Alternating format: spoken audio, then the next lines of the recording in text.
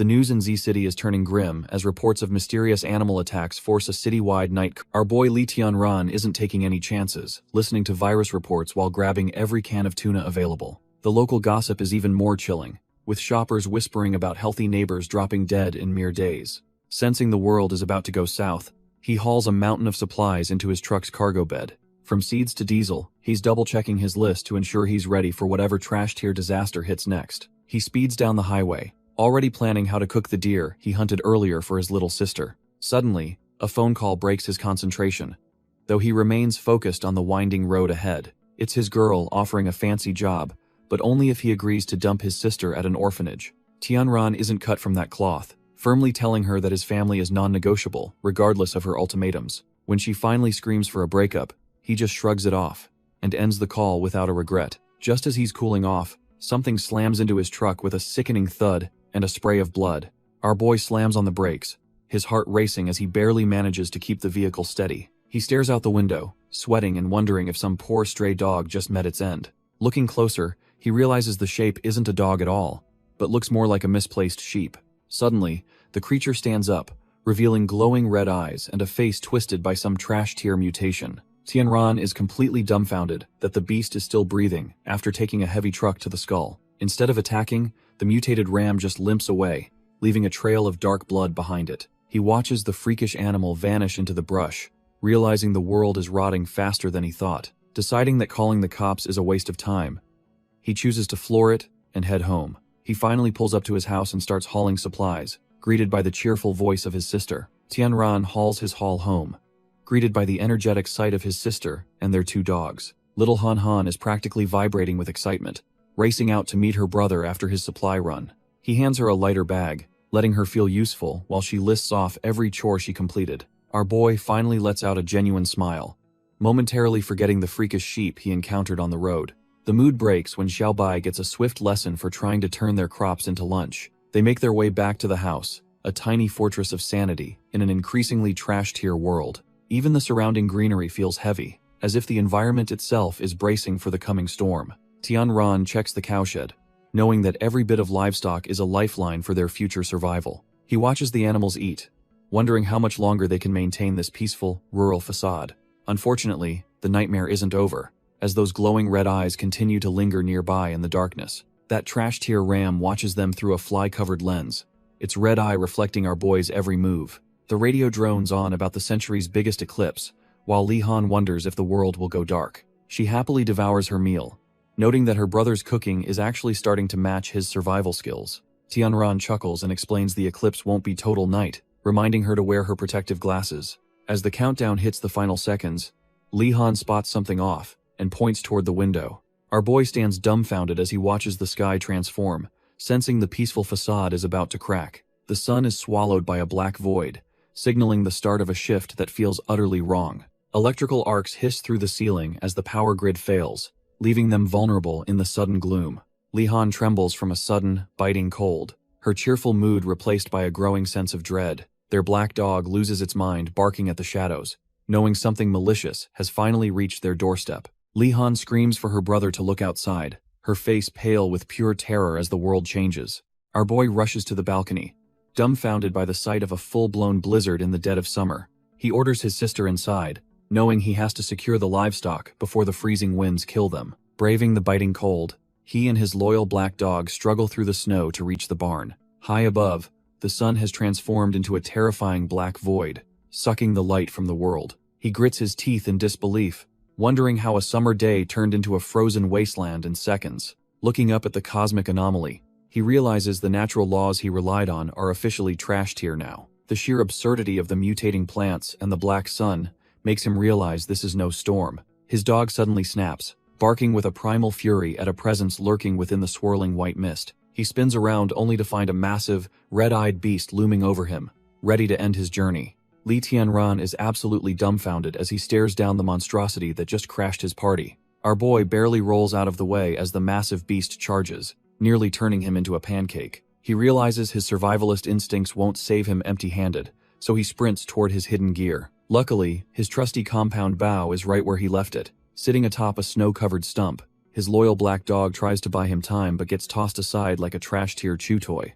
Li Tianran grabs the weapon, gritting his teeth while praying his aim hasn't gone rusty. Suddenly, a high-tech targeting system flickers to life, locking onto the mutated bull with lethal precision. He lets the arrows fly, wondering if this mysterious power is his only chance at survival. The projectiles find their mark, sinking deep into the beast's skull as it bellows in primal agony. He watches breathlessly, hoping those shots were enough to put the overgrown monster down for good. The beast bellows, proving that those arrows weren't enough to end its trash-tier existence just yet. Our boy realizes he's in deep trouble and desperately needs more firepower to finish the job. The system confirms his worst nightmare, showing 0 ammo left while 3 life forms remain in range. He reaches for another arrow, only to find his quiver is completely empty at the worst possible moment. Before he can react, the massive bull slams into him, sending him tumbling through the freezing snow. He hits the deck hard, gasping for air while his loyal black dog barks in a frantic panic. Coughing up blood, he looks up to see the mutated monster still standing, ready for another round. His vision blurs from the impact, but the dog's constant barking keeps him from fading out completely. The pup starts tugging at him, desperately trying to lead him toward safety or a new plan. Looking toward the house, he realizes that if one cow mutated, the rest of the farm is doomed. Lihan realizes the corruption has reached her favorite pet as the creature growls with murderous intent. She tries to reason with the fluffball, but the playful companion she knew is long gone. The beast's eyes glow with a feral hunger, proving it's been fully consumed by the supernatural blizzard. It lunges forward with a snarl, ready to tear into the very girl who once cared for it. Luckily, our boy arrives just in time, delivering a heavy kick to send the monster flying. He pulls his sister close, frantically telling her to get to the safe house and stay inside. He knows the situation is trashed here now that even their most loyal companions have turned into predators. Sprinting through the deepening snow, he realizes the entire farm has become a literal death trap. Every second counts as he carries her through the storm, his mind racing to find a solution. Suddenly, the system pings as he spots the massive bull still stalking them through the frozen wasteland. Tianran stares at the system screen, dumbfounded that he's out of ammo, while multiple life forms close in. He shoves Han into the safe house, pleading with her to stay hidden and trust her big brother. As the door slams shut, the system detects another threat, just as the mutated Xiao Bai slashes his back. Our boy barely keeps his footing, gasping for air as the feral rabbit prepares for another lethal lunge. Inside, Han watches through the door, her heart breaking as she screams for her brother to stay safe. Suddenly, Xiao He leaps into the fray, his protective instincts kicking in as he clashes with the mutated beast. Tianran catches his breath, praising his loyal companion for buying him the precious time he desperately needs. He sprints across the farm, promising to help his dog once he lures the massive bull away first. Reaching the woodpile, he grips a heavy axe, knowing this primitive tool is his only chance at survival. He stands his ground against the blizzard, taunting the beast to come and face him head-on. The massive bull charges with enough force to shatter the earth, forcing our boy to dodge for his life. Its horns are like pillars of death, closing the distance before Tianran can even find a proper opening. Tianran raises his axe, pouring every ounce of his desperation into one final, heavy swing against the beast. He glares at the monster with pure hatred, silently wishing the creature would just rot in hell. Suddenly, that trash-tier rabbit Xiao Bai sinks its teeth into his shoulder, completely ruining his momentum and balance. Before he can shake it off, the bull's horn pierces his side, leaving him coughing up a thick mouthful of crimson. As his vision begins to fade, a strange system notification rings out, announcing an apocalypse survival game is matching. Blood spills onto the cold snow while he struggles to breathe, feeling his life force rapidly draining away. His grip on the axe finally fails, yet his last conscious thought is a desperate prayer for his sister to live. He finds himself floating in a digital void, dumbfounded as the system grants him the Eye of Truth reward. Tianran's new Eye of Truth flickers to life, pulsing with a strange, digital energy that feels entirely alien. Our boy snaps back to reality, gasping for air as he realizes he isn't actually dead just yet. He frantically clutches his chest, fully expecting to feel the jagged hole left by that monster's massive horn. Even though his clothes are shredded and soaked in crimson, he notes the lethal wound has completely vanished. He is totally dumbfounded, wondering how his guts aren't spilled across the snow or where the beasts went. Strange, glitchy memories flood his mind as the system finishes processing his sudden and miraculous recovery. A sharp, stinging pain shoots through his skull, making him wonder if his brain is actually melting. He looks up and freezes, seeing a literal bloodbath where the mutated bull used to be standing. Both the trash-tier rabbit and the massive bull are dead, turned into nothing more than mangled, frozen meat. He realizes this level of pure, raw destruction is impossible for any normal human to achieve alone. Tianran stares in disbelief as digital artifacts flicker before his eyes, signaling something impossible is happening. The system officially recognizes him as a player, and suddenly, his entire perspective on reality begins to shift. Crackling blue energy surges through his veins, making him feel a raw power he never knew existed. The apocalypse survival games have officially begun, turning the world into a literal nightmare for the unprepared. He recalls the moment of impact, feeling the sheer weight of the beast's power crushing against him. A massive burst of energy erupts, obliterating everything in its path as his dormant instincts finally wake up. Our boy swings his weapon with newfound speed, cutting through the air like a seasoned warrior. The mutated bull doesn't stand a chance as the strike tears through its thick, trash-tier hide effortlessly. Standing amidst the chaos, he realizes he's no longer the same weak human who was almost gored. He watches in awe as his lethal wounds knit back together, fully healed by the system's mysterious grace. Li Tianran is engulfed in blue lightning as the system finishes rewriting his DNA. A blinding flash signals the end of his transformation and the start of a new era. His eyes snap open, now glowing with the sharp clarity of the Eye of Truth. Our boy screams in agony as his shattered bones knit back together in seconds. Gasping for air, he realizes he actually cheated death thanks to this insane system. He looks around at the holographic screens, feeling like he's trapped inside a literal video game. The system confirms his shelter is bound, rewarding him for surviving the initial trash tier tutorial. Static crackles in his mind as information is forcibly implanted directly into his brain. His mission is clear: turn his home into an unbreakable fortress to survive the coming disasters. If the first round poisoned the earth, he wonders how much worse the next season will be. Our boy looks down at Xiao Bai, realizing the poor pup is completely out cold after the chaos. The system explains that the livestock mutated because they ate trash-tier plants, poisoned by the sudden radiation. He decides to bundle the beast up securely so it won't snap at anyone once it finally wakes. Desperate to find his sister, he rushes into the barn, praying she managed to stay safe inside. He descends into the cold basement, the dim light of his phone barely cutting through the oppressive shadows. The power is dead and the signal is gone, but he knows he can rely on the diesel generator. He calls out for Han Han, his heart sinking when the only response is a heavy, terrifying silence. Suddenly, his light catches a pair of small feet poking out from behind a wooden crate. His blood runs cold as he realizes his sister is lying motionless on the hard concrete floor. He scoops her up, frantically checking for a pulse, while wondering what this cruel world did to her. Relief washes over our boy when the system confirms his sister is merely deep in a natural sleep.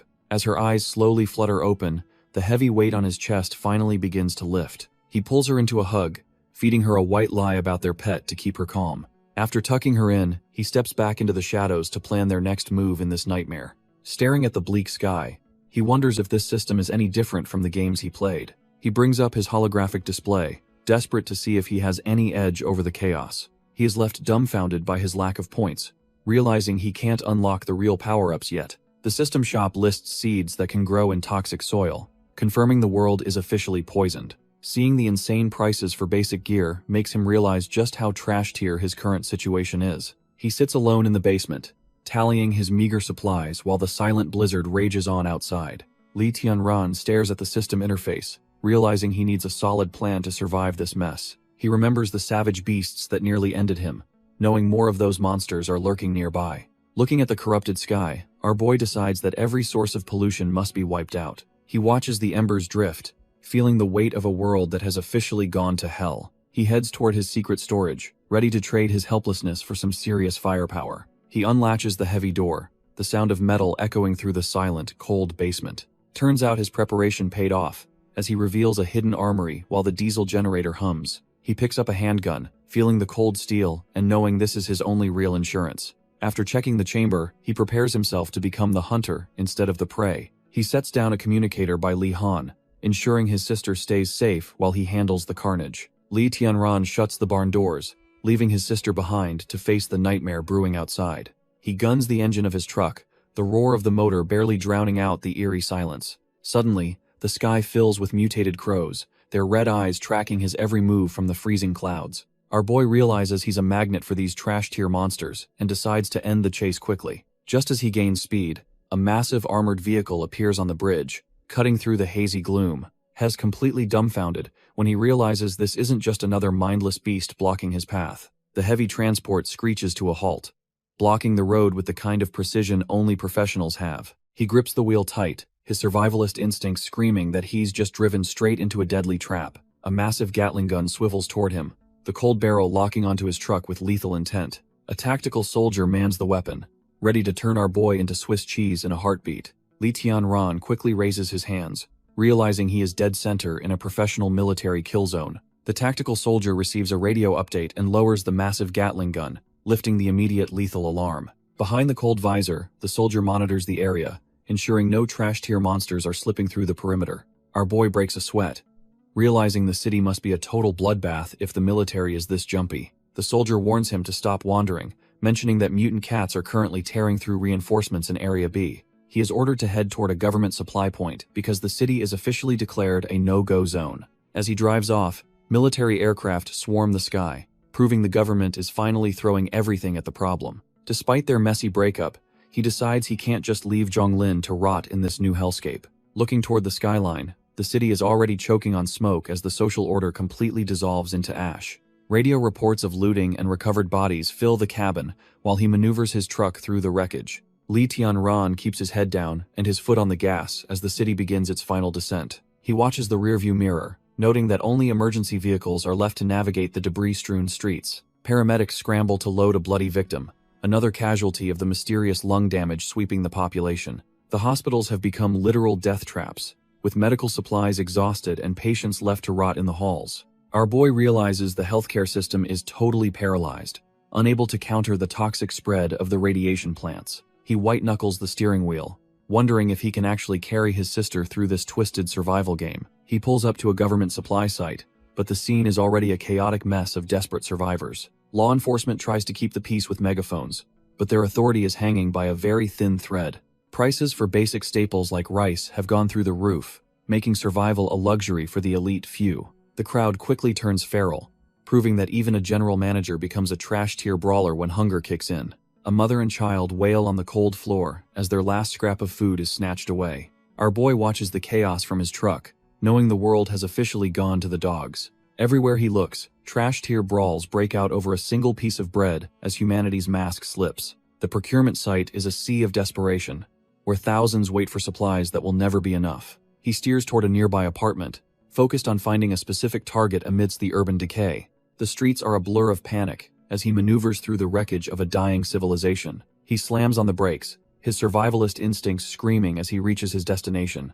A shady dealer lurks in the shadows, clutching a bag of supposedly fresh goods like a precious treasure. The man taps on the window, asking if our boy is looking for the good stuff from the market. He shows off a haul of veggies, but Tian-ran just smirks, daring the fraud to take a bite first. The dealer starts sweating, desperately trying to act like they're best buds to hide his trash-tier scam. He gets defensive when called out, telling our boy to just move along if he isn't buying. Tian-ran isn't playing games, his sharp eyes seeing right through the man's pathetic and transparent lies. Suddenly, the cold click of a handgun echoes, shifting the power dynamic in a heartbeat. The dealer nearly wets himself, pleading for his life while claiming he is just a law-abiding citizen. Tian-ran warns him that heartless scammers don't last long in this world before telling him to vanish. Terrified, the fraud scurries away, clutching his bag of contaminated junk like his life depends on it. He curses his luck for running into such a tough customer while retreating back into the urban shadows. Our boy doesn't waste another second, driving his pickup through the wreckage of the crumbling,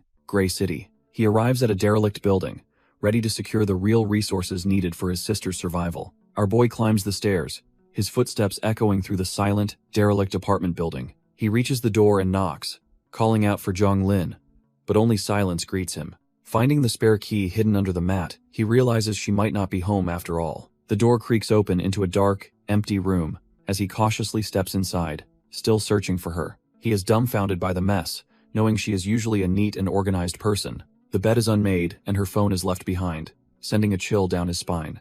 On the desk, he spots a box of antibiotics from a pharmaceutical company with a trash-tier reputation. He picks up the medicine, wondering why she would ever buy something so dangerous and contaminated. Scanning the room, he notes there is no blood, but something feels incredibly wrong about this scene. Looking at an old photo, he concludes the ransacked state of the house is definitely not her style. Lee Tian-ran notes the lack of forced entry, realizing this whole scene feels way too deliberate. He shifts focus to his guesthouse-grade manor on the outskirts, utilizing his eye of truth for intel. Our boy realizes his dilapidated greenhouse is currently a loss, meaning he needs more survival points.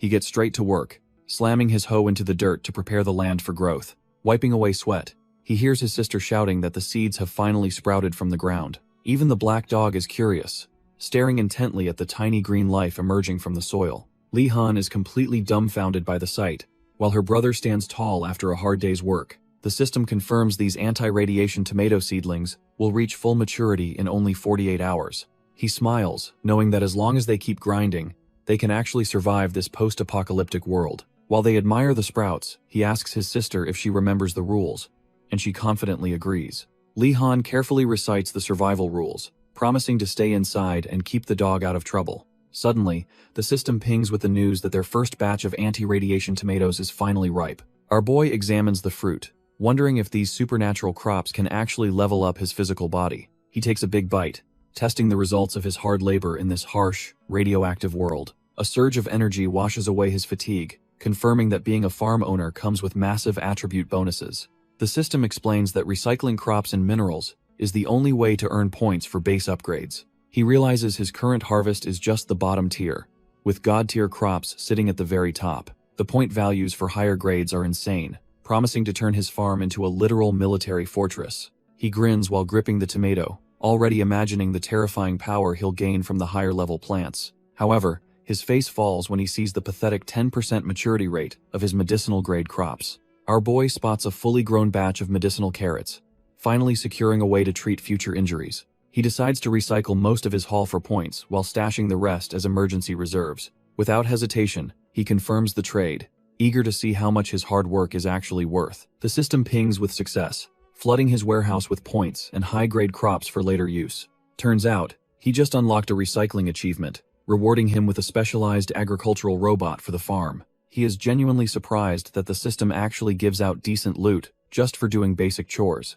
However, he feels a bit let down seeing how tiny the little guy is, doubting its actual efficiency. The little machine just stares back with its glowing green eyes, almost like it heard his rude thoughts. Suddenly, the pint-sized worker leaps from his palm, ready to prove its worth to its skeptical master. It begins moving at a blinding speed, leaving our boy dumbfounded as it starts tearing through the workload.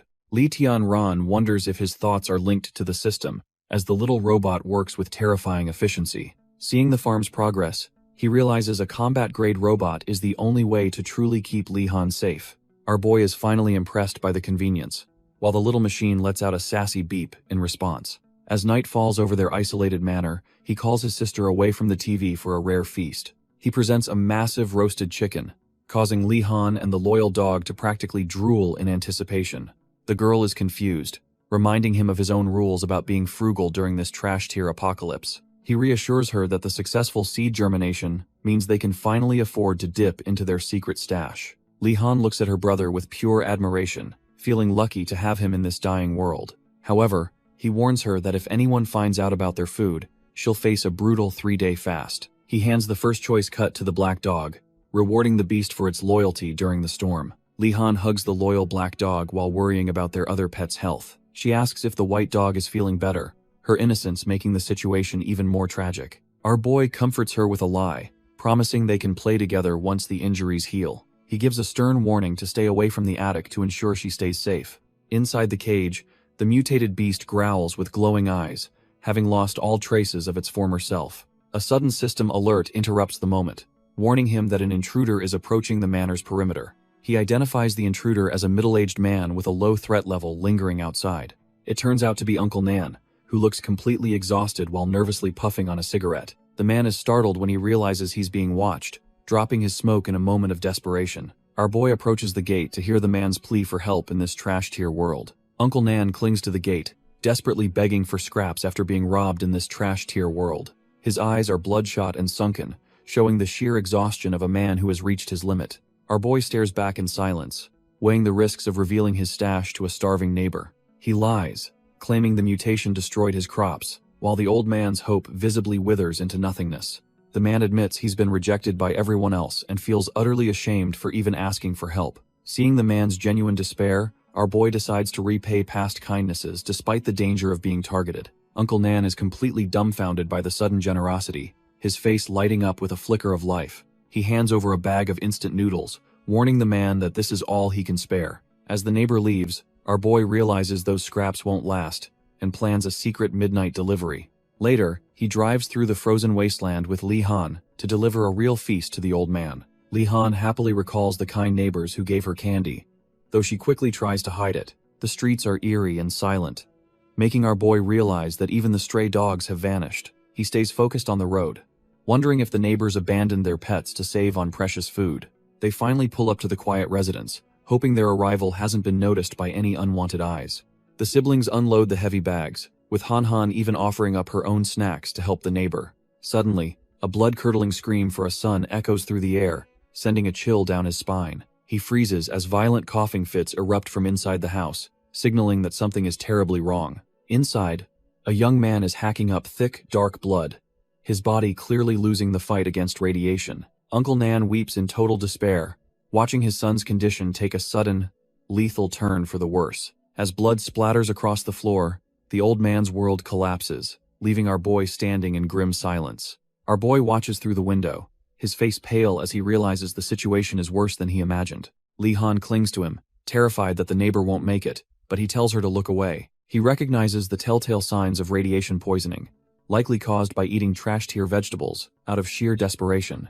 A risky idea forms as he wonders if the dying boy could be the perfect test for his crops. Uncle Nan breaks down, explaining that the hospitals are full and the doctors have already issued a death sentence. Xiao Tian continues to cough up blood, his life slipping away while his father's world completely falls apart. Without warning, a rock wrapped in cloth shatters the window, catching the grieving father completely off guard. The mysterious package thuds onto the bed, landing right next to the boy who is barely clinging to life. Furious, the old man glares at the broken glass, ready to lash out at whoever threw the projectile. The son weakly tries to stop his dad, sensing that this interruption might be more than just a prank. Xiao Tian weakly points toward the mysterious package, his lungs rattling with every blood-flecked cough. Uncle Nan's anger vanishes instantly when he realizes the bag is overflowing with impossibly fresh, life-saving produce. Outside in the cold, our boy holds his sister tight, hoping his high-tier crops can actually perform a miracle. Amidst the vibrant vegetables, the old man spots a crumpled paper ball hidden deep within the bag.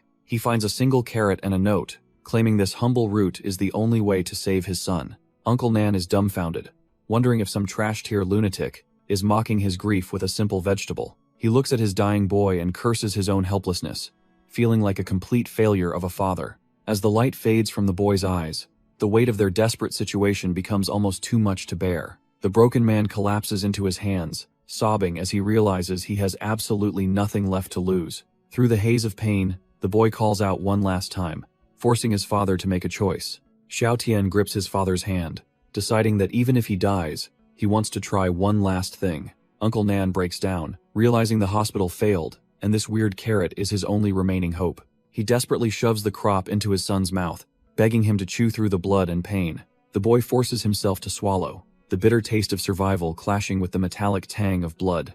Suddenly, his body begins to violently twitch as the high-tier nutrients start a brutal war against the radiation. Uncle Nan watches in absolute horror, fearing he might have just accidentally killed his own son. Xiao Tian lurches forward, vomiting up a dark, corrupted sludge that was rotting him from the inside out. He continues to purge the filth, his breathing finally becoming clearer as the radiation's grip begins to slip. Seeing the color return to the boy's face, the old man is dumbfounded by the literal miracle occurring. From the shadows, our boy watches with a satisfied smirk, knowing his farm just saved a life. The flickering streetlights finally buzz back to life, signaling that the local power grid is starting to stabilize. Our boy notices the change immediately, realizing that a restored signal means he can finally reach out for help. He wastes no time dialing Zhonglin, desperate to confirm she survived the initial wave of the apocalypse. His heart sinks when the line remains dead, leaving him with nothing but a cold, automated rejection. Little does he know, her phone is actually vibrating right now in the pocket of a captive. Inside a dark van, some trash-tier thugs grow irritated by the constant buzzing coming from their human cargo. One of them realizes the signal is back and orders his partner to shut the woman's phone up. These lowlifes are only thinking about the massive payday of food and water they'll get for this delivery. They pull up to a pharmaceutical building, completely indifferent to the twisted fate awaiting the people they've snatched. Back on the road, Li Han is left dumbfounded by her brother's competence as they navigate the collapsing world. Li Han can't stop talking about how Xiao Tian miraculously recovered just by eating one of their special carrots. She's absolutely hyped, mentioning how his sickly gray skin turned healthy again right before her very eyes. Our boy just listens as she vows to become a powerhouse who can knock out bad guys just like him. Suddenly, a dark shadow lunges from the dense tree line, targeting their moving vehicle with predatory precision. A heavy thud rattles the frame, leaving Li Tianran wondering what on earth just landed on their roof. A massive, obsidian claw slams against the glass, proving that whatever is out there isn't just a normal animal. Glowing red eyes peer through the darkness, locking onto the siblings like they're nothing more than canned meat. A mutated primate lets out a bone-chilling roar, its distorted features showing the true horror of the apocalypse. Li Tianran shouts for his sister to hold on tight as the beast begins tearing at the car. He yanks the wheel in a desperate attempt to shake the creature off before it compromises the car. Li Tianran tells his sister to stay low, while he draws his weapon to handle the threat. The beast's strength is insane, nearly shattering the glass with a single, heavy blow against the frame. It clings to the roof like a parasite, refusing to let go despite the car's high speed. Our boy uses his eye of truth, calculating the perfect moment to strike back at the relentless beast. The primate lunges onto the hood, roaring as it tries to block his vision and cause a crash. He shields Li Han with one arm, focused on a desperate plan to end this encounter quickly. He slams the car into a tree, pinning the beast as it lets out a final, pained roar. Not taking any chances, he levels his pistol at the dazed creature to finish the job for good. A single shot rings out, piercing the monster's skull and ending its short-lived hunting spree. He steps out to inspect the trash-tier mutant, making sure it's definitely dead before moving on.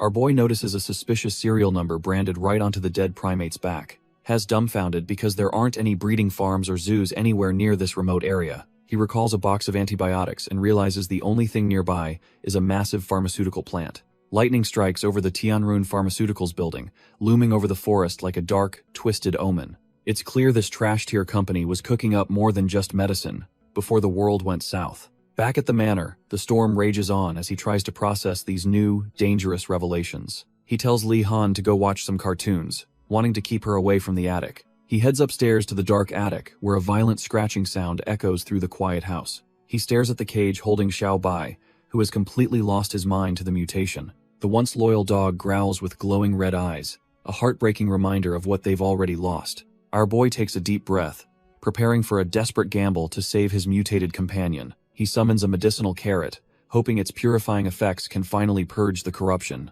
He carefully feeds the high-tier crop to the beast, watching for any sign of the old dog. He stares intensely, silently pleading for the system's miracle to take hold and save his friend. Suddenly, Xiao Bai begins to shake uncontrollably as the medicine wars against the viral mutation. The creature lets out a bone-chilling roar that echoes through the manor, sounding completely feral. Downstairs, the violent storm and flashing lightning start to make Li Han feel incredibly uneasy. She grows restless and wonders why her brother is taking so long in the dark attic. Too scared to stay alone, she decides to break the rules and go looking for him. She spots him and decides to sneak up for a prank, oblivious to the danger inside. Li Han jumps on her brother's back to scare him, but he is already on edge from the mutation. Our boy is nearly jumped out of his skin, while the little girl just laughs at his startled reaction. Her playful mood evaporates instantly when she looks down and sees the gruesome scene on the attic floor. The poor girl is completely dumbfounded, her eyes wide with pure horror at the sight of their pet. Xiao Bai lies there in a pool of blood, the high-tier crop unable to reverse the terminal mutation.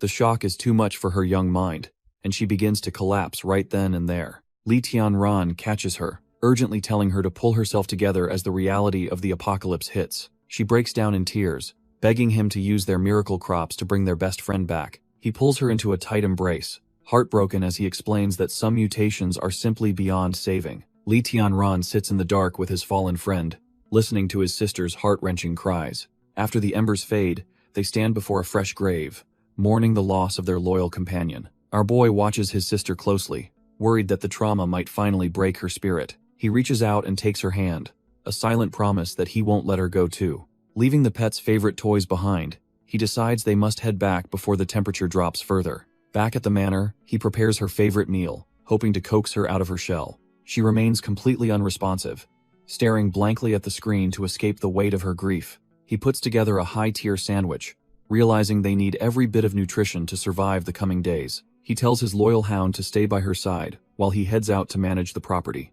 Suddenly, his system pings with the news that a massive haul of radiation-resistant crops is ready. With his little agricultural robot assisting, He successfully harvests a mountain of life-saving medicinal supplies. Our boy starts burning through his hard-earned points to give the manor a much-needed facelift. He watches as the trash-tier greenhouse transforms into a more reliable structure for his precious crops. However, a system warning reminds him that his current defenses are barely enough to stop a stray dog. He realizes that expanding production is pointless if some mutant beast can just waltz in and wreck everything. Without hesitation, he dumps 1,000 points into reinforcing the outer walls to keep the world out. To add some extra bite, he installs a high-voltage power grid that will fry anything trying to climb over. He even snags a specialized radar unit to ensure no sneaky threats can catch him off guard. Even with the upgrades, he worries that his sister needs more personal protection while he is busy. His eyes widen as he spots a high-tier mechanical guardian in the shop that looks absolutely beastly. Unfortunately, the price tag is way out of his league, leaving him feeling a bit broke and frustrated. Our boy realizes he can scrape together enough points by selling off the grain stored in his warehouse. He decides to pull the trigger on the purchase, hoping these 2 units are worth the massive investment. Suddenly, a sleek mechanical hummingbird and a combat-ready hound materialize, ready to serve their new master. To see if they are actually elite, he orders the bird to target some falling leaves for a test. The tiny drone zips through the air with blinding speed, leaving Li Tianran watching with focused intensity. It shreds the foliage with surgical precision, proving that this isn't just some trash-tier piece of tech. With an aerial sniper now patrolling his skies, he feels much better about the manor's overall security. Next, he points toward a massive boulder, eager to see what kind of heat the hound is packing. The mechanical beast begins charging a core of pure energy, lighting up the area with a fierce glow. A massive beam erupts from its maw, vaporizing the rock and proving its raw, destructive ground power. Li Tianran finally breathes a sigh of relief, knowing his new mechanical muscle is the real deal. He heads back inside to find his sister, who is still staring blankly into the distance. The mechanical hound approaches her slowly, its cold metallic frame surprisingly gentle as it nudges her. It stands perfectly still, its glowing eyes scanning the girl it was built to protect at all costs. Our boy explains that this beast will be her personal shadow, never leaving her side in this hellscape.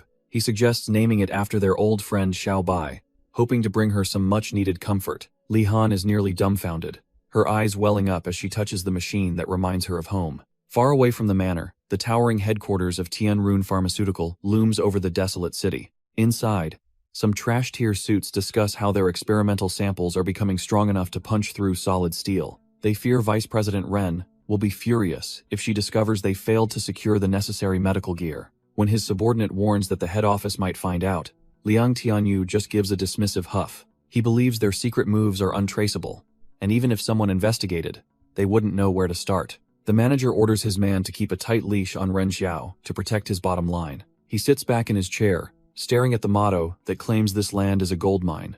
A dark smile plays on his lips as he thinks about the great treasure his research will uncover. Meanwhile, Vice President Ren Xiao is storming through the building, while the trash-tier staff tries to stop her. She bursts into the office with zero chill, demanding to know what is going on in his head. Ren Xiao is livid, yelling that he should be donating medicine instead of running these twisted animal experiments. She confronts him directly, but the manager just sits there, looking like he could not care less about morals. Liang Tianyu finally stands, coldly stating that he is a businessman, and today's medicine is useless against this disease. Liang Tianyu reminds her she is a shareholder, dangling the massive rewards of a potential breakthrough to buy her silence. Ren Xiao plays along with his game, asking if his shady research has actually made any real progress yet. Since the government is failing, she insists on seeing his lab, while her pendant glows with a mysterious energy. Liang just smirks and claims he was joking, suggesting things would move faster if she provided more manpower. She refuses to cooperate until she sees the facility, so he graciously offers her a personal escort to the lab. Once they are alone, her assistant admits their quick office scan failed to find the secret entrance they needed. Turns out the scientists are kept blindfolded, but the team managed to snag a vital keycard during the chaos. He hands over the stolen card, the only real lead they have to uncover the company's dark, hidden secrets. Ren Xiao realizes that if the most dangerous spot is the safest, the lab must be Wukan under their noses. She meets with Director 2Z, demanding to see the experimental subjects to finally expose the truth behind the project. 2Z shows off Subject 7, a beast with 10 times the power of a normal primate. Just as he brags about its stability, a panicked assistant rushes in with some terrible news. The director is visibly shaken after hearing the whisper, realizing something has gone horribly wrong elsewhere. Our girl Ren Xiao watches the chaos unfold, her sharp eyes catching every hint of their growing desperation. Tuzi scrambles to excuse himself, claiming an emergency requires his immediate attention. Ren Xiao tells him to go ahead, insisting she can handle a simple routine check by herself. As the director and his staff hurry away, she's finally left alone in their twisted experimental facility. With the coast clear, she taps her earpiece to signal that the real operation is finally beginning. Her tech support back at base gets the signal, ready to dive into the company's high-security network. He taps a few keys, confirming that the surveillance is looped, and she's now a ghost in the machine. Ren Xiao stands before the massive tanks, ordering her tech support to scan the area for any hidden rooms. Following the intel, she begins feeling around the walls for a hollow space or a hidden mechanism to trigger. She finds the hidden interface and prepares to bypass their security, knowing she only has a 30-minute window. The heavy doors hiss open, revealing a secret chamber that the company definitely didn't want anyone to see. As the steam clears, her expression shifts to pure horror at the sight, waiting for her inside. She tells her contact that the situation is far worse than they imagined, staring at rows of human test subjects. Suddenly, she freezes in her tracks, her eyes locking onto a specific tank that feels all too familiar. Sweat beads on her forehead as she realizes the true depth of the company's depravity and who they've taken. There lies the mutated form of Zhonglin, and Ren Xiao can't help but curse the bastards responsible. Meanwhile, back at the manor, the system confirms the radiation-resistant corn is ripe, leaving the little robot totally dumbfounded. Li Tianran calls out to his sister, hoping to wrap up the farm work before dinner. Li Han is already one step ahead, proudly holding up a fresh cob she once grilled. Our boy just laughs, realizing the little one is already starving after a hard day of labor. He sends her off to gather firewood, promising that some buttery grilled corn is on the menu. While the fire crackles, he explains how these special crops are actually evolving her physical fitness. Looking at her stats, he sees the radiation-resistant food is turning his sister into a genuine powerhouse. He briefly worries that if she keeps bulking up, she might turn into some terrifying muscle-bound Barbie. Li Tianran quickly shakes the thought away, realizing he is definitely overthinking a simple growth spurt. He feels confident that no matter how much she eats, his manor can easily provide for her. Suddenly, the system kills the mood by alerting him that an uninvited visitor is approaching the manor. Li Tianran spots Xiao Tian at the gate, clutching a bag of food that looks suspiciously familiar.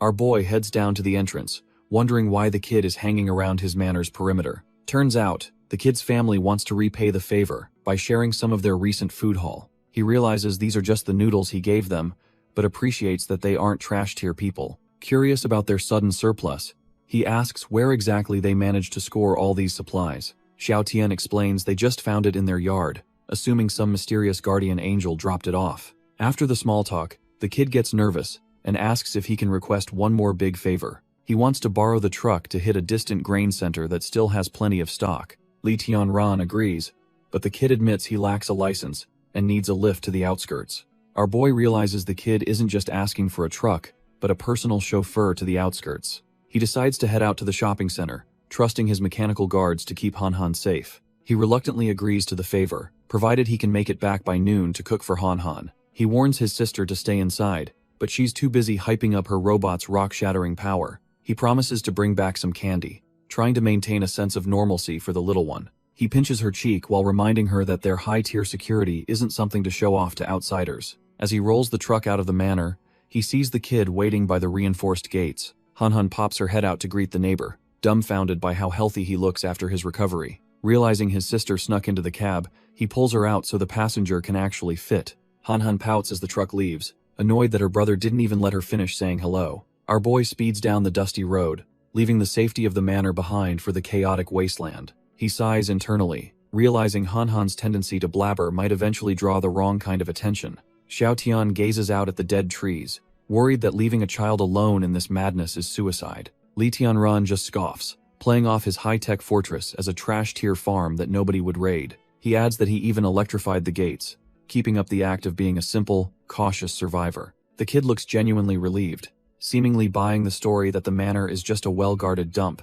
A heavy silence fills the cabin as they drive, but the atmosphere feels far from relaxed. Turns out, Xiao Tian isn't as innocent as he looks, quietly tapping away on his phone behind his back. Li Tianran focuses on the road, while the kid behind him secretly fumbles with a hidden phone.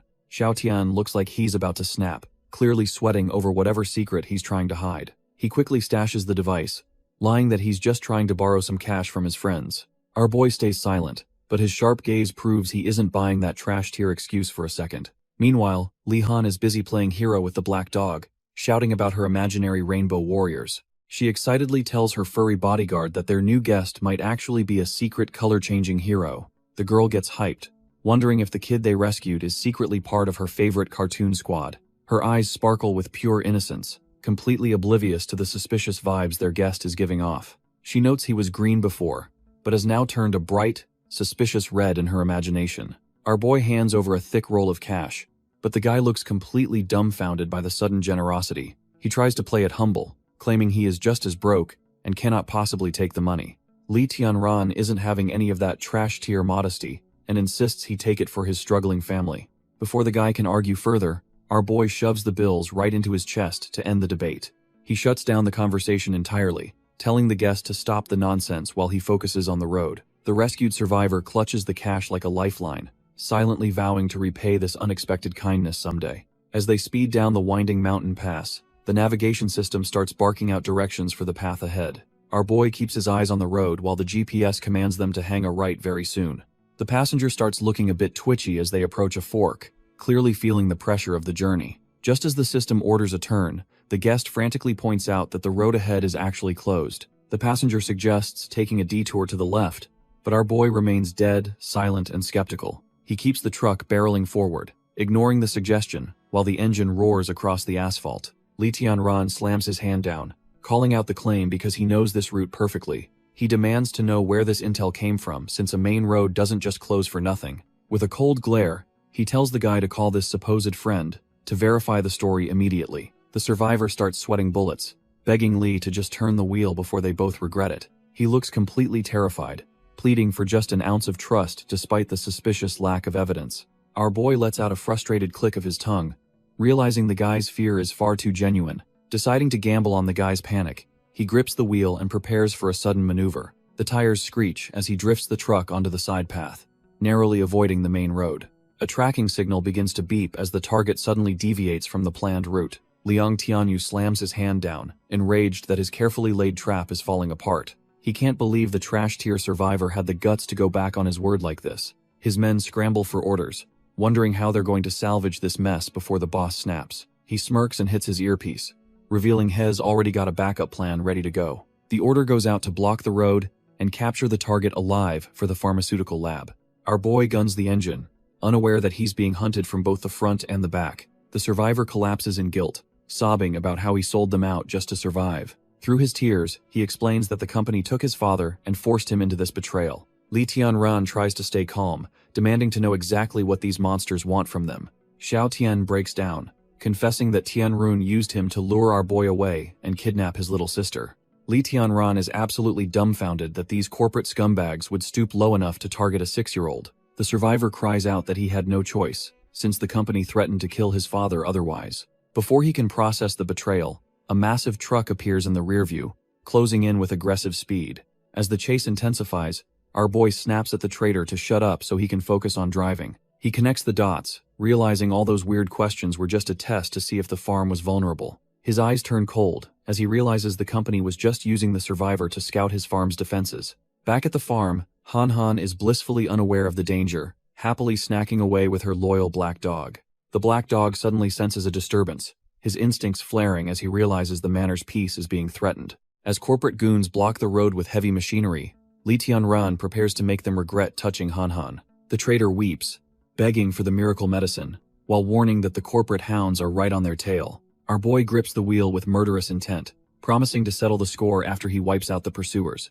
A flashback reveals the moment the son miraculously recovered, leaving his father shaken by the close call with death. The old man explains he managed to secure food, unaware of the dark price his son secretly paid. He credits the gods for the sudden windfall of supplies and the elixir that brought his boy back. While the father plans to thank their ancestors, the son can only stare in silence, burdened by his choices. He doubts any god would allow such a hellish world to exist, feeling the weight of his own betrayal. Seeing the massive pile of food provided by their mysterious benefactor, the son realizes just how much he's taken. Looking at the fresh produce, he laments how unfair life is for those left with nothing but scraps. Suddenly, the reality of his situation hits him as he prepares to face the consequences of his desperate actions.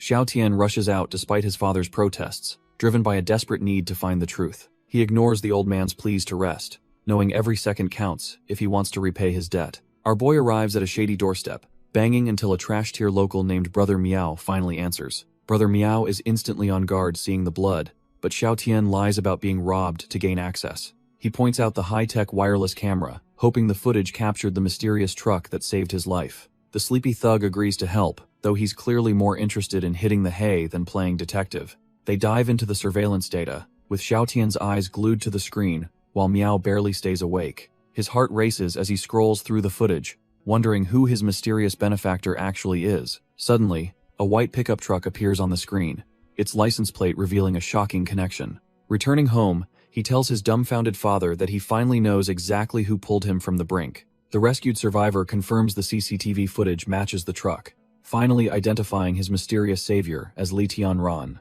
Uncle Nan is overjoyed, praising the young boss as a saint for providing food and saving his son. However, the mood sours when the boy mentions the massive bounty the pharmaceutical group is paying for information. Uncle Nan is absolutely dumbfounded, realizing his own son is actually considering selling out their only benefactor. The boy argues that charity won't last forever, and they need a real way to survive this hell. Disgusted, the old man delivers a heavy slap, cursing his son for being an ungrateful, trash-tier beast. He even threatens to break the boy's legs before he lets him commit such a spineless act of betrayal. Bleeding and bitter, the survivor wipes his mouth, convinced that survival is the only thing that matters anymore. Meanwhile, our boy is tearing down the road, but a persistent black SUV is glued to his rear bumper. He checks the mirror with a grimace, realizing these corporate hunters aren't going to be shaken off so easily. Suddenly, two white SUVs lunge across the road, creating a trash-tier blockade that forces our boy to react. He slams the steering wheel, tires screeching as he desperately tries to maneuver his heavy truck around the trap. The grille of his beastly vehicle barely misses the metal as he fights to keep control of the skid. Despite his skills, the corporate vultures swarm in, effectively boxing him in and cutting off every escape route. Realizing he's cornered, Li Tianran steps out, using the ungrateful brat he saved as a human shield. A man named Chen Nan introduces himself, claiming he has no ulterior motives despite the aggressive greeting. He flashes a greasy smile, offering a partnership to mass-produce the cure and rake in some serious profits. Our boy isn't buying the corporate talk, coldly asking what happens if he decides to just walk away. The surrounding hunters tighten their circle, making it clear that a peaceful exit was never on the table. Chen Nan's tone turns lethal as he warns they'll just take the cure from his cold, dead hands. Li Tianran realizes these trash-tier goons aren't armed, or they would have shot him already to save their leverage. Chen Nan just smirks, completely unfazed by the bluff, while he prepares to play his real trump card. The corporate snake orders his men at the manor to snatch Han Han and force-feed her those poisonous fruits. He laughs off the idea of an electric fence, claiming his veterans are experts at bypassing such amateur security. Suddenly, the air grows heavy as our boy lets his killing intent flare, catching the suits completely off guard. Chen Nan starts sweating buckets, unable to comprehend how a simple farmer could possess such a terrifying, predatory gaze. Li Tianran coldly remarks that staying here is the only reason these corporate vultures are still breathing. Despite the chill down his spine, Chen Nan tries to regain control by threatening the little girl's life again. Our boy remains unfazed, his mind already 3 steps ahead of these corporate puppets and their pathetic threats. Seeing that talk is cheap, Chen Nan draws a blade, finally realizing that a peaceful takeover is officially dead. Chen Nan gives the order to cripple our boy, sending his goons charging in with blades drawn. These trash-tier suits actually think they have the upper hand, wearing smug grins before the real slaughter begins. Back at the manor, the corporate vultures use heavy machinery to start tearing down the perimeter defenses. Han Han is absolutely fuming because the racket outside is ruining her favorite cartoon, and she wants them gone. The excavator continues its path of destruction, but these idiots have no idea what they have just provoked. Our boy does not even need a blade, using a simple wooden plank to shatter a hunter's ribs instantly. Chen Nan watches in horror as his elite veterans are tossed around like ragdolls by a mere farmer. He can't believe his eyes, realizing that Li Tianran's physical stats are far beyond any normal human. One by one, the suits hit the pavement, broken and bloody after underestimating their target's lethal instincts. Chen Nan panics, realizing his plan to lure the target away from his high-tech farm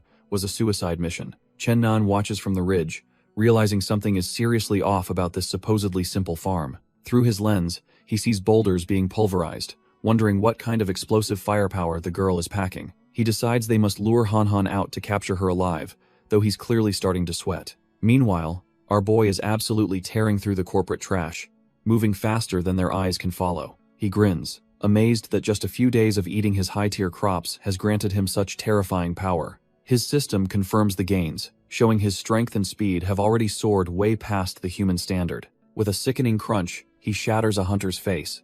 Noting his improved bone density makes him a living weapon. He recalls ancient legends of sword masters and decides he'll reach that same peak using only his fists. While Xiao Tian cowers in terror, Li Tianran dances through the attackers like they're just standing still. He lets out a wild laugh, feeling himself finally stepping onto the path of a true martial god.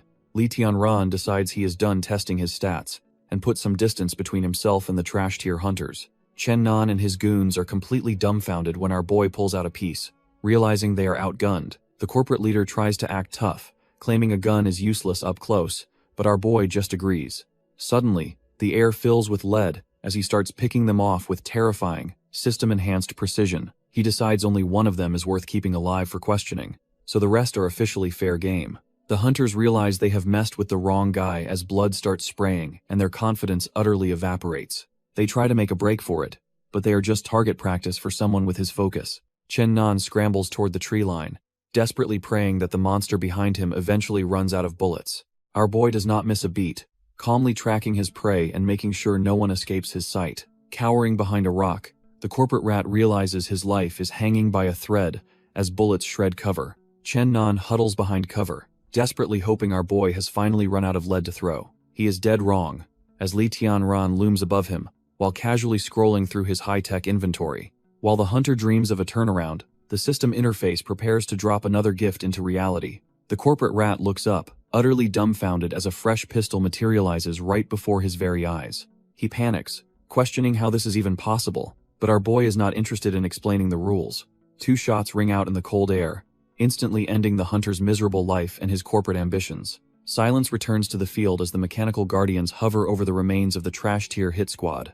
Watching through the security feed, Li Han realizes the last of the intruders has been permanently dealt with. She worries that if her brother sees this carnage, he might start viewing her as a violent monster. To keep her innocent image intact, she orders the drones to scrub the battlefield before her brother returns. Chen Nan coughs up blood, desperately regretting his choice to use a kid as leverage against our boy. He begs for the torture to end, realizing he's completely outmatched by someone he once considered easy prey. Slumped on the ground, the broken agent claims he has spilled every secret he knows, just to find peace. Our boy looms over him like a shadow, coldly stating that a quick death is the only mercy available. He offers a twisted choice between immediate execution or a temporary cure, followed by even more brutal interrogation. Terrified, the rat finally names Liang Tianyu, the CEO of Tianrun, as the mastermind behind the entire operation. Li Tianran connects the dots, realizing this CEO is the same trash-tier human who hiked up drug prices. The agent explains that Liang is keeping his move secret from other executives to crush a rival vice president. Our boy is dumbfounded to learn that the massive Tianrun Corporation is actually just a subsidiary of something bigger.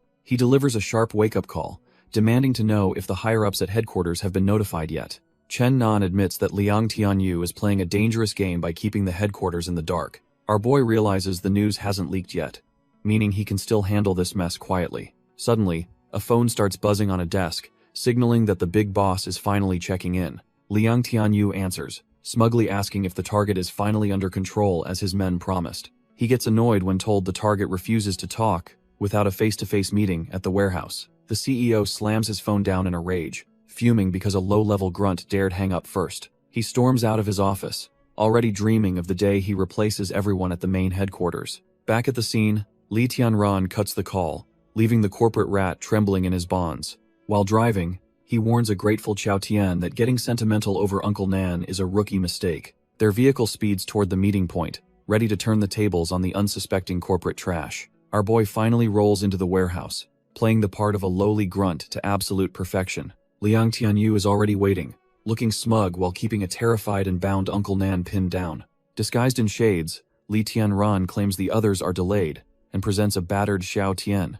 The kid looks like he has been through a meat grinder, but it is all just a ruse. The CEO just laughs, mocking the boy for being stubborn and promising freedom if he finally talks. Uncle Nan is practically losing it, desperately trying to scream that they are all walking into a trap. The corporate trash-tier boss just gets annoyed, calling the old man a barking dog for making noise. One of the goons delivers a brutal kick, forcing the poor old man to shut his mouth. Li Tianran plays along, acting shaken by the violence while secretly measuring the distance to his target. Thinking he has already won, the CEO calls them worthless losers and demands they bring the captive closer. Our boy doesn't wait for an invitation and launches a devastating kick that shatters the CEO's smug composure. The corporate goons are completely dumbfounded, their brains failing to process how their boss just got folded. Li Tianran pins the trash-tier CEO to the floor, making it clear who is actually running things. The guards desperately try to use the old man as leverage, screaming for our boy to stay back. Pinned like a bug, the CEO realizes his loyal agent Chen Nan must have sold him out.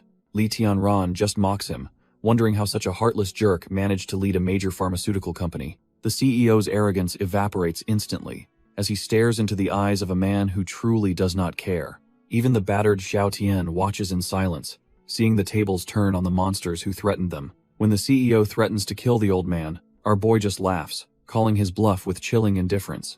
The remaining hunters start losing their minds, begging their supposed comrade to stop before things get even bloodier. The trash-tier CEO loses his mind and orders his men to execute the hostages immediately. A hunter pulls the trigger, but he is nowhere near as fast as our boy's survival instincts. Li Tianran opens fire, turning the warehouse into a lead-filled nightmare for the corporate goons. Bodies hit the floor as the dust settles, leaving the CEO pinned and utterly dumbfounded by the carnage. One last hunter tries his luck, but our boy puts a bullet through him without breaking a sweat. The walls are painted red, serving as a grim reminder of what happens when you cross him. Uncle Nan and his son drop to their knees, begging for mercy after their pathetic attempt at betrayal. Li Tianran looks down coldly, explaining that while he won't kill them, they don't deserve his forgiveness. He makes it clear that they are beneath his notice now, so long as they keep quiet.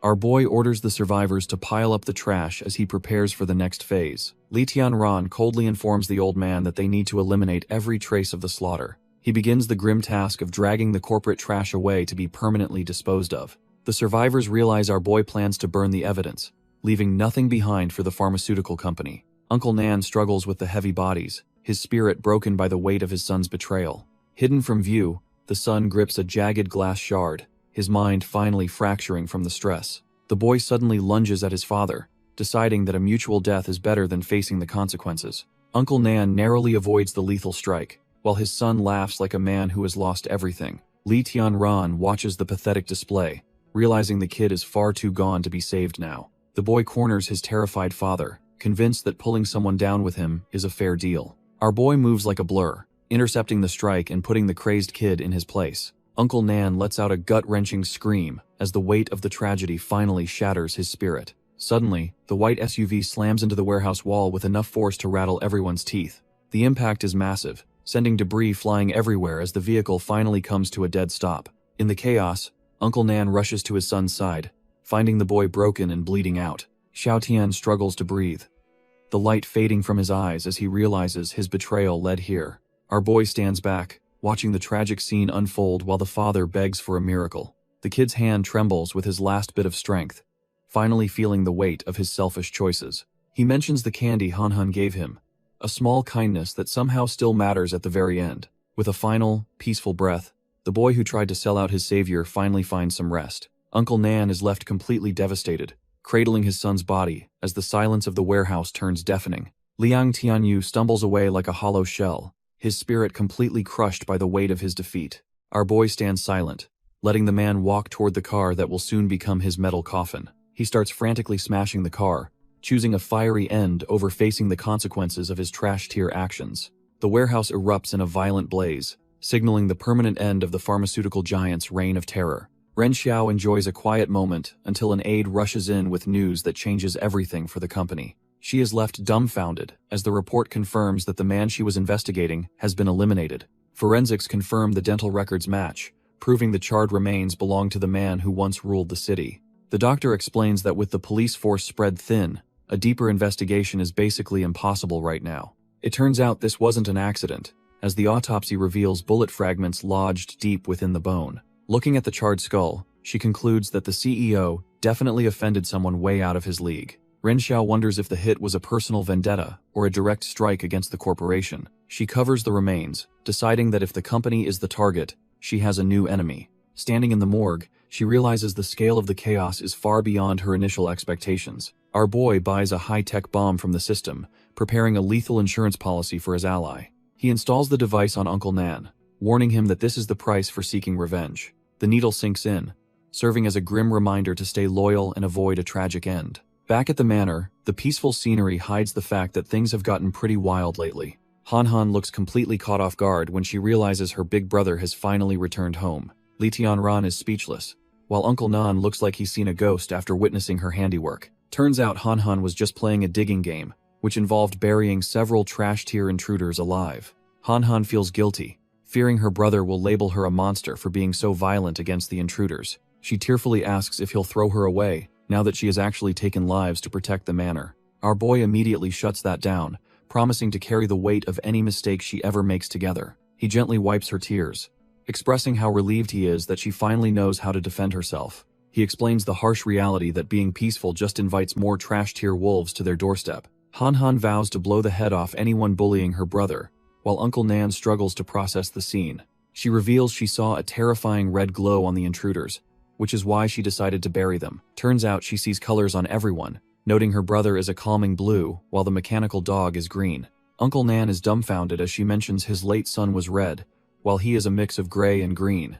Li Tianran's mind races, asking if she sees words or numbers, wondering if she is also a system player. Li Tianran squishes her cheeks, learning this color-seeing power manifested about a week ago during the initial chaos. He realizes she isn't a system player, but likely evolved from eating those high-tier radiation-resistant crops. Our boy flashes a grin so wide and intense that it actually starts to creep his little sister out. He analyzes her ability, realizing she is basically a walking radar for detecting malicious intent in others. He dubs it the Eye of Good and Evil, officially making her his most vital tactical assistant for survival. After the heavy talk, he gives her a head pat and promises to whip up a legendary meal. He serves up a steaming bowl of braised meat, a luxury that most trash-tier survivors would kill for. At dinner, he announces that Uncle Nan is joining the squad to help manage the manor's growing farm. When she asks about his son, Uncle Nan sadly claims he went to another world to atone for sins. Han Han casually notes that anyone glowing red with hate toward her brother usually ends up dead pretty quickly.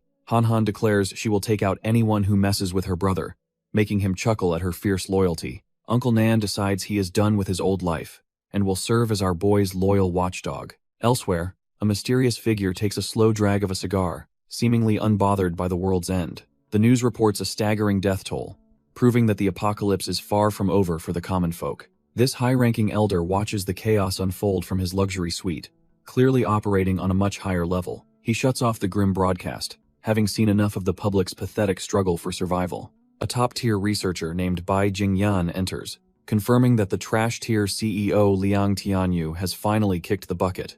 The elder reveals that the military just bagged a level 5 mutant, a beast far beyond their current understanding. Bai Jingyan is completely dumbfounded, since their best lab-grown monsters haven't even cracked level 4 yet. It turns out nature is evolving faster than human tech, as massive beasts begin cannibalizing each other in the wild. Elder Liang orders Bai Jingyan to seize the lab and merge their tech with the late CEO's findings. As Bai departs, the elder demands he extract the virus immediately to stay ahead of the evolving chaos. The old man remains in the shadows, confident that his high-level chess moves are finally paying off. Elsewhere, Ren Xiao realizes the trash-tier CEO's death records were scrubbed during a very suspicious 2-day window. She is completely dumbfounded that the surveillance was wiped, leaving her with absolutely no leads on the killer. Shaking off the frustration, she decides to prioritize finding a secure location for their next research institute. She prepares to welcome the new director, knowing the company's future depends on this upcoming meeting. Bai Jingyan pulls up looking like a top-tier elite, ready to take command of the southern operations. The two professionals finally meet, though the massive, scarred unit standing behind Bai is hard to ignore. Bai introduces his assistant Da Kui before they get down to business regarding the new facility's location. Our boy dives into the system's livestock tab, discovering he can finally farm some top-tier edible fish. The list is full of pre-apocalyptic classics, all priced at the same rate for their respective levels. He settles on the bluefin tuna, a rare delicacy that is basically a myth in this trash-tier wasteland. Li Tianran asks his sister if she is down for some luxury sashimi, and she is absolutely ecstatic. Since they are not broke anymore, he decides to build a proper pond and puts the robot to work. He marks the ground with a tool, setting the stage for the manor's next big resource upgrade. The whole squad watches as the excavator prepares to tear into the earth for their new project. Uncle Nan notices something weird while petting the black dog, realizing the mutt has grown significantly larger. Our boy is dumbfounded, because an adult dog should not be growing unless the farm's food is truly supernatural. It hits him that the dog has nearly doubled in height, a detail he missed by being around him daily. Our boy worries the dog might mutate like Xiao Bai, wondering if those radiation-resistant crops are the cause. He realizes he needs to keep a sharp eye on the mutt to prevent another disaster at the manor. Just as the work gets going, the system pings him about unexpected visitors arriving at his front door. 3 strangers stand at the gate, and the system identifies them as a serious threat, level 8. The head researcher, Bai Jingyan, seems impressed with the farm and decides this is the place they will buy. Ren Xiao finds the man impossible to deal with, since he ignored every other site she carefully selected. Their muscle, Da Kui, keeps hammering on the gate, while the corporate duo waits for a response. Li Tianran demands to know what they want, but Bai Jingyan just smiles and asks to talk face to face. Our boy refuses to let them in, which immediately triggers Ren Xiao's elitist attitude toward his cold reception. She reveals her high-ranking position at Tianrun and demands he name a price for the entire farm. Ren Xiao flashes her card, but our boy is just wondering how Tianrun tracked him down so fast. She looks genuinely dumbfounded when he shuts down her villa offer without a second thought. Even a mountain of gold won't move him, as he values his peace over their corporate trash-tier bribes. Their muscle, Da Kui, loses his cool and strikes the gate, instantly triggering a level 2 system warning. Li Tianran keeps his cool, ordering his system to hold fire despite the blatant provocation. He notes that this goon is actually strong enough to alert the system with just one physical strike. Suddenly, the head researcher snaps and starts berating his own bodyguard for acting like a mindless beast. A sharp crack echoes as Bai Jingyan delivers a brutal slap to put the giant back in his place. He threatens to send the man back to the capital if he dares to act out of line again.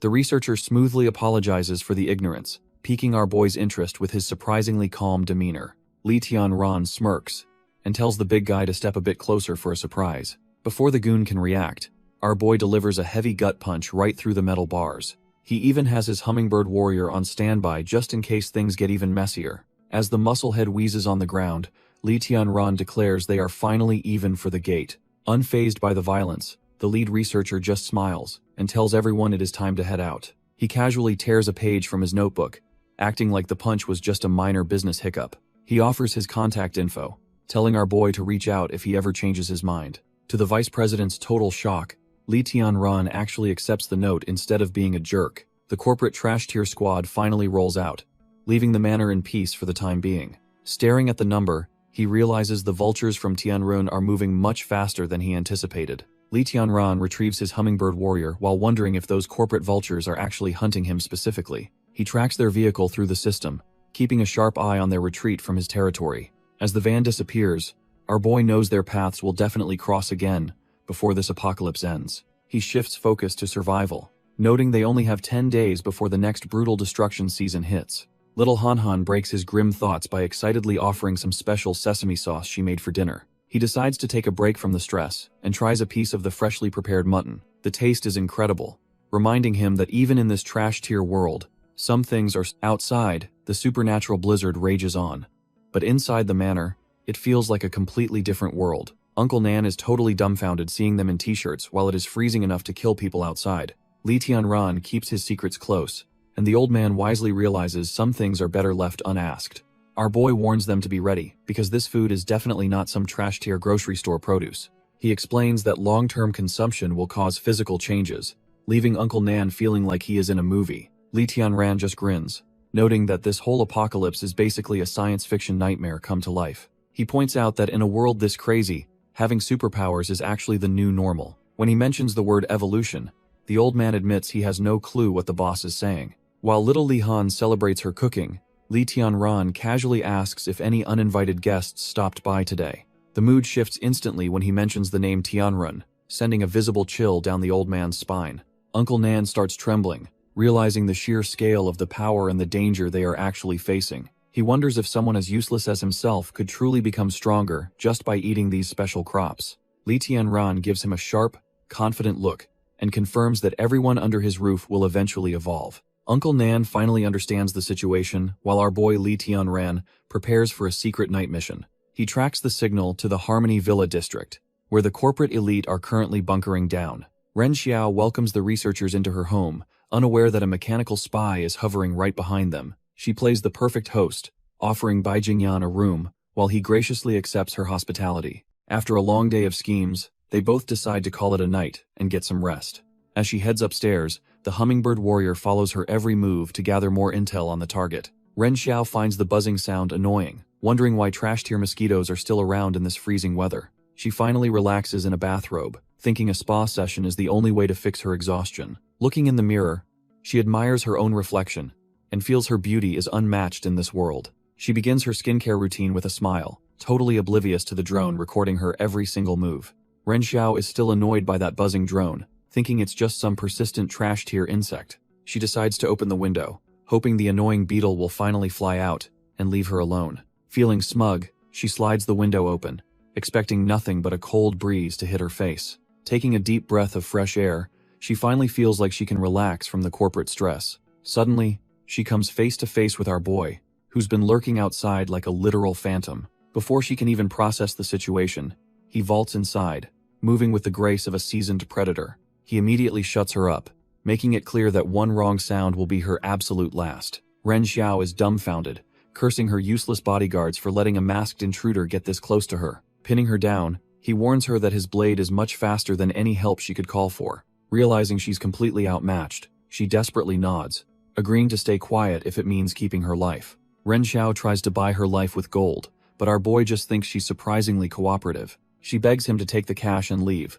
hoping he just needs food in this trash-tier world. When he says he isn't there for money, she's completely dumbfounded and starts to fear the worst. Panicking, she screams wild insults, and even lies about being sick just to keep him from touching her. Tired of the noise, he shuts her up physically, making her realize he isn't playing any games. He demands to know if she offed the former CEO, secretly mocking her for being so slow. After he lets go, she wonders how a random outsider could know so much about their internal corporate mess. She admits the investigation is a dead end, proving the police are useless at finding the real culprit. Our boy tests her by suggesting she staged the hit to steal the top spot for herself. She fires back that the man had endless enemies, and he realizes she's actually quite sharp under pressure. Ren Xiao desperately explains that the former CEO wiped every trace of his shady dealings before biting the dust. Li Tianran realizes the trail is cold, while she begs him to finally let her go in peace. Suddenly, our boy's sharp senses pick up heavy footsteps approaching the room, signaling their little chat is over.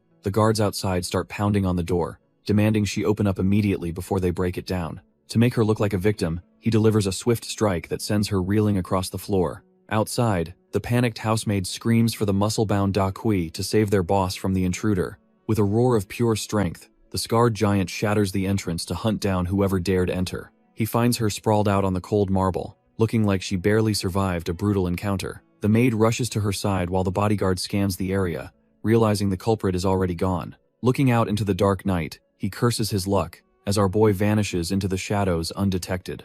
Our boy hits the ground running, desperate to put distance between himself and that chaotic villa. He realizes that scar-faced monster actually tore the door down, making a quick exit his only priority. Even while fleeing, he can't help but think breaking into a latest room is just bad manners. Suddenly, the head researcher appears, revealing he used gravity sensors to predict our boy's exact escape route. Thinking this beansprout is just another easy target, our boy lunges forward to clear his path. He throws a heavy punch, but the scientist blocks it with a knee that feels like solid steel. The impact sends a shockwave through the air as these two completely different worlds finally collide.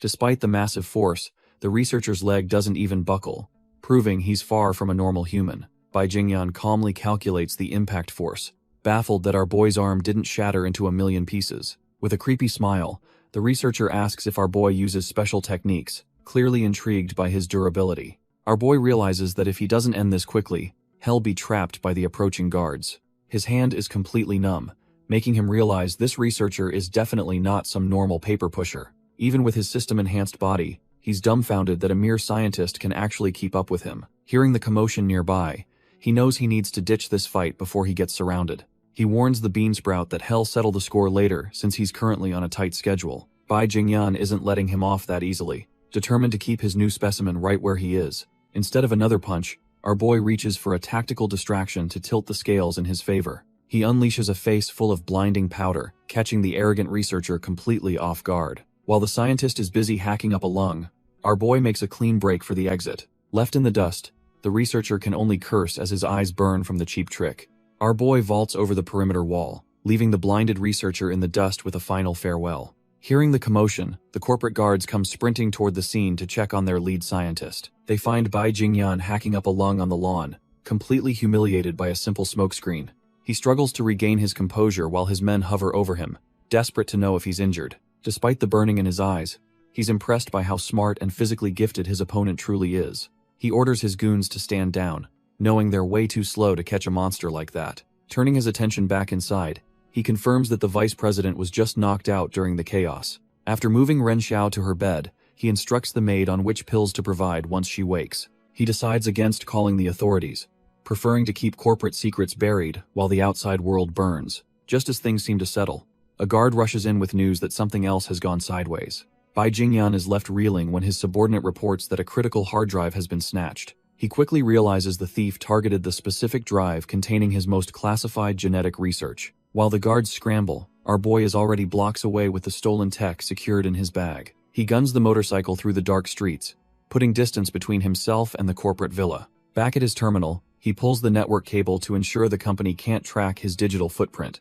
He slides the drive into his laptop, ready to uncover whatever trash-tier secrets the corporation is hiding. The screen lights up with experiment notes, confirming his suspicions that his opponent was a high-level researcher. As he scrolls, he finds horrifying documents detailing how radioactive foods are being used to force mutations. He's dumbfounded by the researcher's manifesto, realizing these monsters view human lives as mere stepping stones for evolution.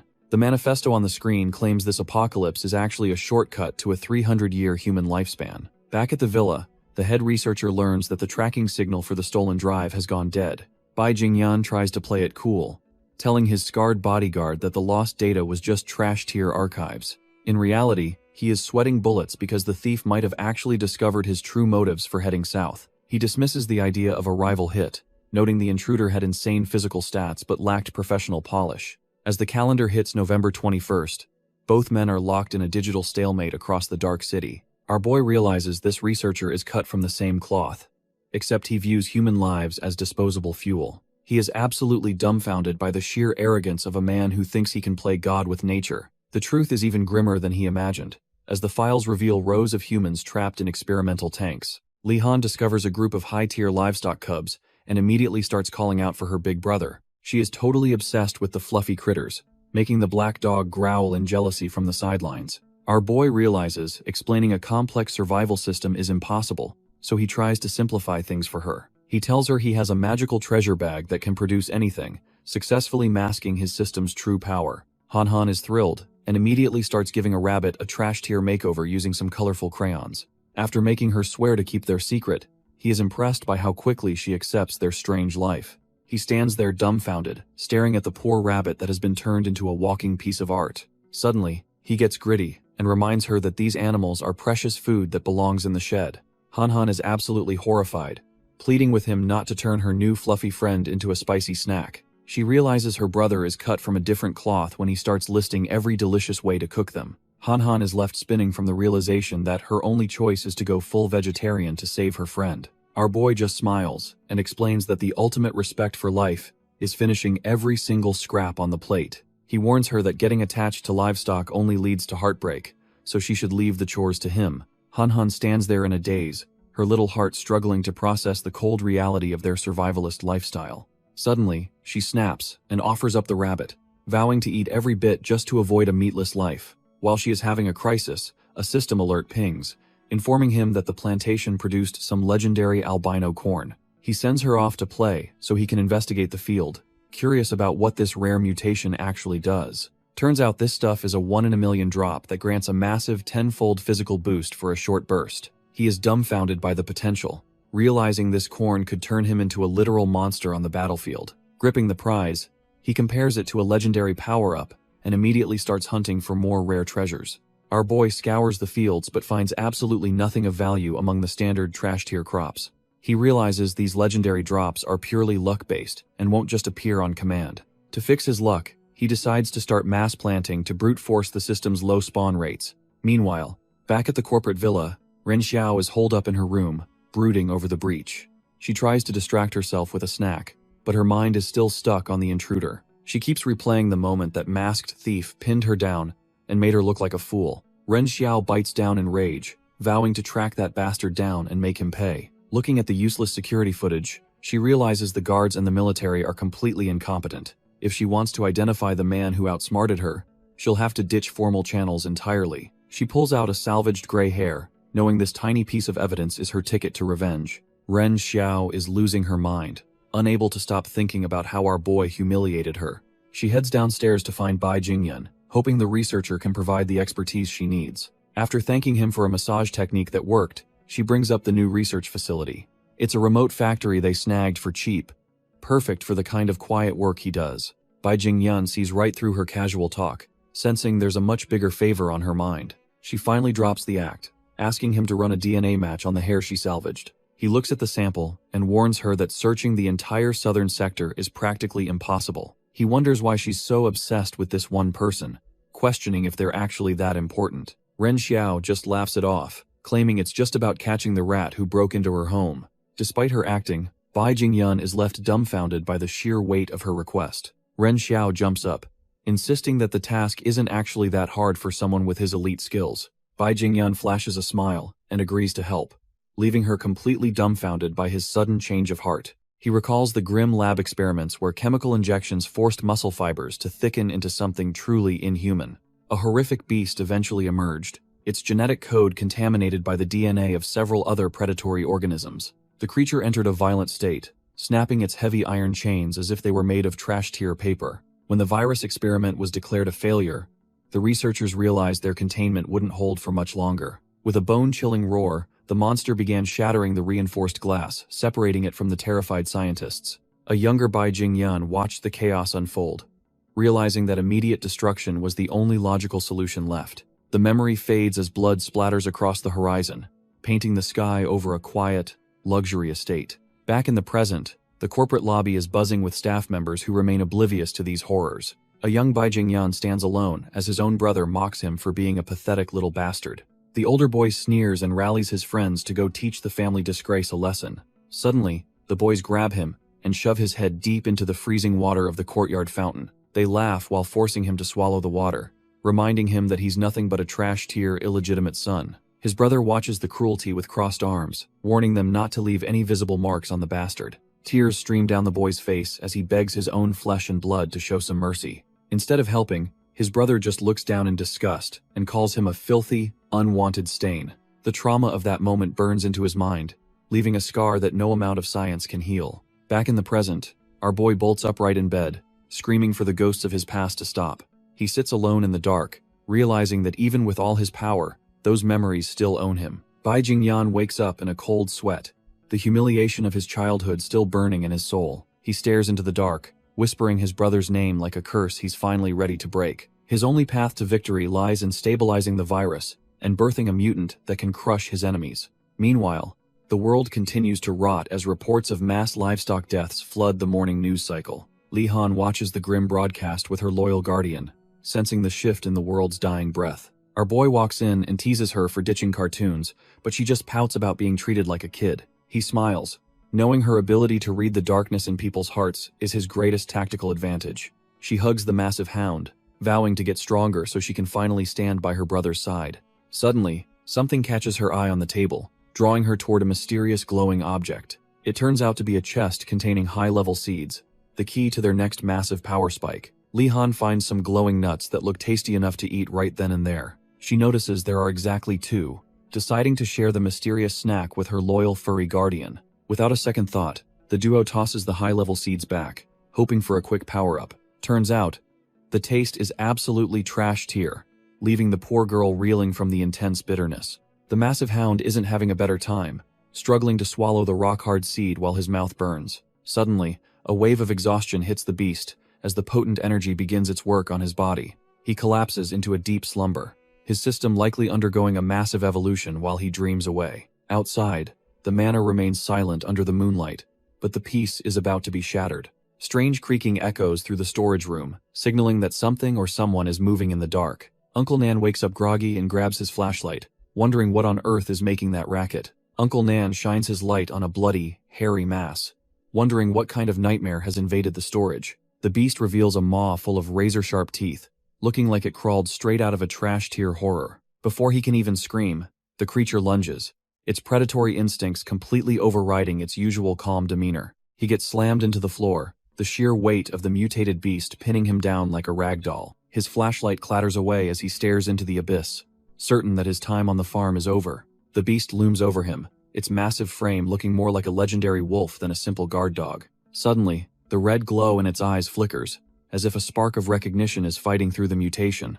Our boy Nan realizes the attack has stopped and wonders if this monster is actually their loyal guardian. He tries to soothe the beast with a trembling voice, hoping the old bond is stronger than the hunger. Turns out, the seed triggered a double-headed evolution, so he offers some food to keep the beast's aggression low. Uncle Nan is frozen in fear as the beast lets out a low, warning growl. Suddenly, the massive hound shatters the window, choosing to escape rather than finish its meal. Our boy Nan can barely breathe, his heart hammering against his ribs after that near-death encounter. He watches through the jagged glass as the creature sprints toward the manor's outer perimeter. With a single, powerful leap, the mutated guardian clears the high fence like it is nothing but a hurdle. Nan is left dumbfounded, wondering how a dog could possibly possess such terrifying, supernatural strength. The commotion wakes Li Tianran, who rushes outside in his pajamas to find out why his farmhand is screaming.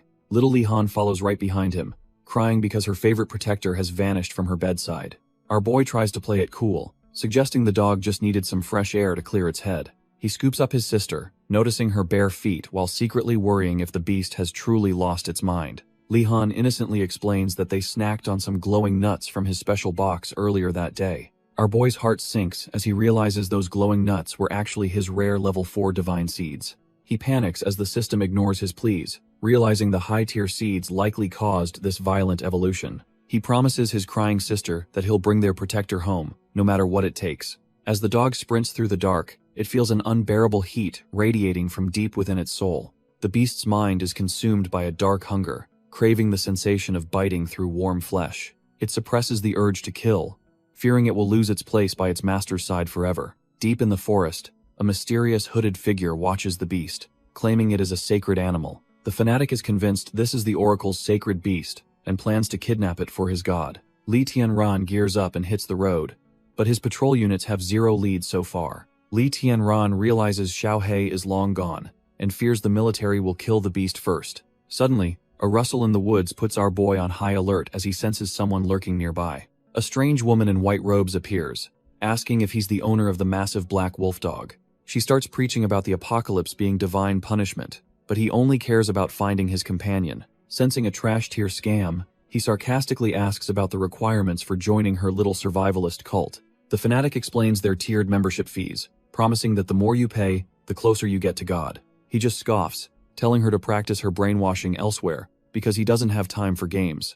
Revving his engine, he declares that in this dying world, he's the only one responsible for his own salvation. He leaves the crazy lady in the dust, focused entirely on tracking the beast's trail through the woods. The elder seethes with rage, cursing the non-believer as a lowly maggot destined for an eternity of suffering. Our boy takes a quick smoke break when a faint whimpering from the woods catches his sharp ears. He pushes through the brush, half expecting a trash-tier mutant to jump out and try its luck. Instead, he finds a dead wolf and a tiny, round puppy still trying to nurse from its mother. He picks up the little survivor, marveling at how something so small can be this tenacious. It's just a helpless ball of fur, but it clearly has the spirit to survive the apocalypse. Thinking about all the orphans this dying world creates, he feels a rare tug at his heartstrings. He decides to bring the pup home, offering it a chance at life within his fortified manor. Elsewhere, the evolved beast is busy painting the forest red, treating a human leg like a chew toy. These trash-tier traffickers are absolutely dumbfounded as their comrade gets dragged into the dark.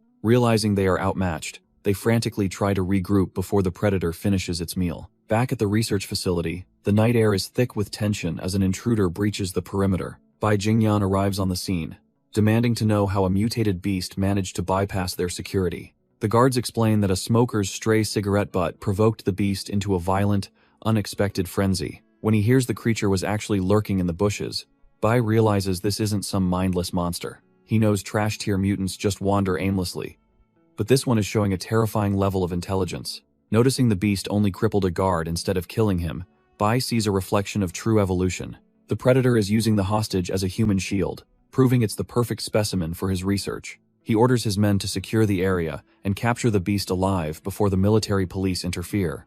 A dark smirk crosses his face as he imagines the breakthroughs this high-level specimen will finally provide him. Taking a tranquilizer gun, he reminds his team to aim for the limbs to keep their prize intact. Bai Jingyan takes aim with his tranquilizer gun, determined to bag this high-tier specimen for his research. He pulls the trigger, sending a volley of darts whistling through the air toward the snarling beast. The black dog isn't playing around, sinking its teeth into a guard's arm to keep its human shield effective. Despite the precise aim, the darts fly wide as the creature moves with a speed that defies logic. Bai Jingyan and his men open fire again, desperate to suppress the target before it can slip away. The beast's glowing eyes narrow, its predatory instincts screaming that these humans are nothing but a nuisance. With a powerful burst of strength, the dog tosses the guard aside like trash and prepares to bolt.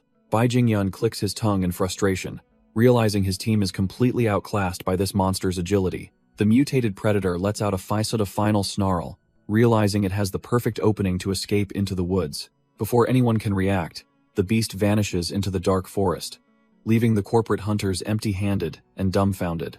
Our boy gets a ping from his hummingbird drone reporting massive paw prints just a few hundred meters away. Without wasting a second, he revs his bike and tears off into the night to find his companion. He skids to a halt when he spots fresh blood pooling inside those giant prints on the asphalt. Seeing the carnage, he realizes his dog is badly hurt and wonders what kind of hell it's been through. Meanwhile, a fleet of corporate SUVs is hot on the trail, tearing through the woods like a pack of wolves. Bai Jingyan grips his weapon, noting that the creature's speed is far beyond any trash-tier mutant they've seen before. The researcher's eyes gleam with a twisted excitement, obsessed with the potential of such a perfect specimen. High above, the beast leaps through the canopy, its rippling muscles showing off the true power of its evolution.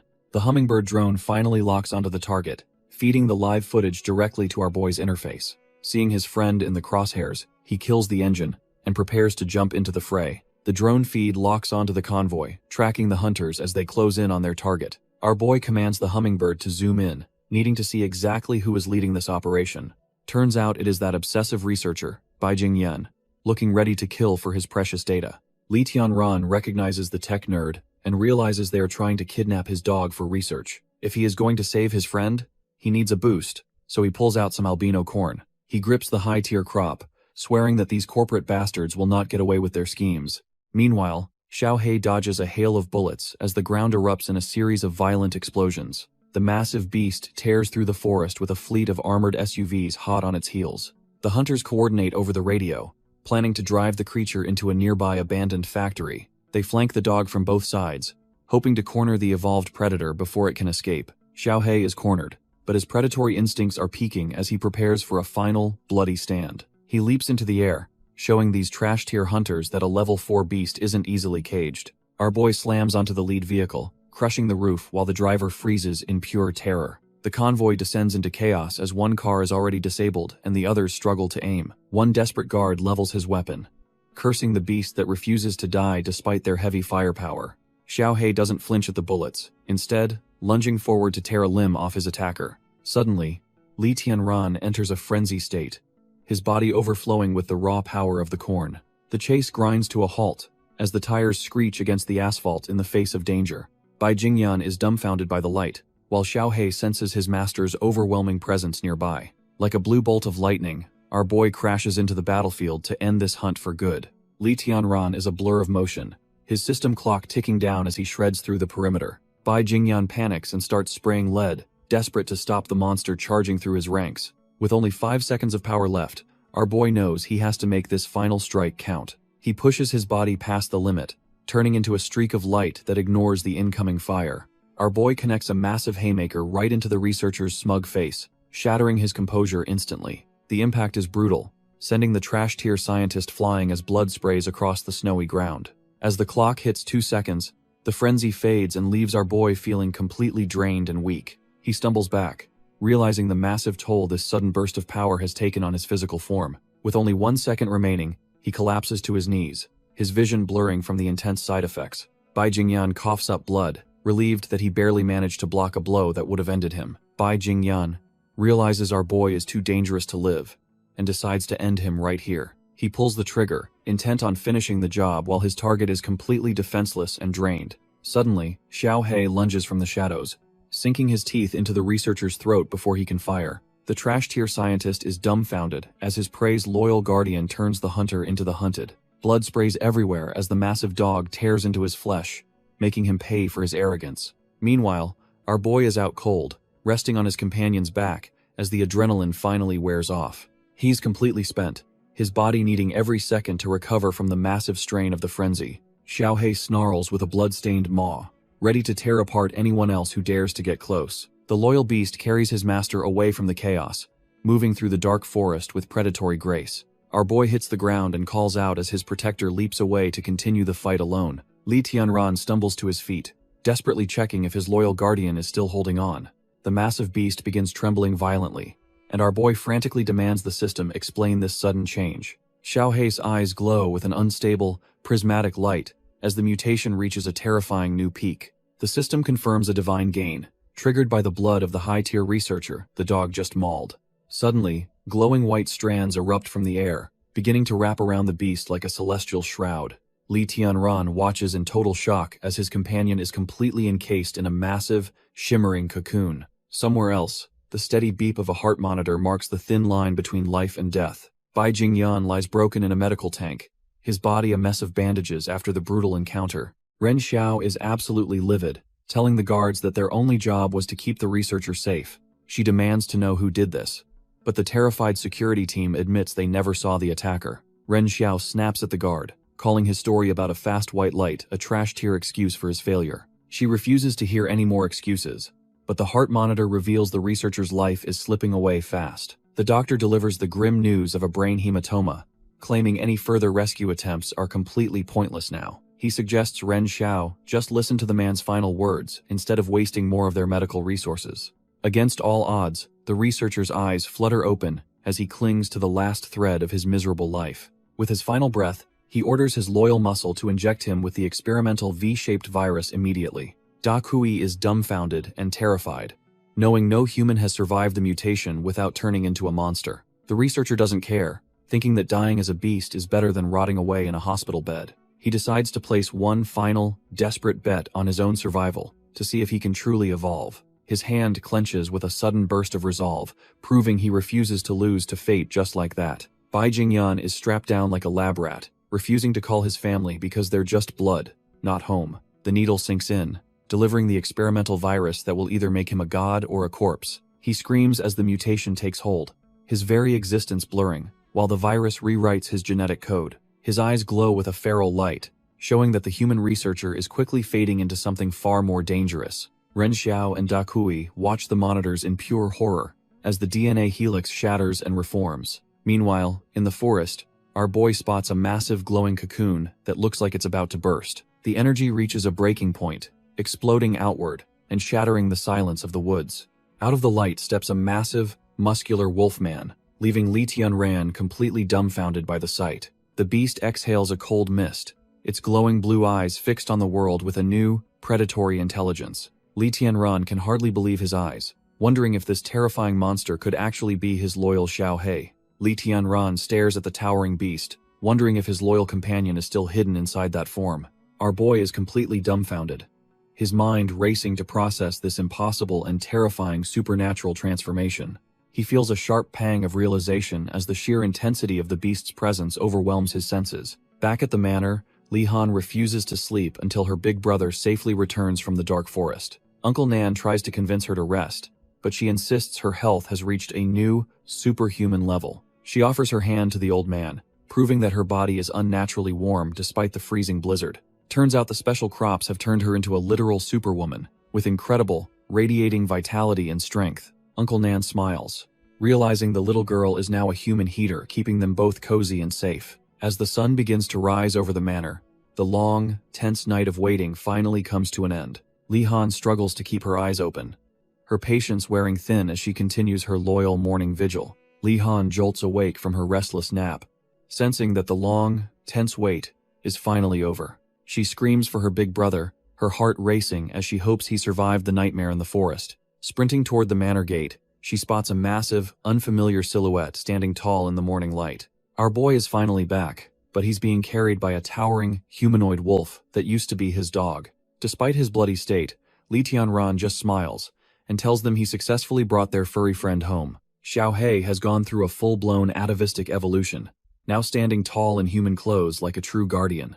The little mistress doesn't care about the scary claws, immediately demanding a shoulder ride from her evolved protector. Later, Li Tianran realizes Xiaohei's sudden mutation might be linked to the high-tier blood he tasted earlier. When Uncle Nan brings the medical supplies, our boy prepares to deal with the nasty bullet wound in his shoulder. He grabs a sterilized blade, ready to dig the lead out himself, while Uncle Nan worries about a potential infection. Li Tianran digs out the bullet and summons a high-tier carrot to kickstart his recovery. Uncle Nan watches in awe as the miracle crop triggers a violent, glowing regeneration that seals the wound. Our boy stands up, feeling his bones knit back together, while the lingering pain reminds him he's alive. Turns out, the apocalypse has rewritten the rules of biology, turning stable cell replication into a genetic gamble. For some, like the Manor's guardian, this mutation is a gift that grants them power beyond human imagination. This is what he calls true evolution, where the body adds new, beneficial functions to survive the chaos. But most aren't so lucky,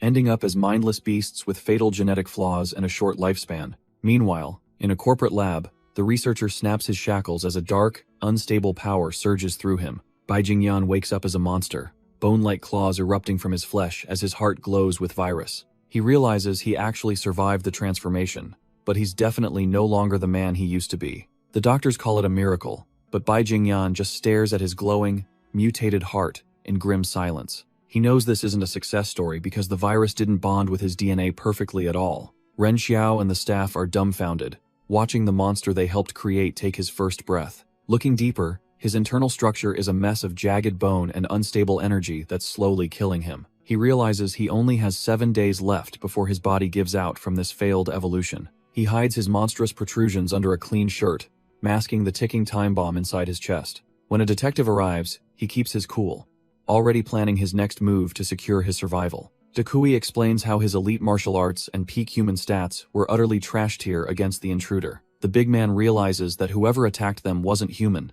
sharing the same freakish power as the dog. Bai Jingyan's eyes sharpen, realizing the intruder's combat style feels like they are cut from the same cloth. Dakui is hesitant about leaking their research, but Bai Jingyan is way past caring about corporate rules. Our boy knows the virus hasn't perfected him yet, leaving him in a dangerously volatile, trash-tier state.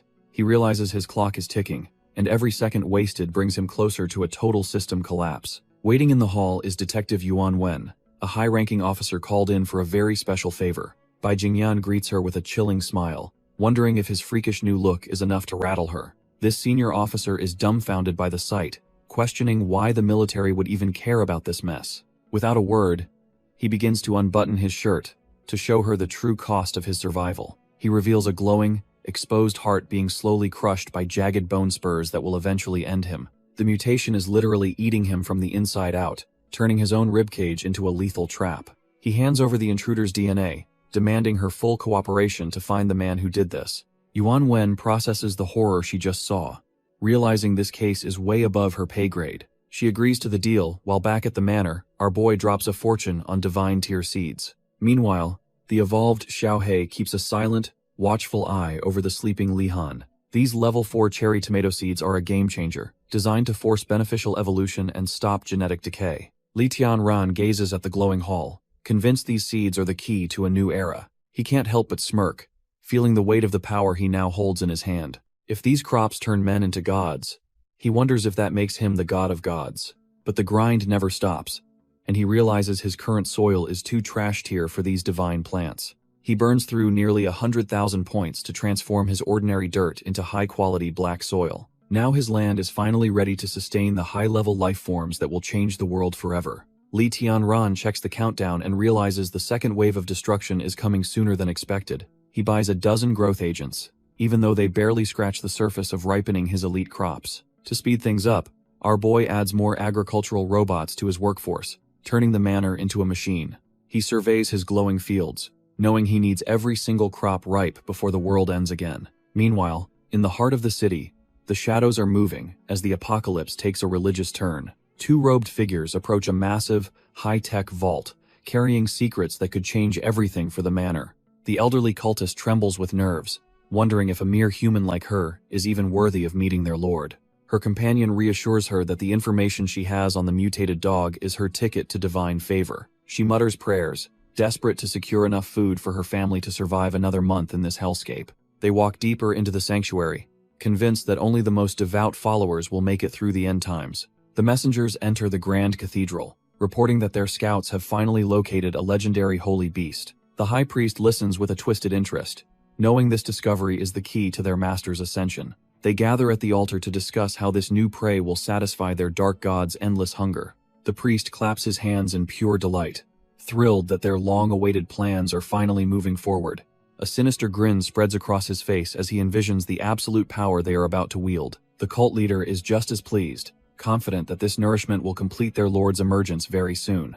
He checks his recent records, making sure every detail of the ritual is set for the final phase. They peer into the dark abyss, where a nightmare-tier entity waits impatiently for its next sacrificial meal. A terrifying hiss echoes from the void as the monster's primal hunger begins to stir with violent intent. The beast demands wolf cubs for its next feast, its voice dripping with a truly chilling, ancient malice. A grim news broadcast flickers to life, delivering a breaking update that would change everything for our boy. The reporter details a horrific car crash on a mountain highway where a private vehicle plummeted off a cliff. It turns out the impact was fatal, leaving 2 adults dead at the scene of the fiery wreckage. While Li Tianran prepares dinner, the news mentions a child miraculously survived by hanging from a tree branch. He stops his cooking, wild mountain air. Later at the hospital, staff whisper that Li Han is an orphan who was adopted just 2 days ago. The nurses heartlessly call her a curse, thinking the couple who took her in met a trash-tier end. They wonder if the police managed to contact any remaining family to pick up the broken pieces. Suddenly, a voice cuts through the hallway chatter, asking for the location of the morgue with haunting stillness. A young Li Tianran follows Yuan Wen down the sterile corridor, his heart sinking with every heavy step. Our boy looks completely hollow, realizing he is about to face the cold reality of his parents' final rest. Our boy stands frozen as the heavy scent of death fills the sterile morgue air. His eyes go completely hollow, unable to process the nightmare unfolding right in front of him. 2 cold slabs hold the charred remains of his world, leaving him utterly dumbfounded and broken. Yuan Wen offers her condolences, but the words just bounce off his shell-shocked mind. He desperately argues there is a mistake because his parents did not have another child with them. The officer gently suggests a DNA test, while he clings to the hope they simply disappeared. Left alone in the hallway, the weight of reality finally crushes him into a heap of misery. He breaks down, sobbing into his hands as the life he knew vanishes into thin air. Suddenly, a tiny, bandaged hand reaches out and tugs on his jacket, breaking his spiral of grief. He looks up to find the little girl who survived, realizing they are now both alone together. Li Han looks up with tear-filled eyes, apologizing for the tragedy that destroyed their family. She blames herself, thinking her plea for help is what put them on that fatal highway. The poor girl breaks down completely, her tears soaking into our boy's jacket as she sobs. Li Tianran pulls her into a tight embrace, gently telling her that none of this is her fault. Yuan Wen approaches them in the cold hospital hallway, carrying the final confirmation of their nightmare. The DNA results are a perfect match, officially stripping away the last shred of Li Tianran's denial. They sit there as a broken pair, 2 orphans now bonded by a loss that changed everything forever. Back in the present, 2Z rushes in with the news that the intruder's identity is finally revealed. Bai Jingyan looks up, his mutated body tensing as he prepares to hunt the man who blinded him. Turns out our boy was just a top-tier student turned farmer before the world went to hell. Bai Jingyan stares at the files, dumbfounded that the man who blinded him has such a trash-tier background. His assistant points out that while the DNA matches the thief, this farmer looks way too ordinary on paper. He recalls the brutal exchange, knowing no average civilian could possess that level of raw, unrefined combat skill. It hits him that our boy must have undergone a perfect mutation, a feat thought to be nearly impossible. He realizes the massive wolf dog and its master are likely cut from the same terrifyingly powerful cloth. The researcher suggests that science might not even explain how they achieved such a flawless state of evolution. She explains that the odds of the virus producing 2 perfect specimens in one area are practically 0. Bai Jingyan falls silent, his mind racing to find the missing link in this impossible puzzle of power. He concludes that a second key to evolution exists in this world, one far beyond their current corporate research. Looking at the photo, he's certain that hunting this successful human evolution is the only way to survive. A military official orders his tactical officer to monitor the situation, realizing our boy is a person of interest. Back at the farm, our boy uses his system to buy growth agents, ensuring his food supply stays top tier. He sprays the solution, watching as the system slashes the ripening time for his divine crops by half.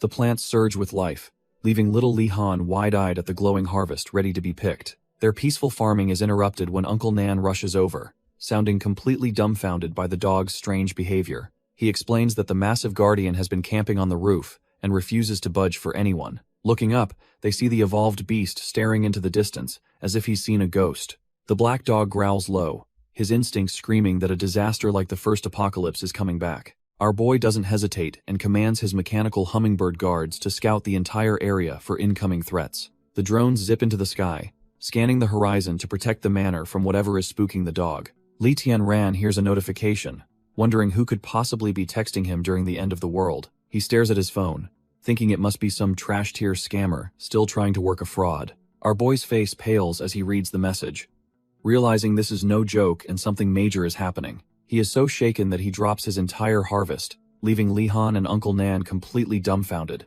He can't believe what he's seeing and wonders who would play such a cruel prank right now. Without a second thought, he hops in his truck and peels out of the manor in a hurry. He pushes the engine to the limit, desperate to reach his destination before it's too late. Little does he know, his every move is being tracked through a high-tech surveillance lens. Back at the command center, the officers note that their target has finally taken the bait and left. They find it overkill to use a stealth drone for a farmer, but they aren't taking any chances. The corporate snakes notice something strange on their monitors, spotting the high-tech drones buzzing around our boy's farm.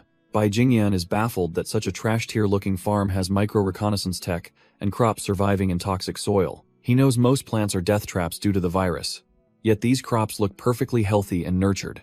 Da Kui thinks it is a hidden military base, but the researcher warns him to stay sharp after his beating.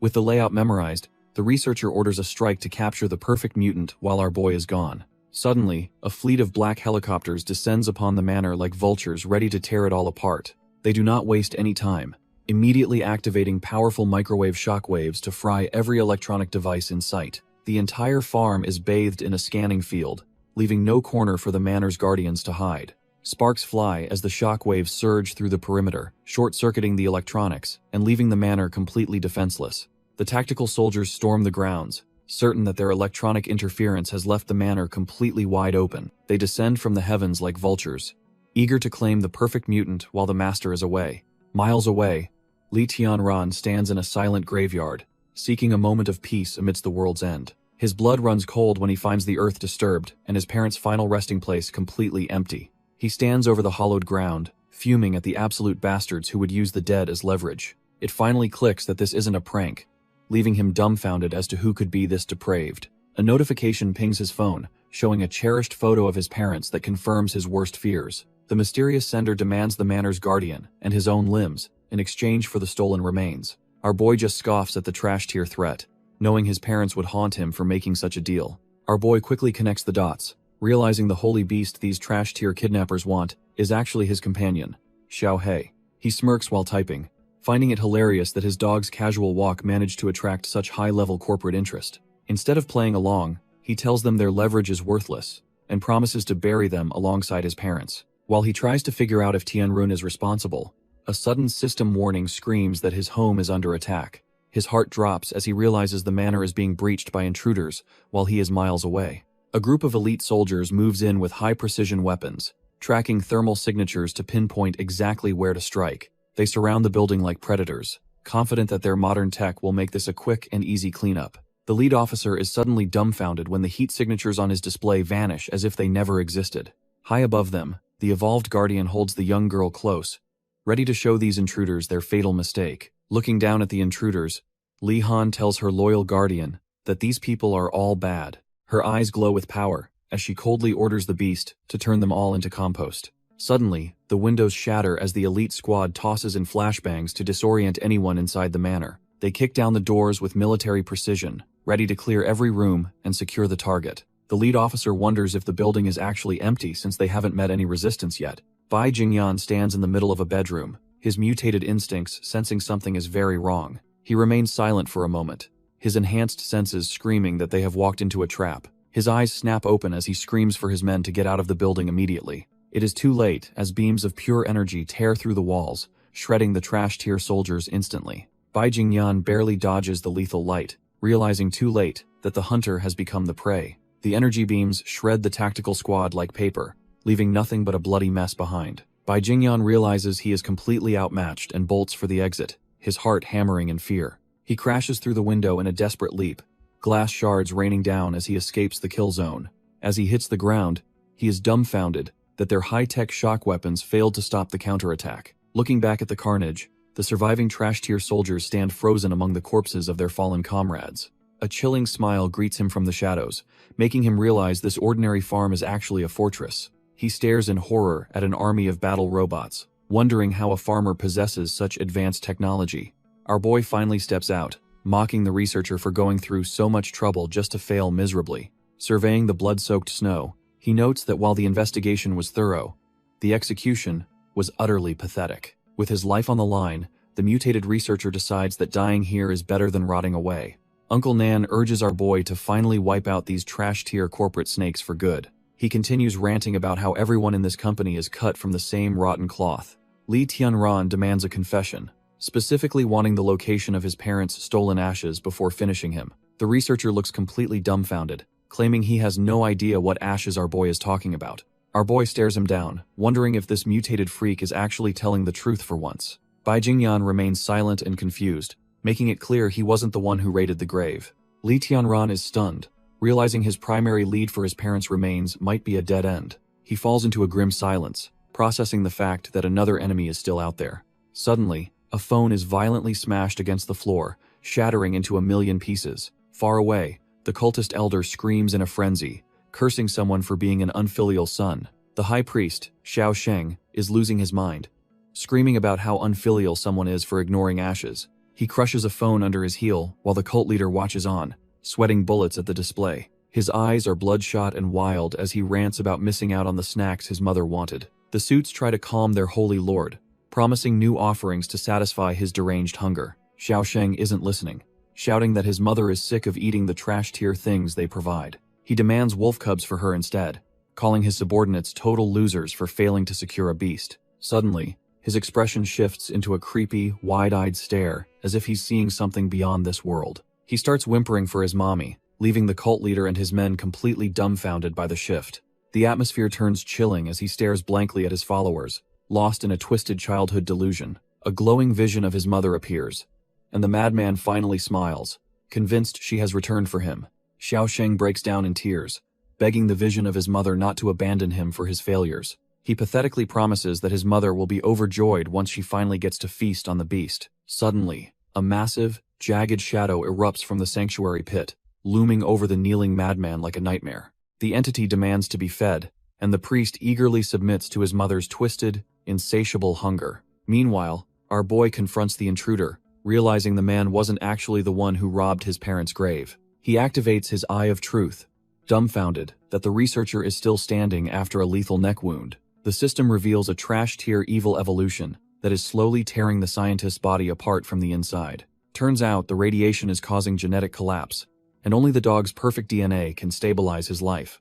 Knowing the man is after his companion, our boy decides he absolutely cannot let this threat walk away. The Manor's mechanical guardians lock their sights on the target, prepared to end the researcher's desperate gamble. Bai Jingyan desperately shouts for a ceasefire, realizing he is completely outgunned and needs to negotiate for his life. Our boy stands firm, surrounded by his mechanical guardians that are just itching to turn the intruder into paste. The researcher tries a different tactic, mentioning that he knows how much those stolen ashes mean to our boy. He argues that they both want to survive, and his need for genes does not require mutual destruction. Our boy listens with a cold gaze, weighing whether this trash-tier mutant actually has anything worth bargaining for. He signals his machines to stand down as the researcher suggests a trade of resources to settle their score. Bai Jingyan offers his massive network to track down the ashes, claiming he can find them faster than anyone. However, our boy is suspicious and questions why this man is distancing himself from the very company he serves.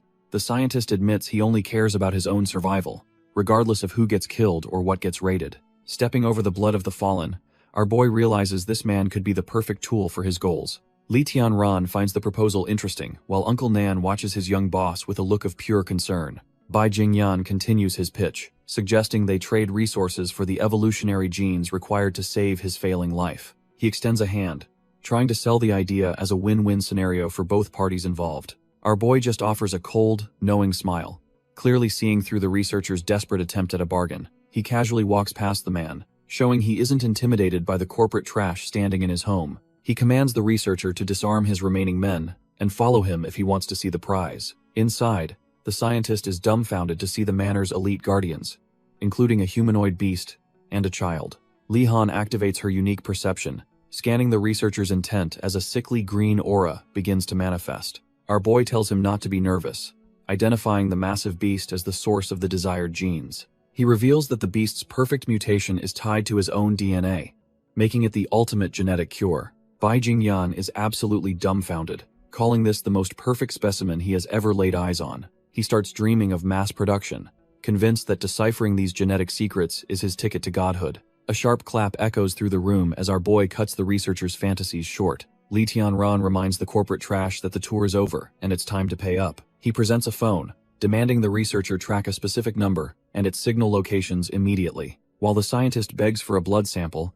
he realizes he only has 5 days left to live. Our boy shuts him down instantly, stating the man has zero leverage to negotiate any extra terms. He flashes a cold smirk, telling the desperate researcher to start working if he wants to survive. Defeated and out of options, the researcher can only nod and accept the terms of this lopsided deal. As a helicopter thrums overhead, the weight of the apocalypse settles over the quiet, fortified manor. A helicopter touches down, and a top-tier hacker named Lan Ning steps out, annoyed at the sudden summons. Our boy doesn't care for the attitude, and immediately shoves a phone into the hacker's face to track. He even forces the tech geek to repair the manor's fried circuits as an apology for the earlier attack. Lan Ning grumbles about the workload but gets to work while the others watch his every move. His fingers become a blur across the keyboard as he dives deep into the digital abyss. While the hacker mutters under his breath, the tension between the two mutants in the room remains thick. The researcher breaks the silence, questioning how Li Tianran achieved such a perfect,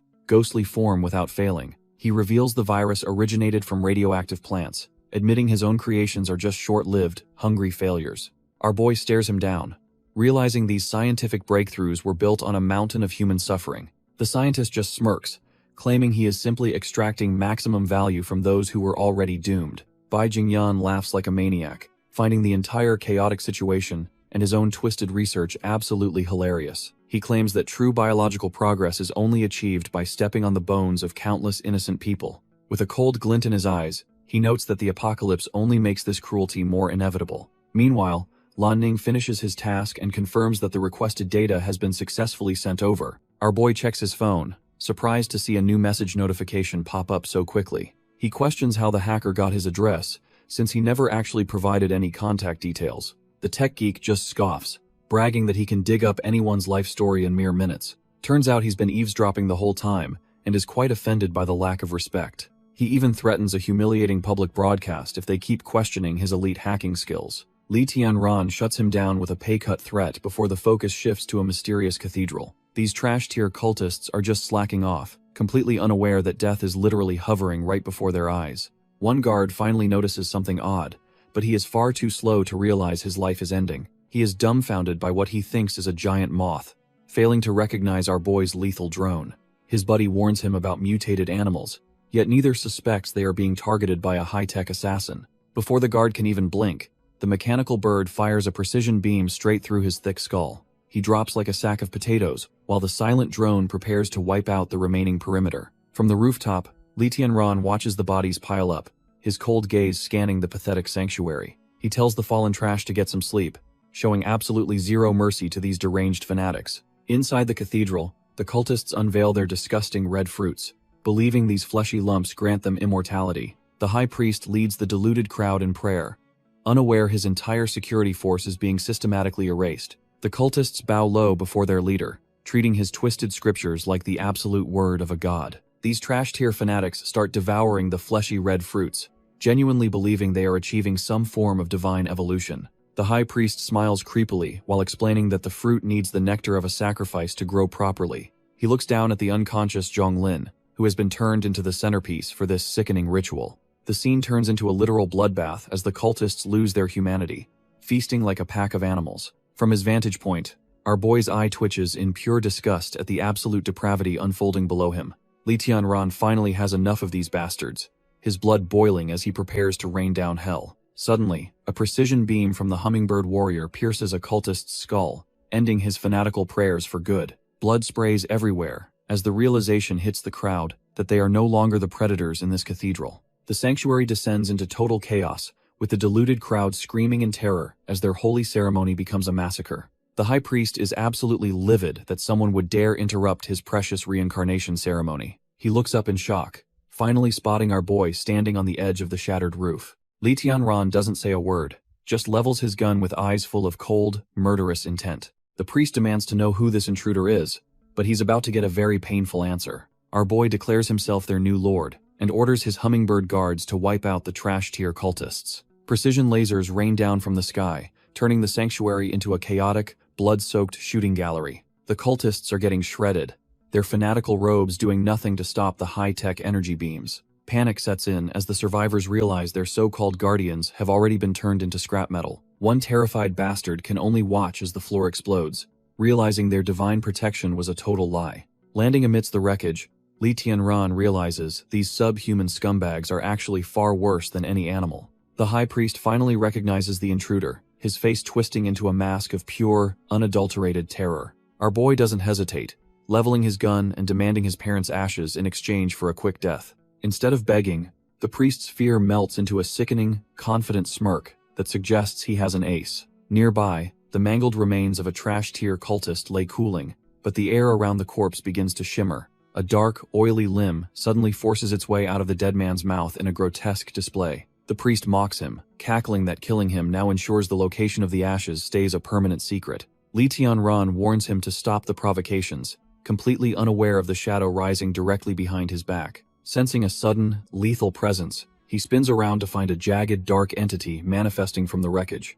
The high priest screams in delight as his brothers finally hatch, a blue nightmare tearing through its human shell. Our boy stands dumbfounded as a massive, winged insectoid mutant roars, ready to turn the sanctuary into a slaughterhouse. Li Tianran finds himself surrounded by these blue nightmares that just hatched from the cultists. These insectoid freaks look like a genetic experiment gone horribly wrong, dripping with foul mutation. Our boy grumbles about the situation, pulling a second pistol from his inventory to even the odds. He mocks their hideous appearance, wondering if these trash-tier bugs can actually handle some lead. The lead mutant snarls back as our boy notes just how disgusting these newly hatched freaks truly are. Suddenly, the winged monsters lunge with terrifying speed, forcing him to react instantly. He opens fire with both guns, filling the air with a rhythmic bang of desperate defense. Sparks fly as the bullets harmlessly ricochet off the creature's unnaturally hard, metallic carapaces. He's nearly dumbfounded when his bullets bounce off, realizing his standard handguns are just toys to these things. Knowing he's in trouble, he quickly accesses his system warehouse to find a much more lethal solution. Li Tianran frantically scrolls through his system, hoping to find a bazooka to blow these trash-tier bugs away. He curses his luck after realizing he is too broke for upgrades because he spent all his points on seeds. He deploys his hummingbird warriors, praying their high-speed precision can finally crack the monster's thick, metallic hides. To his horror, the mechanical sniper's shots just bounce off, proving these freaks are far tougher than they look. As the lead mutant roars, he realizes this cult is hiding something much more sinister than simple financial scams. The high priest cackles in the distance, taunting our boy who is currently regretting leaving his heavy-hitting guardians behind.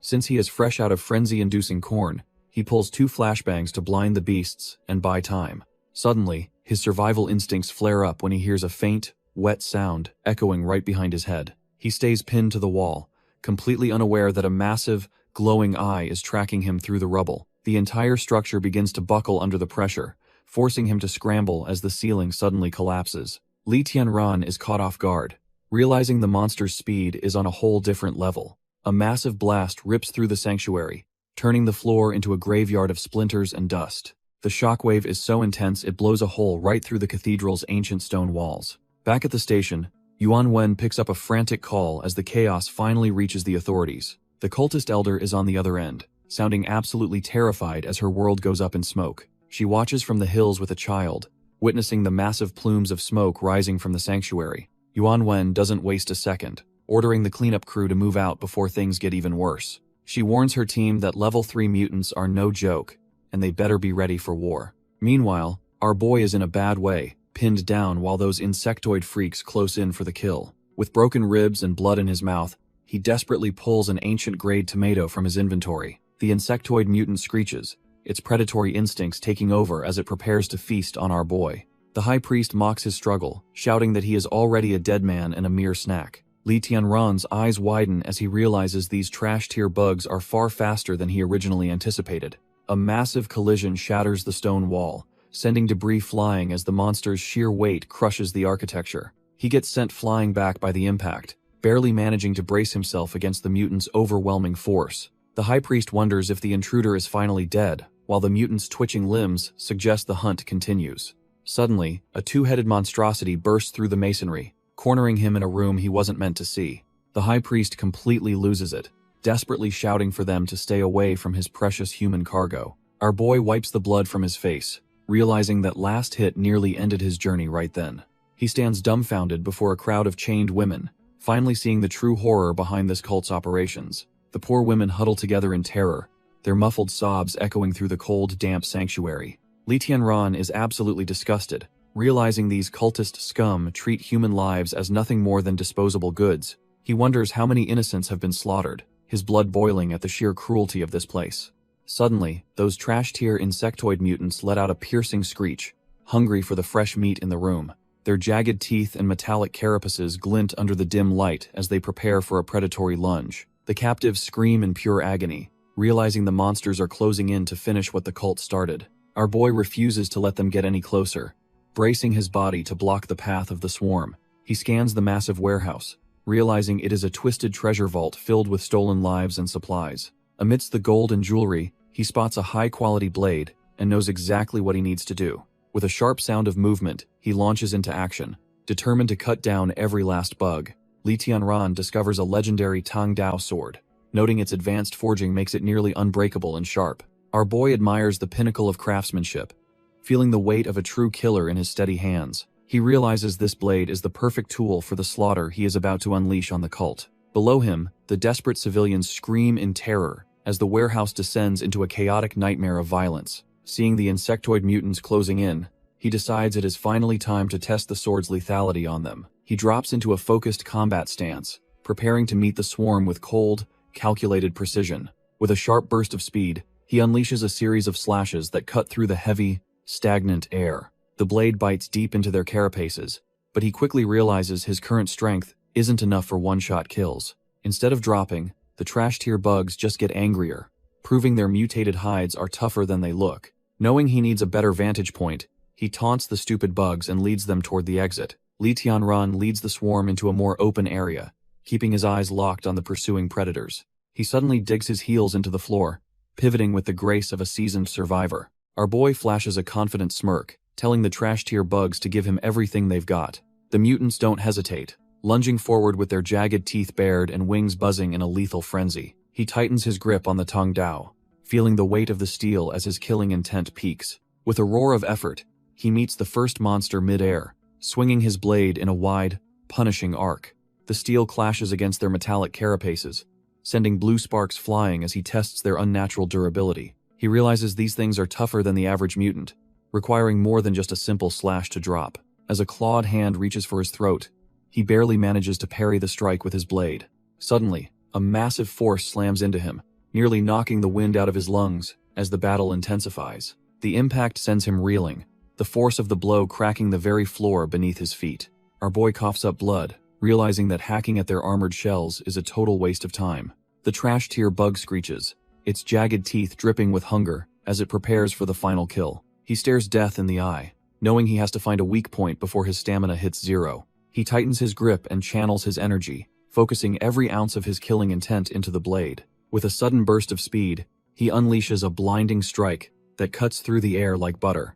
The steel finds its mark, sinking deep into the monster's throat where the armor is the thinnest. He lets out a primal roar, pouring his system-enhanced strength into one final, desperate vertical cleave. The mutant is split clean in two, its unnatural life ending in a messy spray of blue fluid.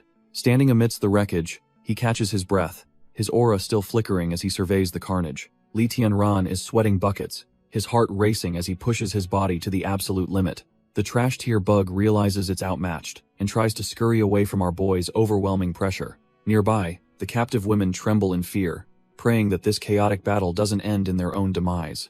The high priest loses his mind, screaming about how dare anyone touch his precious collection of human sacrifices. He slams his hands down, threatening to let his mutated brothers feast until not even a bone remains. But it's already over, and the priest is dumbfounded that his supposedly impenetrable guards were slaughtered so easily. Li Tianran doesn't care about the priest's pathetic superiors and prepares to send him straight to hell. A sudden metallic ring echoes through the cathedral as a new force intervenes to stop the killing blow. He adjusts his grip on the hilt, feeling the vibration of the impact travel up his tired arms. Our boy stands his ground, staring down the shadowy crowd, while wondering if he can actually save everyone. Yuan Wen bursts in with her squad, immediately leveling her rifle and ordering the fighting to stop. The trash-tier priest starts wailing like a baby, begging the police to gun down our boy immediately. Li Tianran just smirks, suggesting that she should probably point that barrel at the real monster instead. He tells her to take a good look around at the depravity hidden within these cathedral walls. Yuan Wen's heart sinks as she spots the terrified women huddled together in the dark corners.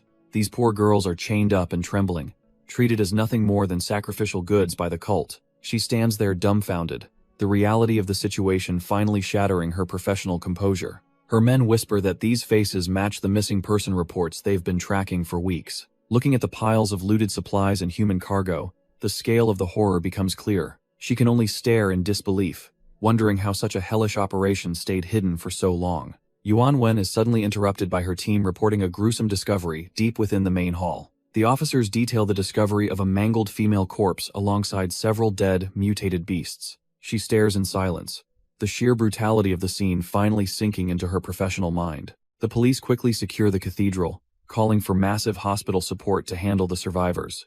They finally slap cuffs on the high priest, but the trash-tier cultist just keeps laughing like a maniac. Even as he is dragged away, he mocks our boy, asking what he could possibly hope to achieve. Li Tianran doesn't say a word, his killing intent flaring as he tightly grips his blade. Yuan Wen suddenly stops him, asking if he remembers the first time they met years ago. She reminds him of the highway accident where she helped him identify his parents' bodies. She knows he is fueled by pure rage but warns him that acting rashly now helps no one. Li Tianran is dumbfounded as the officer reveals his DNA from the old accident led them to him. She pleads with him to stand down, reminding him that the Federation still has laws against street justice. Even though he could easily kill everyone here, she asks for his trust and cooperation in the investigation. Our boy finally relents, sheathing his blade as she breathes a sigh of relief for his rare cooperation. Outside, the once holy cathedral is a chaotic mess of sirens, flashing lights, and traumatized survivors being led away. Medical teams scramble to wrap the victims in blankets, trying to salvage what's left of their shattered lives. Families finally reunite in tears, a small spark of hope amidst the blood-soaked ruins of the sanctuary. Yuan Wen turns back to the man who did the heavy lifting, her professional mask slipping for a second. When her subordinate asks how to report the pile of bodies inside, she looks over at our lethal protagonist. She decides to cover for him, telling the officer to record that the cultists simply died resisting arrest. Our boy overhears the officer's report, his sharp senses catching every word of the convenient police cover-up. Yuan Wen signals for him to follow, eager to get him away before more prying eyes start asking questions.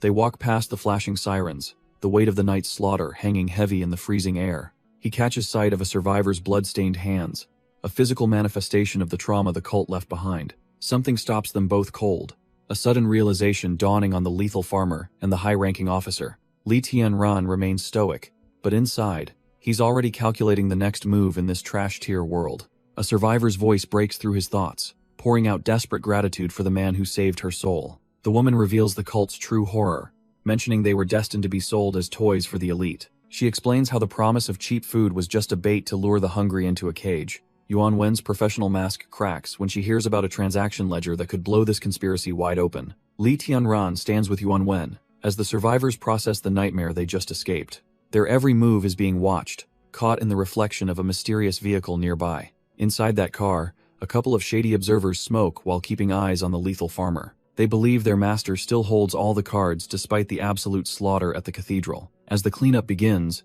the survivors walk away from a scene of total trash-tier madness. Later, Li Tianran sits in a cold interrogation room, looking completely unbothered by the situation. He lets out a massive yawn, clearly finding this legal procedure a total waste of time. Our boy just wants to go home and check his crops instead of dealing with red tape.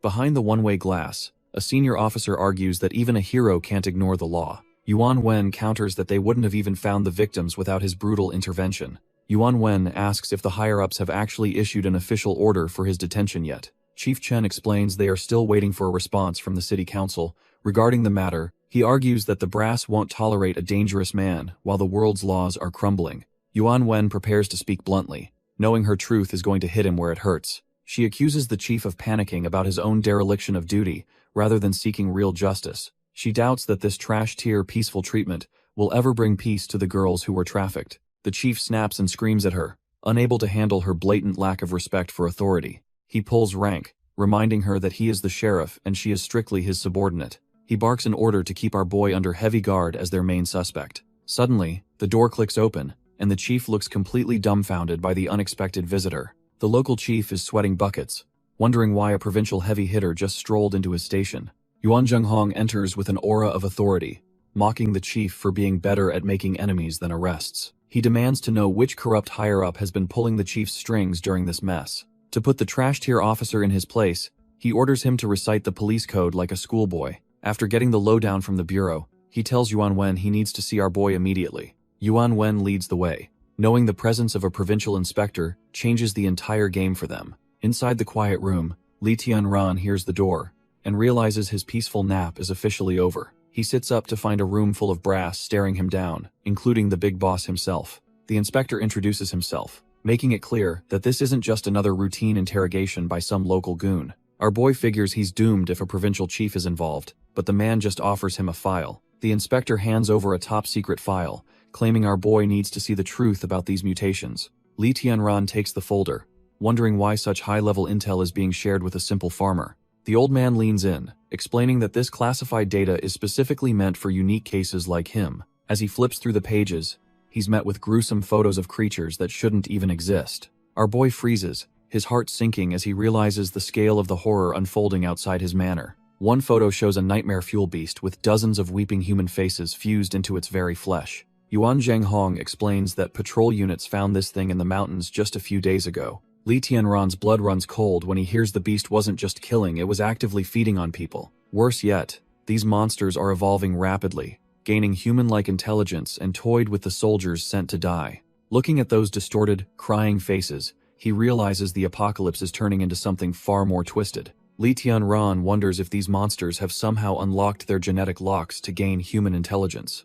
Yuan Zhenghong confirms a new species is emerging by fusing human genes to transcend mere physical evolution. He calls these hyper-intelligent nightmares beast kings, revealing that 5 have already been spotted in the wild. As the files are snatched away, our boy asks why he's being trusted with such high-level intel. Without a word, the old man signals Yuan Yi to bring out something even more classified.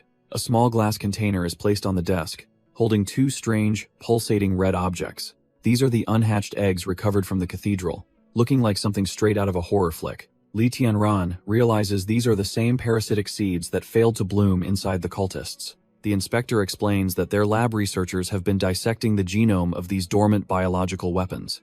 Our boy is dumbfounded to learn they contain a cocktail of insect, animal, and even human DNA. The inspector drops a bombshell, claiming a beast king is likely hiding and breeding in the southern sector. Our boy is visibly shaken, unable to wrap his head around such a massive threat lurking so close. He wonders how a monster with that much destructive power could possibly stay undetected in a major city. Shifting gears, the old man brings up a new problem involving a missing ledger from the corporate villa. Li Tianran immediately asks if they have actually managed to track down that critical piece of evidence. The inspector suggests that some humans might actually be working alongside these mutated nightmares for unknown reasons. Confused, our boy asks why a high-ranking official is sharing these dangerous secrets with a simple survivor. The old man just taps the desk, his silence making the tension in the room feel heavy. Suddenly, he reveals that a formal execution notice has been issued for Li Tianran due to his rampage. Before things get even more heated, Yuan Wen rushes in, while Yuan Yi signals for everyone to stay calm. Li Tianran is fuming,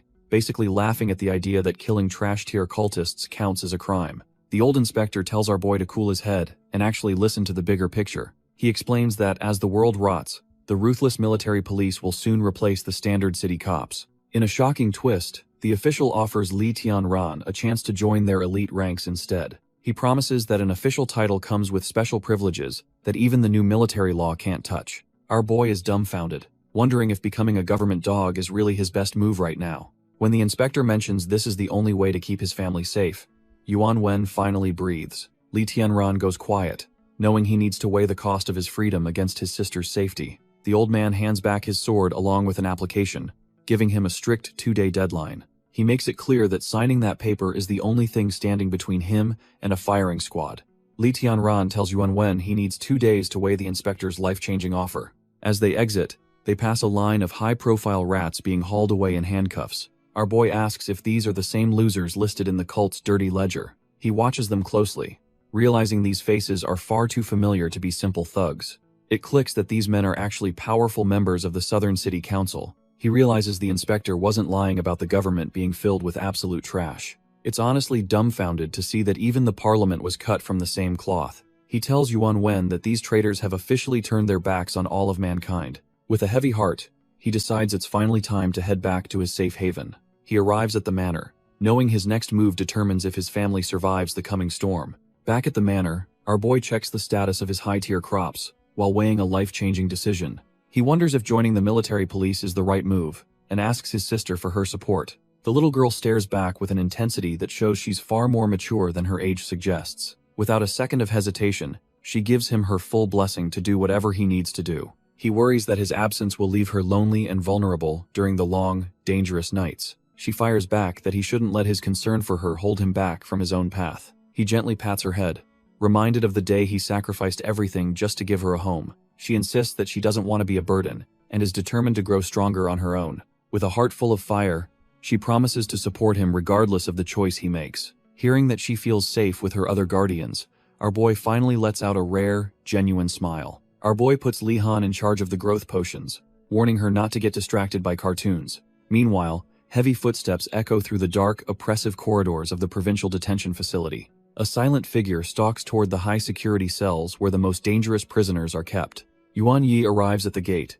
his cold professionalism masking the gravity of the transaction he is about to make. The high priest waits in the shadows, his eerie laughter filling the cramped stone cell. Even in chains, the cult leader looks absolutely delighted, sensing that his salvation is finally within reach. Yuan Yi silently drops a glowing, vein-covered shard through the bars, acting as a messenger of chaos. The high priest snatches the fragment with trembling hands, his face contorted in a mask of fanatical joy. He does not hesitate for a second, shoving the glowing catalyst into his mouth to trigger a new evolution. As the prisoner consumes the gift, a dark, mysterious serum is prepared to monitor the coming transformation. Our boy carefully extracts a blood sample from his guardian, knowing this genetic gold is their only real leverage. He hands the vial over to the hacker, finally fulfilling the deal he made with the corporate remnants. Lan Ning initially doubts the beast's strength, but Li Tianran explains that perfect mutation takes many subtle forms. The hacker realizes that unique genetic makeup dictates the result,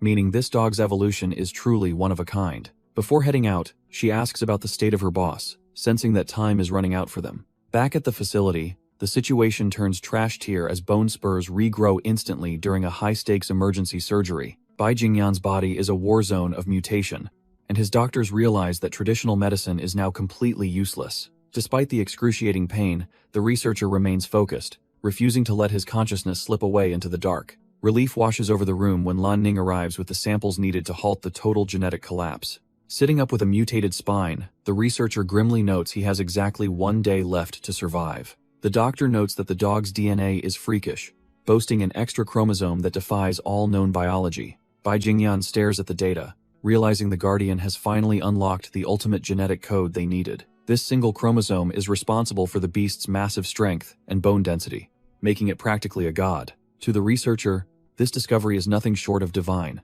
offering a way to finally stabilize his body. These are the genes of a perfect mutant, far superior to the trash-tier failures birthed by the virus. Knowing his life is on the line, he demands his team start the replication process right this second. Back at the farm, the system alerts our boy that his level 4 cherry tomatoes are nearly ripe.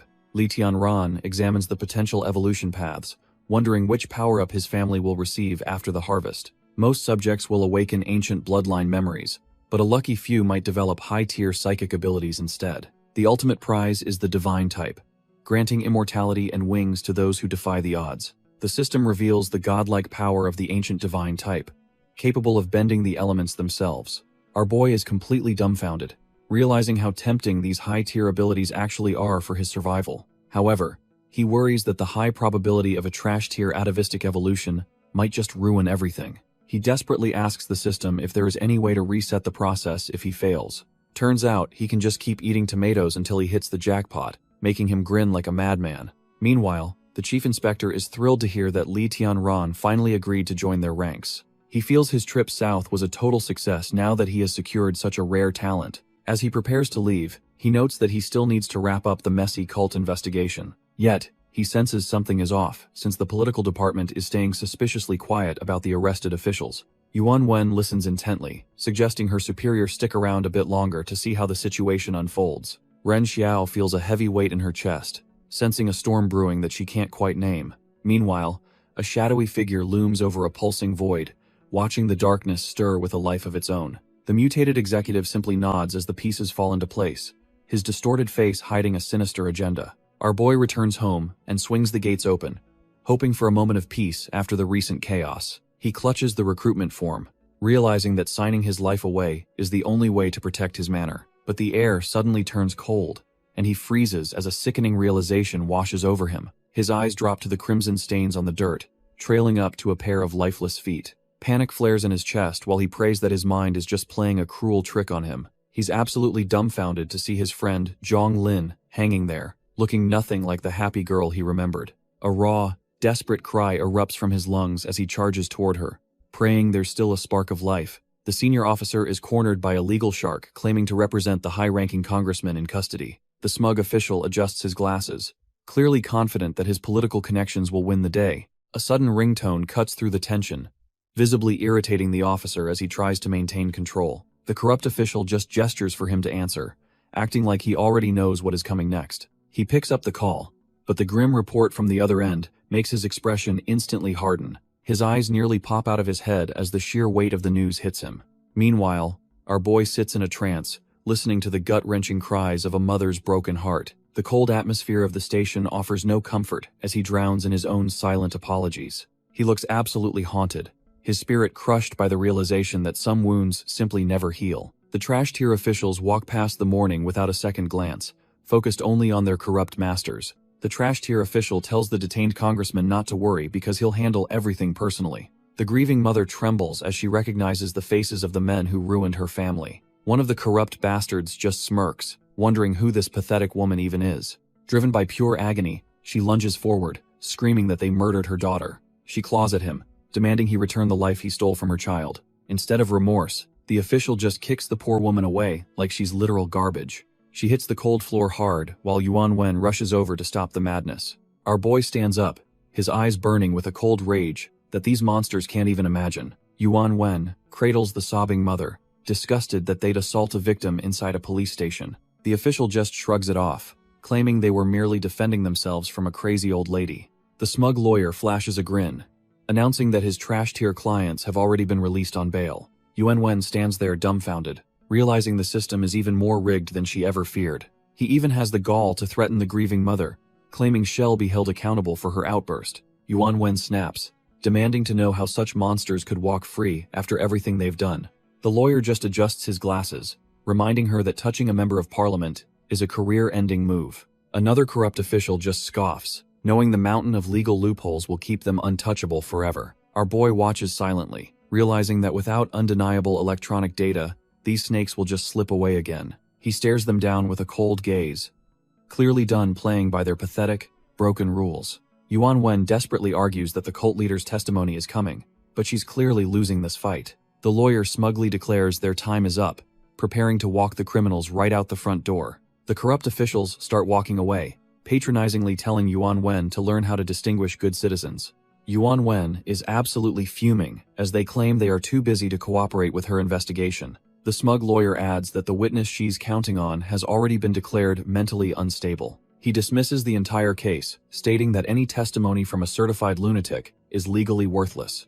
Yuan Wen refuses to back down, warning them that the provincial department will be watching their every move. The trash-tier official just laughs, claiming he's already cleared everything through the Ministry of National Security. He drops the final bombshell, revealing the witness is being shipped off to a psychiatric hospital immediately. The snake wears a disgusting grin, knowing he successfully buried the truth under a mountain of paperwork. Suddenly, one official feels a chill and turns to see our boy's eyes glowing with murderous intent. They pile into their car and speed off, leaving a trail of dust and broken justice behind. Yuan Wen tries to comfort the weeping mother, who is convinced the big shots are completely untouchable. She grits her teeth in fury, realizing the law is failing the very people it should protect. Suddenly, a scrap of paper catches the wind and whips right past her face. She snatches it out of the air, realizing it is just a torn, useless piece of a legal form. They both watch helplessly as the rest of the documents scatter across the pavement like broken promises. The name of our boy is left behind on the scraps, hinting that justice might take a different form. Back at the manor, the system pings with news that the level 4 divine cherry tomatoes are finally ripe. Li Tianran looks down at the glowing crops, knowing this harvest is the key to his next evolution. He gathers the fruit as the system confirms a massive haul of high-tier resources ready for consumption. After one bite, his DNA rewrites itself, granting him atavistic powers and doubling his stats for the coming storm. While the dust settles, a car speeds away with officials believing they've successfully buried their dirty secrets.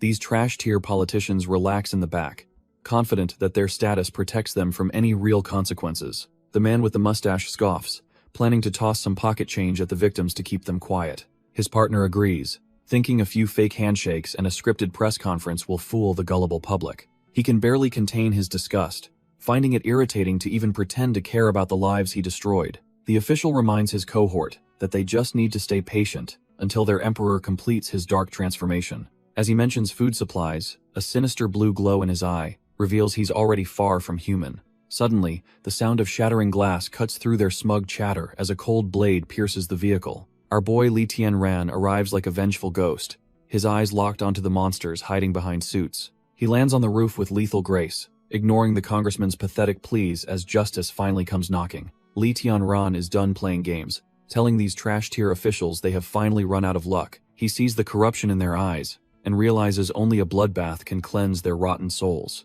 The car sits wrecked in the woods, a grim monument to the justice our boy just handed out. A nasty mutated insect crawls from the wreckage, proving the cult's rot is spreading faster than expected. The little monster gurgles in the mud, unaware that its brief, pathetic life is about to end. He crushes the bug under his heel, refusing to let even a single trace of mutation escape his sight. To keep his edge, he snacks on a divine tomato, successfully triggering yet another atavistic evolution for his stats. He grinds through the power surge, knowing he needs every bit of strength to survive this hellscape. Feeling bloated from the constant upgrades, he decides to let his body digest the new skills for a moment. Just as he relaxes, his instincts flare up, leaving him dumbfounded as he senses a new threat approaching. Our boy successfully completes a rare evolution, snagging the intelligent brain type and a handy telepathy skill. He finds the mental upgrade interesting, his eyes glowing with the weight of his new psychic potential. He wastes no time testing the ability, sending ripples of mental energy through the damp, quiet woods. Within 10 meters, he easily picks up the simple, flickering life forces of a rabbit and a squirrel. A small bird hops nearby, and he decides to see if he can read its tiny mind. He grabs the bird to test if direct contact makes the mental link any clearer or stronger. It turns out the bird is just a trash-tier glutton, complaining about being hungry for some rice. Realizing he needs a better evolutionary path, he decides to reach out to Lan Ning for help. The narrative shifts to a sterile hospital corridor, far away from the chaos of the forest. A sudden sharp noise breaks the silence of the hallway, hinting at a new threat emerging. Our boy realizes the hospital prisoner was a body double, and immediately contacts his hacker ally. Lan Ning tells him not to worry since she can pinpoint the real target regardless of disguises. A digital map reveals the target is hiding underground, explaining why his senses couldn't find him. Deep within the flooded sewers, a figure in white robes stalks through the dark, damp tunnels. The mysterious figure pauses, sensing that he is no longer alone in the silent, brick corridors. It is the high priest himself, looking absolutely deranged as he prepares for an inevitable confrontation. Li Tianran strikes with explosive force, determined to end this trash-tier cultist once and for all. The priest just laughs with his jagged teeth, mocking how much faster his opponent has become lately. He barely dodges a lethal blow, realizing this monster is cut from a much more dangerous cloth. Our boy slashes through the priest's defenses, sending a spray of mutated purple blood across the walls. The high priest reels back as purple blood splatters, his face contorted in a mix of agony and madness. Even with a missing arm, the deranged cultist just keeps laughing, clearly having lost his grip on reality. Li Tianran pauses, sensing a sudden chill that tells him this fight is far from over. He swings his katana again, determined to silence the priest's mocking cackle once and for all. Strange black particles begin to swirl around his blade, as the atmosphere in the sewer turns suffocatingly heavy. Our boy raises his weapon, his instincts screaming that a much more dangerous predator is lurking nearby. Something moves with blinding speed, nearly catching him off guard as he struggles to track the new threat. A massive shadow looms behind him, mocking his slow arrival while radiating an overwhelming, mutated pressure. An insectoid mutant reveals itself, apologizing to its master for the delay, while flexing its newly evolved carapace. Facing this high-tier monstrosity, Li Tianran unleashes a massive whirlwind slash to carve out some breathing room. Li Tianran lands firmly, his boots splashing in the murky water as he readies his next move. The insectoid mutant hovers above, watching as our boy prepares to face the cult's final line of defense. The high priest just scoffs, claiming he doesn't even have the energy to punish his subordinate right now. The creature is dumbfounded, unable to believe its holy lord was actually wounded by a mere human. Laughing maniacally, the priest ignores his mangled arm and claims his true evolution is only just beginning. Li Tianran doesn't wait for the transformation to finish, lunging forward with a strike aimed at his throat. His blade cuts through the air, but the priest's aura is already warping the space around them. Suddenly, the bug mutant strikes from the shadows, forcing our boy to defend against two monsters at once. A massive burst of mana erupts as their powers collide, shaking the very foundations of the underground tunnel. Li Tianran leaps back, realizing he needs better control over his frenzy if he wants to survive this. The high priest casually pats his guardian, apologizing for his messy control over the newly hatched swarm. He orders the beast to execute our boy, and the mutant obeys without a second thought. Walking away, the priest decides to keep Li Tianran alive for later, needing a fresh snack post-evolution. He smirks, thinking about how much more nutritious a living sacrifice will be for his twisted hunger. The bug mutant locks onto its target as Li Tianran readies his blade for the incoming clash. Our boy remains silent, his sharp blue eyes tracking every twitch of the monster standing in his way. He realizes there is one thing he absolutely cannot stand in this trash-tier apocalypse. With a burst of speed, he lunges, declaring that he hates nothing more than a villain who brags. Meanwhile, the priest stumbles along the walkway, barely holding his crumbling form together as his strength fades. Desperate and bleeding out, he knows his only hope is returning to the void he calls mother. The high priest decides it is finally time to pupate, his twisted face morphing with sick anticipation. Strands of silk begin to wrap around his failing body as the final stage of his evolution kicks in. A massive, pulsing cocoon forms in the tunnel, radiating a sickly purple glow that signals something monstrous is coming. Inside that shell, the priest's humanity is being ground away to make room for his dark mother's power. Suddenly, a high-tier insectoid mutant lunges at our boy, its speed almost too fast for the naked eye. The creature sneers, telling Li Tianran that he is proving to be quite a difficult pest to squash. It grows frustrated as our boy effortlessly weaves through every strike, seemingly predicting every move before it happens. The monster realizes it can read his mind, claiming to know every thought passing through his head. Li Tianran is dumbfounded when his system confirms the beast is using telepathy to track his every intention. The mutant laughs at his confusion, mocking him for stepping into a fight without knowing his opponent's true nature. The creature taunts him about the girl he found hanging like a sick trophy on a tree. Our boy's blood boils as the memory of that horrific sight flashes through his mind. The mutant catches his blade with bare claws, sparks flying as metal meets reinforced chitin. It sneers at his effort, clearly enjoying the psychological torture it is inflicting on him. Li Tianran snaps back that trash-tier bugs like them belong in the sewer drain. Nearby, the high priest's cocoon pulses with terrifying energy, signaling a monstrous birth. Fine cracks begin to spiderweb across the shell as the transformation reaches its critical peak. Blinding light spills from the fractures, suggesting the priest is nearly done with his evolution. The insectoid mocks him again, asking if a puny human really thinks he stands a chance. Li Tianran doesn't blink, focusing all his strength into the blade to end this nightmare. Li Tianran activates his Eye of Truth, desperately searching for a single weakness in the mutant's armor. He strains against the creature's overwhelming strength, realizing these trash-tier bugs are stronger than they look. The insectoid's compound eyes reflect our boy's face, mocking his struggle as they lock in a deadly stalemate. A dark vision of the cathedral emerges, showing the high priest's early days of gathering high-ranking puppets. The priest tempted a greedy mayor named Wang Dongchuan, promising to elevate him far beyond mere mortality. He flashed a sinister grin, while explaining that human life is nothing compared to the coming evolution. Wang Dongchuan was completely dumbfounded by the offer, his hunger for power blinding him to the obvious trap. He eagerly accepted the deal, failing to realize he was just another sacrifice for a hungry god. A black appendage suddenly forces its way down his throat, beginning a horrific and painful transformation. The priest coldly reminds his new servant that his lord demands a constant feast of young believers. Slime drips from his mouth as the transformation takes hold, forcing out every last drop of his humanity. Wang Dongchuan stands dazed, a glowing core pulsing in his chest as he fully submits to the cult. Within the vision, he justifies his sins, believing that sacrificing innocents like Zhonglin was just business. He views the desperate civilians as mere stepping stones, convinced that this cruel ecosystem demands heartless evolution. Standing over a mountain of corpses, the mayor laughs at the sustenance they provided for his dark ascent. Suddenly, the insectoid mutant shrieks in terror, realizing its deepest, darkest memories have been laid bare. Our boy gasps for air, the mental strain of diving into that trash-tier soul nearly breaking his focus. He quickly downs a high-grade medicinal carrot, the system instantly flooding his tired veins with fresh energy. With his stamina fully restored, exposes the creature's arrogance, claiming he's seen every selfish thought buried in its dark memories. He then mocks the so-called fruit of hope, calling those bug eggs nothing more than slimy, disgusting waste. Our boy laughs because this isn't true evolution, but a parasitic bug slowly devouring its host's mind.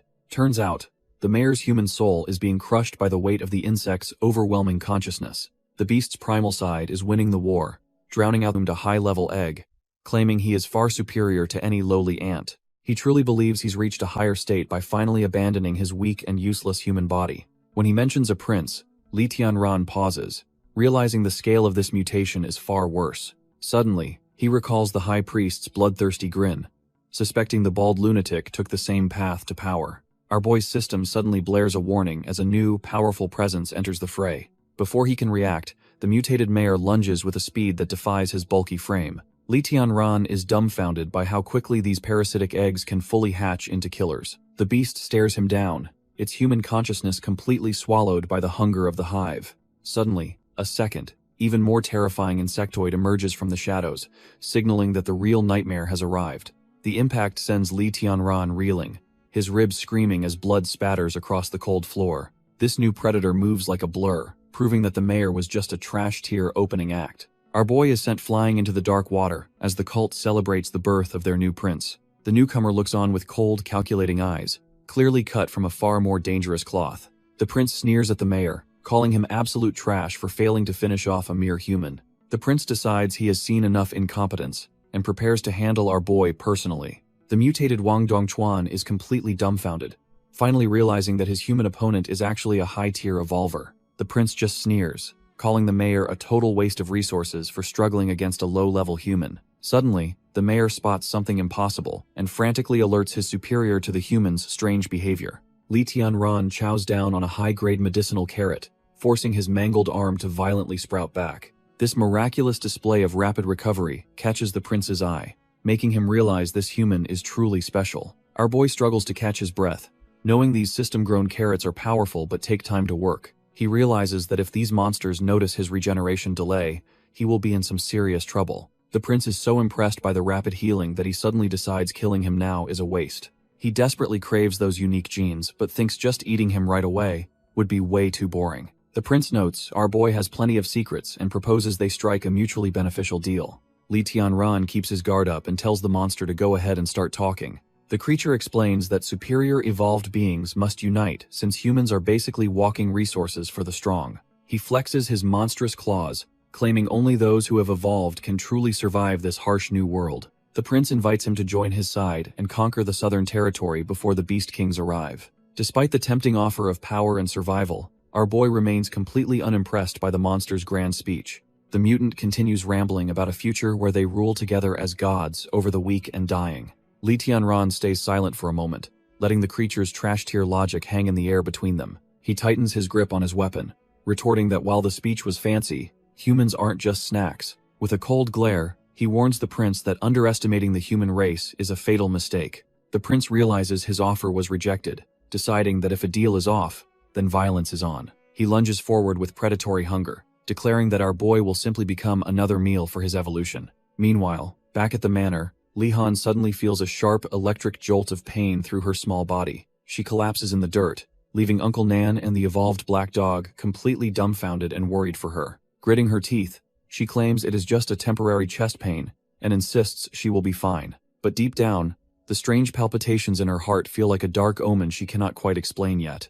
Despite the heavy sense of foreboding, she urges everyone to keep harvesting before the next wave of destruction. She forces a smile, determined to grow stronger so she never becomes a burden to her big brother again. Back in the tunnels, the prince screams as he uncovers the secret behind his opponent's seemingly endless stamina. He realizes our boy's rapid regeneration is fueled by those high-tier crops, making him an even more valuable target. The prince is fuming, realizing he just needs to stop our boy from snacking on those magical crops. Li Tianran is clearly at his limit, gasping for air as the exhaustion finally starts to set in. It is a total mess in the tunnels, with the prince pinning our hero down while others lie broken. The former mayor, now a trash-tier insect, pathetically crawls through the muck, begging for his life. He is absolutely desperate, pleading for the prince or their dark god to save his miserable hide. The prince looks down with pure arrogance, demanding to know the secret behind that insane healing factor. He even offers a quick death as a mercy if our boy just spills the beans right now. Suddenly, the hummingbird warriors swoop in, raining down high-precision laser fire to back up their master.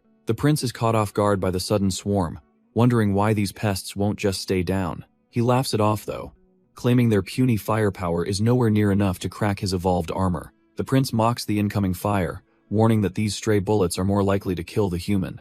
Li Tianran just stares back, knowing the danger, but secretly focusing on a much more important goal. Getting annoyed by the constant harassment, the prince compares the drones to noisy flies that won't stop buzzing. He easily brushes off the energy beams, claiming the high-tech weaponry barely even tickles his evolved carapace. This was the distraction our boy needed, signaling the hummingbird warriors to execute the real plan right now. A precision laser strikes the discarded katana, perfectly ricocheting the blade right back toward its master. While the monster is busy swatting at air, Li Tianran reaches out to reclaim his primary weapon. He grips the hilt with iron resolve, feeling the weight of the blade as he prepares a final gambit. Lunging forward, he drives the steel deep into the insectoid's leg, making that blue blood spray everywhere. The prince is left completely dumbfounded, unable to process how a trash-tier human actually managed to wound him. Li Tianran realizes that while the armor is tough, the joints are the perfect weak point to strike. He carves through the insectoid's leg, making the monster howl in agony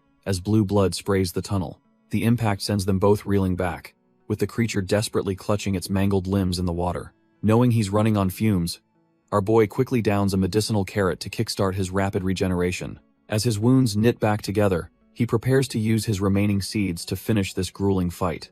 Nearby, the former mayor's mutated body begins to fail him, as his energy reserves hit rock bottom. Wang Dongchuan collapses in a heap, realizing his fresh evolution is useless without any fuel to repair himself. The pathetic creature is consumed by a gnawing hunger, staring blankly as his body starts to fall apart. He pathetically begs the high-tier mutant for salvation, hoping for even a shred of mercy from his superior.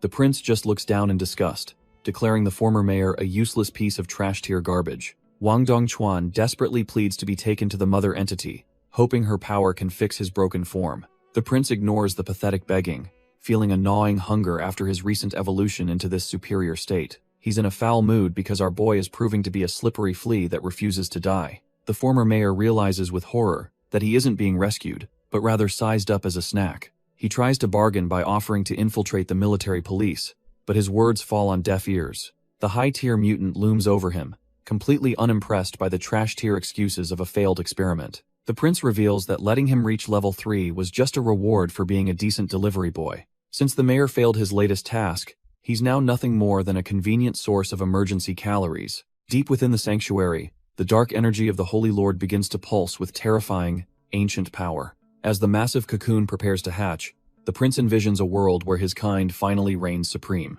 The prince decides he's famished and ignores Wang Dongchuan's pathetic pleas, preparing to turn him into a snack. After finishing his meal, the high-tier mutant feels revitalized while our boy frantically stuffs his face with crops. Li Tianran is disgusted by the cannibalism and realizes his atavistic evolution is burning through his limited inventory. The prince sets his sights on Li Tianran, who realizes he only has one precious fruit left. Suddenly, the mutant lunges with terrifying speed, leaving Li Tianran completely dumbfounded by the sheer power gap. Knowing he can't outrun this monster, our boy bites into his final fruit as a last-ditch effort. Their powers collide in a massive shockwave, With Li Tianran gambling everything on this one desperate counterattack, the prince is suddenly caught off guard, his smug expression fading as something feels terribly wrong. Li Tianran glares with cold determination, waiting for the hidden effects of his special crop to kick in. The mutant is horrified to find his body completely paralyzed, realizing too late that he's fallen into a trap. Li Tianran realizes his gamble paid off as his evolution path resets into the legendary rule system. Our boy can't help but smirk, feeling the surge of ancient divine power finally coursing through his veins. This rare branch governs the very laws of the world, from gravity to the momentum of every object. He understands that mastering these fundamental forces is the only way to truly ascend beyond his human limits. Testing his new limits, he finds he can now manipulate gravity within a small radius around his body. By burning through his mental energy, he can expand this field tenfold to catch any monster off guard. The prince suddenly finds himself weightless and helpless, suspended in the air by an invisible, crushing force. Li Tianran doesn't waste a second, unleashing a devastating blow that shatters the air itself. The arrogant mutant coughs up blue ichor, his internal organs screaming under the pressure of the sudden impact. He's completely dumbfounded that a mere level 3 evolver could possess such overwhelming, godlike strength. Li Tianran stares at his hand, feeling the raw, surging energy of his new evolution. He wonders if this is the true potential of the ancient divine path he just unlocked. Even at level 1, our boy can effortlessly suspend shards in the air with just a thought. He realizes that consuming high-tier mangacaps will be the key to pushing this power further. With a simple flex of his will, he shatters the floating debris into absolute nothingness. The sheer scale of what this evolution could become in the future is almost impossible to imagine. His heart races with pure adrenaline as he realizes just how wonderful this godlike strength feels. It's an addictive sensation that makes him crave even more power to crush his enemies. Meanwhile, the arrogant prince is forced to his knees, completely overwhelmed by the crushing gravity. The mutant hacks up blue blood, cursing the fact that he's being humbled by a mere human. The prince is dumbfounded, wondering how this human trash tier evolved into a monster in a single heartbeat. His once impenetrable armor is now nothing but scrap metal as he hacks up more of that blue blood. Panic finally sets in for the mutant, realizing that if he doesn't bolt now, he's dead meat. He turns tail and leaps into the shadows, desperate to put some distance between him and our boy. Splashing through the tunnel, he knows his life is on the line if he slows down for even a second. But Li Tianran just watches him with those cold eyes, completely unimpressed by the mutant's pathetic attempt to flee. He starts his pursuit, moving with a calm focus that spells certain doom for his fleeing prey. As his power flares up, he wonders if this bug really thought he could escape his gravity field. The prince pushes his speed to the limit, but the air around him is already starting to feel heavy. With a simple reach of his hand, our boy prepares to ground the high-tier mutant for good. The prince lets out a blood-curdling scream as blue fluid sprays from his shattered, mangled back. Our boy clicks his tongue in annoyance, realizing his gravity control still isn't quite at a master level. He stares down the dark, damp corridor, annoyed that the slippery bug actually managed to scramble away. The empty tunnel feels mocking as the high-tier mutant disappears into the shadows of the underground facility.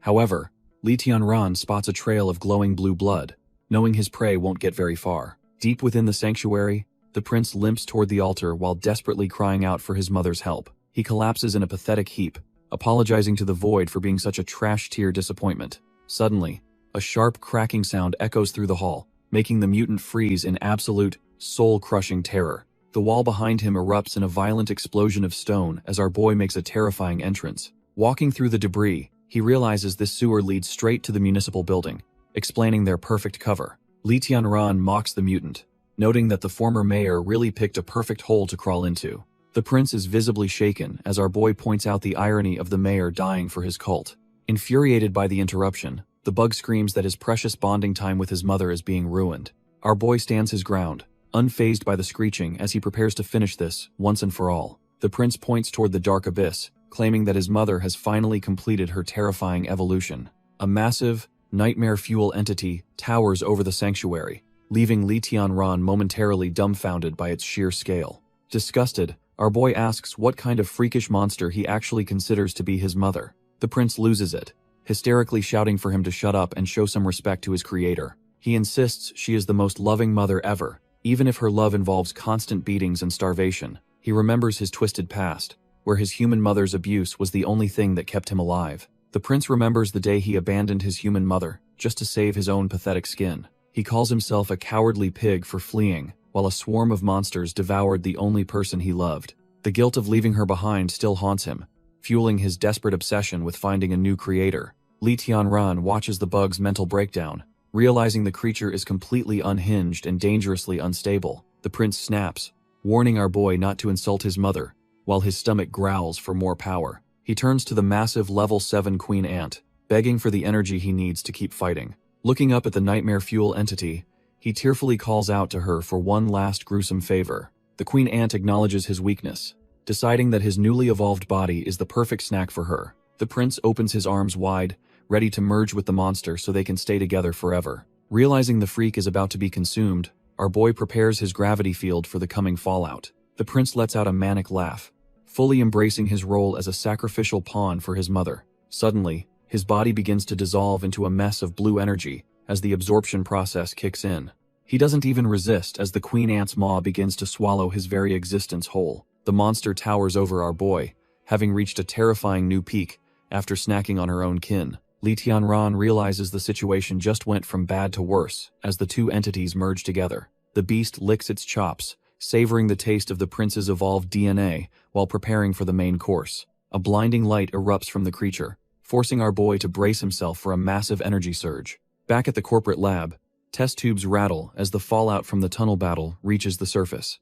The doctors are losing their minds with joy, celebrating their successful replication of the legendary divine gene. One researcher holds up the glowing blue vial, convinced they finally unlocked the secret to ultimate evolution. The lab geeks are hyped, ordering the immediate injection of the divine gene into Bai Jingyan's failing body. One researcher suddenly pauses, his instincts screaming that something is very wrong with the surrounding atmosphere. They notice the equipment rattling violently, wondering if a massive earthquake is hitting the city right now. Outside, the municipal building becomes ground zero for a seismic event that definitely isn't natural. The military police swarm the skies, desperate to contain whatever nightmare is about to claw its way out. Lan Ning watches from a helicopter, her face pale as she realizes the scale of the impending disaster. The ground finally gives way in a violent burst of concrete, signaling the end of Southern City's peace.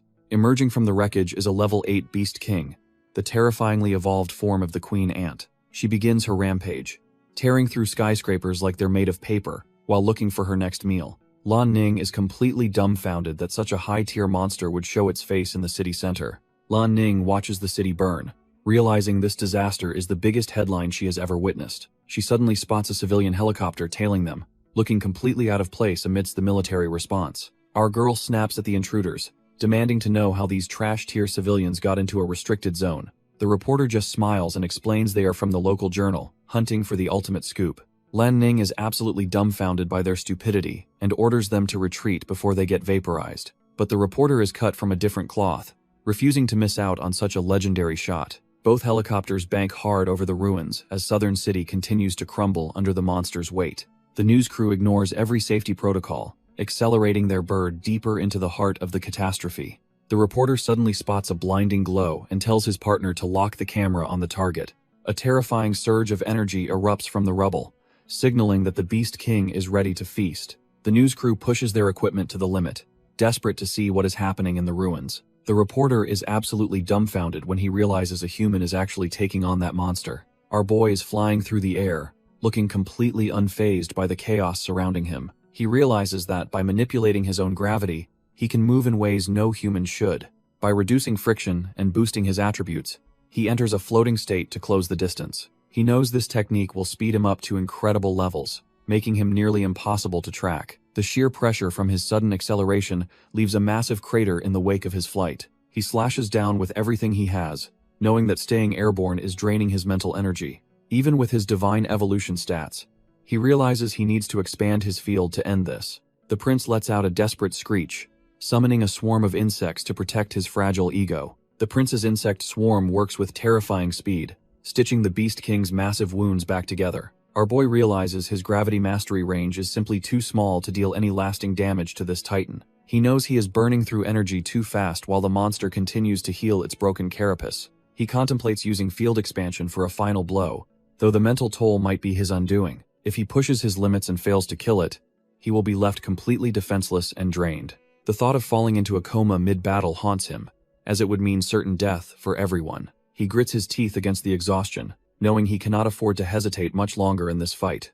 Suddenly, a series of massive explosions rock the monster, catching Li Tianran completely off guard. He looks around, dumbfounded, as a voice calls out to him through the smoke and chaos of the city. The military police arrive in helicopters, providing cover fire and telling him to target the creature's brain. Lan Ning screams through the comms that the Beast King's core is hidden right near its brain. Our boy watches the military's barrage peel back the monster's armor, finally revealing its true weakness. He frantically scans the chaos, desperate to find where that trash-tier bug is hiding its life force. Suddenly, his eyes lock onto a strange shimmer, and he realizes this is his only shot. Seeing the smaller insects swarming to protect one spot, he knows he has finally found the target. The military police keep the pressure on, raining down hellfire to keep the queen distracted and vulnerable. Li Tianran bets everything on one strike, pouring every ounce of his remaining mental energy into his hand. He triggers his field expansion, prepared to end this nightmare even if the strain breaks his mind. With his stats peaking, he lunges forward like a bolt of lightning to deliver a god-tier finishing blow. A massive shockwave levels the skyline as our boy falls, hoping he did enough to win. Li Tianran plummets from the skyline, his body finally giving out after that insane final move. Just as he prepares for the end, he feels a sudden tension catch his falling, battered frame. The military police move in with precision, snagging our boy in a massive rescue net mid-air. Lan Ning breathes a heavy sigh of relief, realizing they barely managed to save him from certain death. She is completely dumbfounded to find that the mysterious powerhouse who ended the threat is actually her friend. Meanwhile, the dying queen ant screeches in agony as her physical form finally begins to crumble and fade. News reports immediately flood the airwaves, detailing the massive earthquake and the sudden appearance of the beast. Experts estimate the creature's power was off the charts, yet something even stronger managed to put it down. Civilians across the city stare at their screens, wondering what kind of monster could solo a beast king. All the world sees is a blurred blue light, unaware that our boy just saved their entire civilization. News stations are dumbfounded by the blue blur, debating if it's a secret weapon or a new mutant. Deep in the city's trash-tier alleyways, a hooded figure watches the viral footage with a chilling level of interest. He lets out a sinister chuckle, clearly amused by the chaos our boy left in his wake. With a sharp gaze, the stranger realizes our boy is cut from the same cloth as other high-tier evolvers. Back at the manor, a system alert blares in Li Tianran's mind, warning of an approaching disaster. Our boy finally snaps his eyes open, the weight of his previous battle still heavy on his soul. He finds himself in a recovery ward with a massive 8-hour countdown looming over his head. Sitting up, he groggily questions his surroundings while the system demands immediate upgrades to the manor's defenses. He remembers the total exhaustion that claimed him, thankful he wasn't out long enough to miss the deadline. Looking at the ticking clock, he realizes the second wave of destruction will be far more devastating. Li Tianran processes the grim news that current tech won't survive the third wave of destruction. Our boy quickly pulls up his system interface,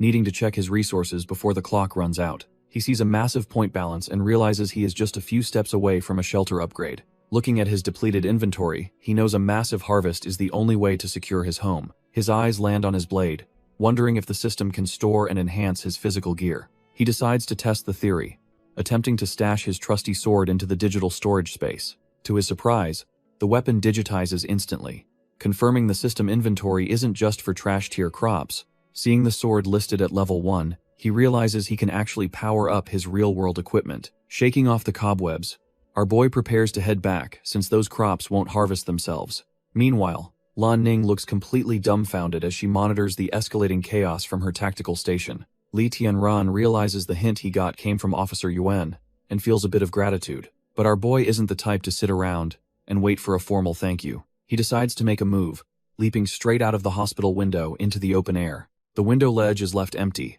marking the spot where he vanished into the city. Yuan Wen and Yuan Yi arrive only to find an empty bed and realize he slipped away. When Yuan Yi asks if they should pursue him, Yuan Wen just tells him to forget it. She knows the military police don't stand a chance at catching someone who soloed a beast king. While their strongest mutants only have physical buffs, our boy is clearly on a completely different level. They watch the curtains flutter, realizing they can't force a monster like him to follow their rules. Yuan Wen laments their incompetence, remembering how they failed to protect his friend when it mattered most.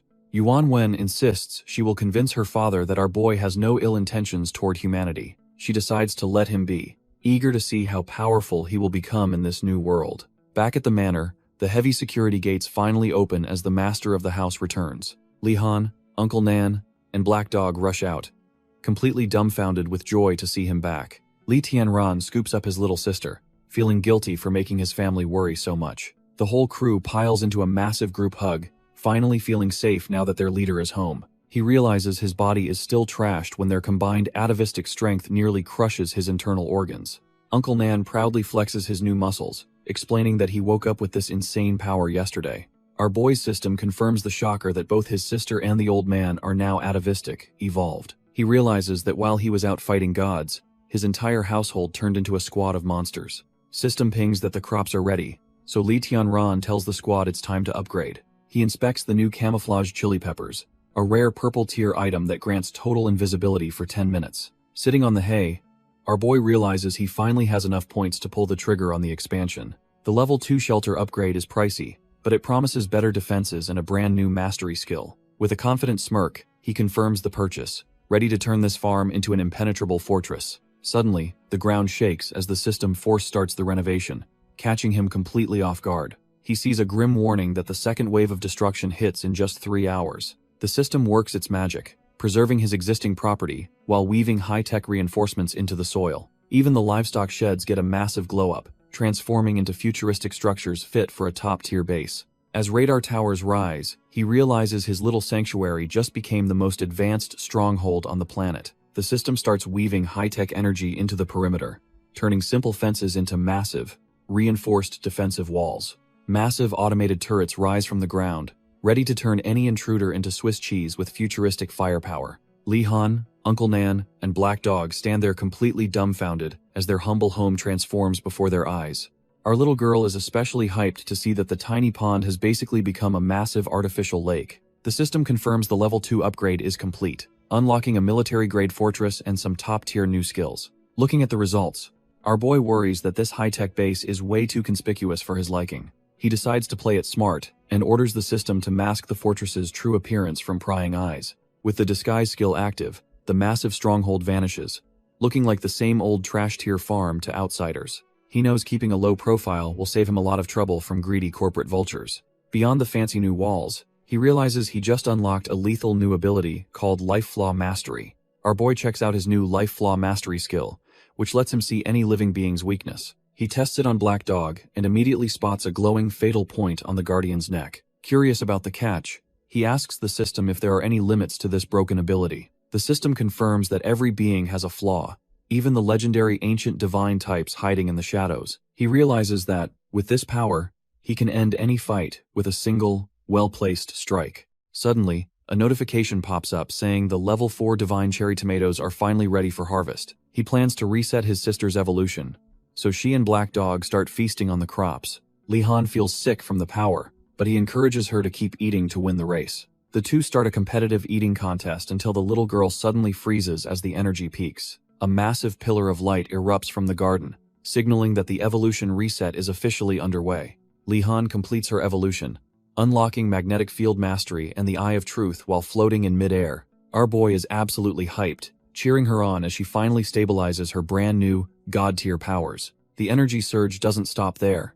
As the manor grounds tremble under the weight of a massive awakening, Black Dog emerges as a sacred beast king, radiating a terrifying pressure that proves he's no longer just a pet. Meanwhile, in a cold laboratory, a countdown begins for a second wave of destruction that threatens the world. A nervous doctor checks in on their star patient, wondering if the experimental treatment actually took hold. The patient remains silent for a moment, feeling the raw, unstable power coursing through his newly reconstructed veins. Bai Jingyan reveals his horrific new form, boasting about his extreme speed and the bone armor covering his body. He believes he's finally replicated the divine gene, crowning himself a pioneer in this brutal new era of gods. But the power is too much to handle, and he realizes with horror that the mutation is spiraling out of control. Li Tianran feels a strange vibration as a countdown begins, signaling the arrival of something world-ending. The countdown continues as the very tides of the ocean begin to churn with a violent, unnatural energy. Suddenly, the second wave of destruction hits, lashing a lone warship with purple lightning and reality-warping storms. While Bai Jingyan watches the data, our boy realizes clean water is becoming a myth for all survivors. Across the globe, purple rifts tear through the sky, proving that the apocalypse is just getting started for humanity. Out at sea, the crew of a warship panics as their equipment dies, leaving them blind in the chaos. A terrified sailor rushes to the deck, desperate for the captain to see the nightmare unfolding in the water. The crew stands dumbfounded, unable to comprehend how the world could transform into such a hellscape so quickly. The captain stares in horror at the mutated monstrosities, wondering if every water source on Earth is now poisoned. He can only watch in despair as their vessel floats through a graveyard of massive skeletons and crimson waves. Deep within a high-tech facility, heavy footsteps echo as a mysterious intruder infiltrates the heart of the laboratory. Bai Jingming finally reaches the central chamber, staring at the glowing container that holds the legendary divine gene. He grabs the green vial, surprised that his trash-tier brother actually succeeded in creating such a masterpiece. Suddenly, a jagged bone-like appendage lashes out, nearly taking his hand off as the vial is sent flying. The intruder recoils in shock, realizing the security in this place is far more lethal than he anticipated. High above, a monstrously evolved Bai Jingyan glares down, demanding to know who has the guts to touch his stuff. Bai Jingming just smirks at the sight, noting that the evolution was a success despite the alarm being triggered. The mutated researcher slams into the floor, demanding to know how his brother even bypassed the safe's encrypted password. Looking down at the struggling monster, the older brother explains that headquarters was right to leave this to him. He gives a chilling smile, mockingly calling the beast his good little brother, while revealing he has official orders. Jingming announces he's seizing all southern research and orders his brother to report to headquarters immediately. Jingyan looks up in disbelief, wondering if his brother really thinks he can just walk in alone. His eyes narrow as he realizes the situation is rapidly spiraling out of his control. The older brother just smirks, revealing he's actually known about the successful evolution for a long time. Suddenly, tactical soldiers surround the lab as Jingyan demands to know what his brother is really planning. Jingming accuses him of having a hidden agenda, since he kept the successful results a total secret. Jingyan realizes his brother is still the same shameless thief, ready to rob him of his life's work. He scoffs at the idea of happiness, knowing he'll just end up as a lab rat for headquarters. The older brother laughs, noting that since Jingyan experimented on himself, he's now the perfect test subject. He triumphantly holds up the final copy of the divine gene, ready to claim all the glory. Jingming waves his hand, ordering his goons to drag his brother away like a common lab rat. Even the staff are caught in the crossfire, with Lan Ning desperately claiming he's just a simple worker. Jingming just smirks, telling the technician he's far too valuable to the company to let go so easily. He gloats about seizing the entire research institute, demanding Jingyan hand over the divine gene or face consequences. Jingyan grits his teeth, knowing his current body can't possibly tank 20 assault rifles at point-blank range. While he plots a high-speed escape, his brother threatens to break every bone in his body for fun. The trash-tier brother looks on with a twisted smile, enjoying the absolute power he now holds over everyone. Suddenly, a massive explosion rocks the facility, turning the entire high-tech lab into a chaotic, burning mess. Meanwhile, back at the manor, our boy has prepared a massive barbecue feast that has Li Han drooling. Uncle Nan is totally dumbfounded by the spread, wondering what special occasion prompted such a high-tier meal today. Li Tianran explains he's celebrating their progress by cooking up some high-tier, nutrient-dense ingredients for the family. Hess laid out level 3 and 4 dishes, hoping everyone levels up before the next destruction wave hits. Li Han is ready to dig in, but wonders why their big protector hasn't joined the table yet. Turns out, the Beast King can only revert to his human form if he deactivates his combat mode. Our boy explains that the proud dog actually prefers his beastly look and is already feasting outside.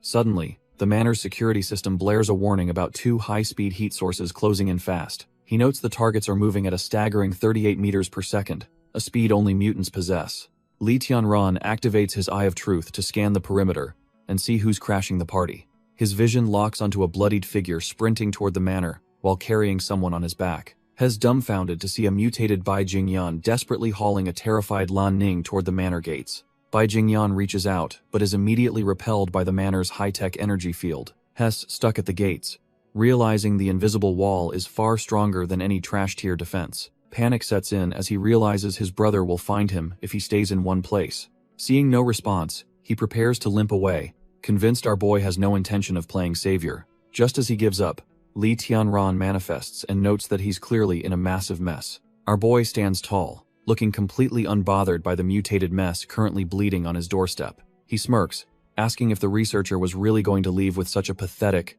disappointed look. With a flick of his intent, the system grants access and the massive gates finally slide open. Bai Jingyan is completely dumbfounded, unable to believe he's actually being allowed into the sanctuary.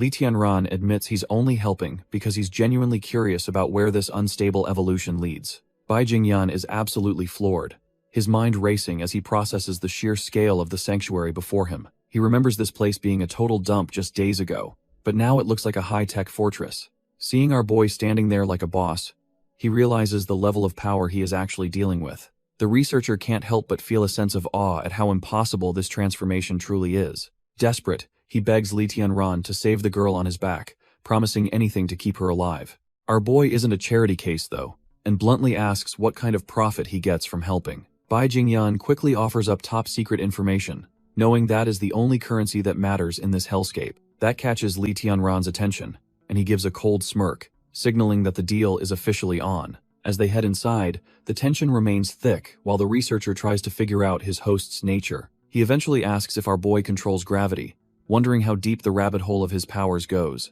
Bai Jingyan connects the dots, asking if our boy was the one who crushed the city center's Beast King. He explains that the hypergravity compression wounds on the monster match Li Tianran's power signature perfectly. Every detail from the drone footage aligns with the way our boy is effortlessly levitating right now. Li Tianran just smirks, admitting that despite their different views, he's starting to respect the researcher's sharp mind. But as they step further into the manor, the researcher freezes, completely dumbfounded by the sight before him. He is greeted by a literal squad of high-tier evolvers and a beast that dwarfs any mutation he's seen. Little Li Han chirps that the newcomer is safe because his intent light shows up as green to her.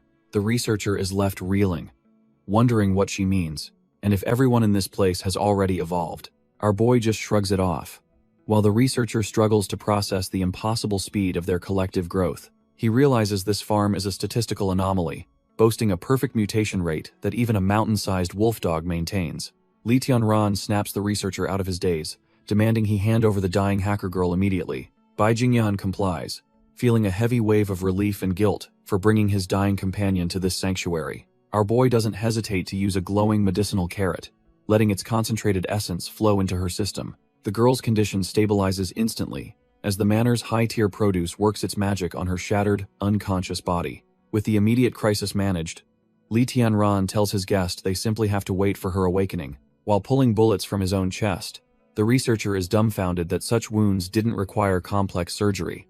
Our boy just offers a knowing smirk, making it clear that his methods defy all conventional medical logic. The researcher realizes he is out of his league and quickly apologizes for questioning the master of the manor. Now that things have calmed down, Li Tianran demands a full report on the corporate betrayal they fled. He deduces that the researcher survived by replicating Black Dog's genes to achieve his own perfect mutation state. The researcher reveals a glowing vial containing the second potion of the divine gene he managed to steal. Our boy ponders if replicating other evolutionary types could unlock even greater power, while the researcher explains his escape. Hearing that the head office sent his own brother to capture him, Li Tianran questions their twisted family. Little Li Han is completely dumbfounded, claiming her big brother would protect her from anyone who dared hurt her. The researcher stares in silence, realizing that his own cutthroat family is nothing like this warm, protective bond. He offers a rare, tired smile, and tells the girl she is lucky to have a brother worth cherishing. She happily agrees, her trust in her brother remaining unshakable despite the dark stories she just heard.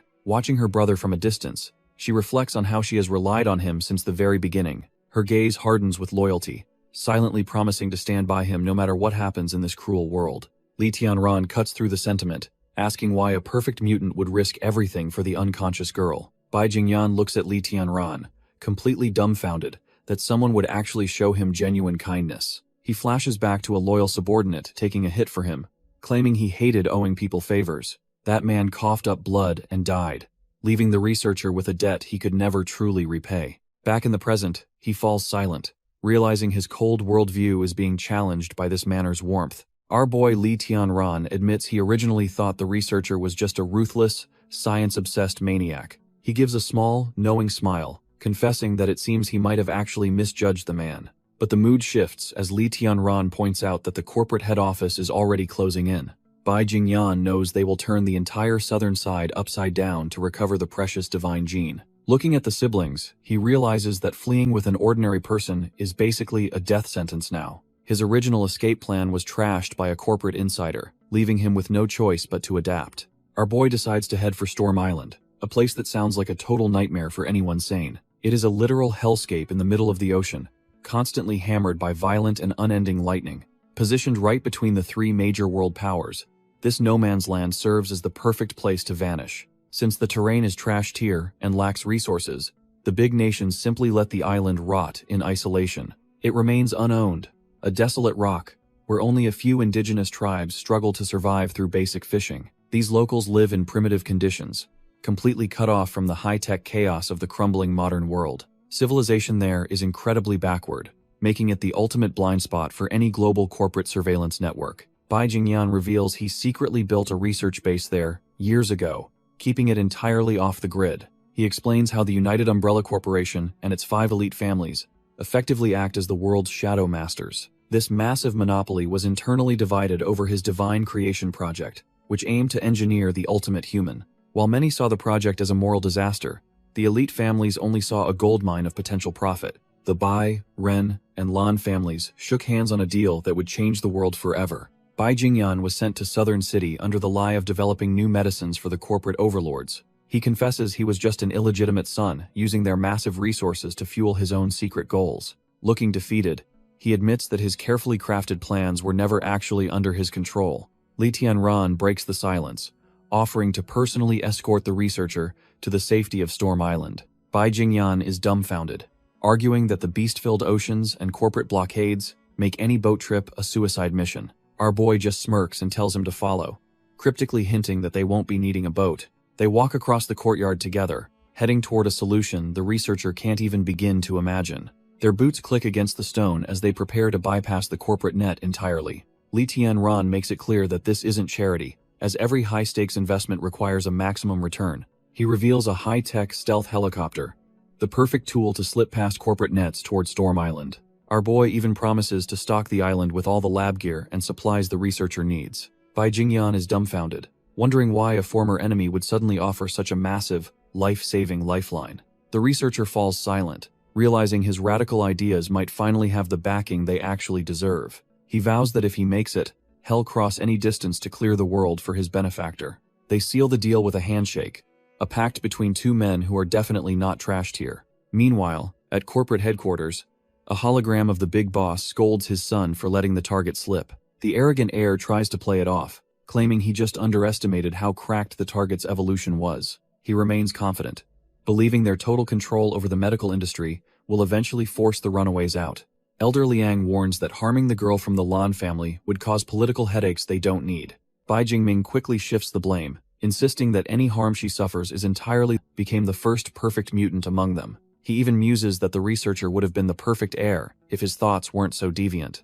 Bai Jingming stands there dumbfounded, feeling the sting of being compared to a brother he considers trash tier. His blood boils and he clenches his fists, realizing his father views him as a second-rate replacement.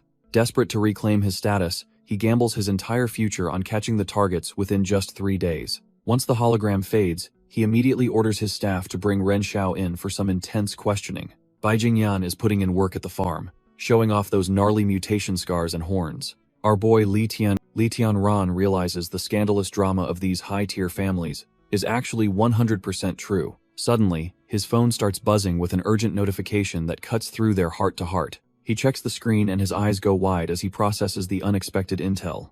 Li Tianran flashes the screen at his new ally, mentioning he has something very interesting to discuss. Meanwhile, back at the corporate HQ, Bai Jingming corners Ren Xiao to squeeze her for information. He demands to know everyone his brother met, but she insists there is absolutely nothing special to report. Ren Xiao hands over the data, insisting she had no real connection to the rogue researcher during his stay. Bai Jingming just smirks at her, clearly enjoying his trash-tier power trip, while she finds him absolutely repulsive. He reminds her that this investigation is a direct order from the 3 families, leaving her no choice. He brings up the stolen divine gene, labeling his own brother a traitor for snatching their ultimate prize. Ren Xiao starts sweating as she realizes the true power of that potion is far beyond her imagination. The pieces finally fall into place as she connects the lab horrors, and our boy Li Tianran, to human transformation. Bai Jingming warns her to stop asking questions, claiming these high-level secrets aren't for her to explore. He reveals his true goal is finding his brother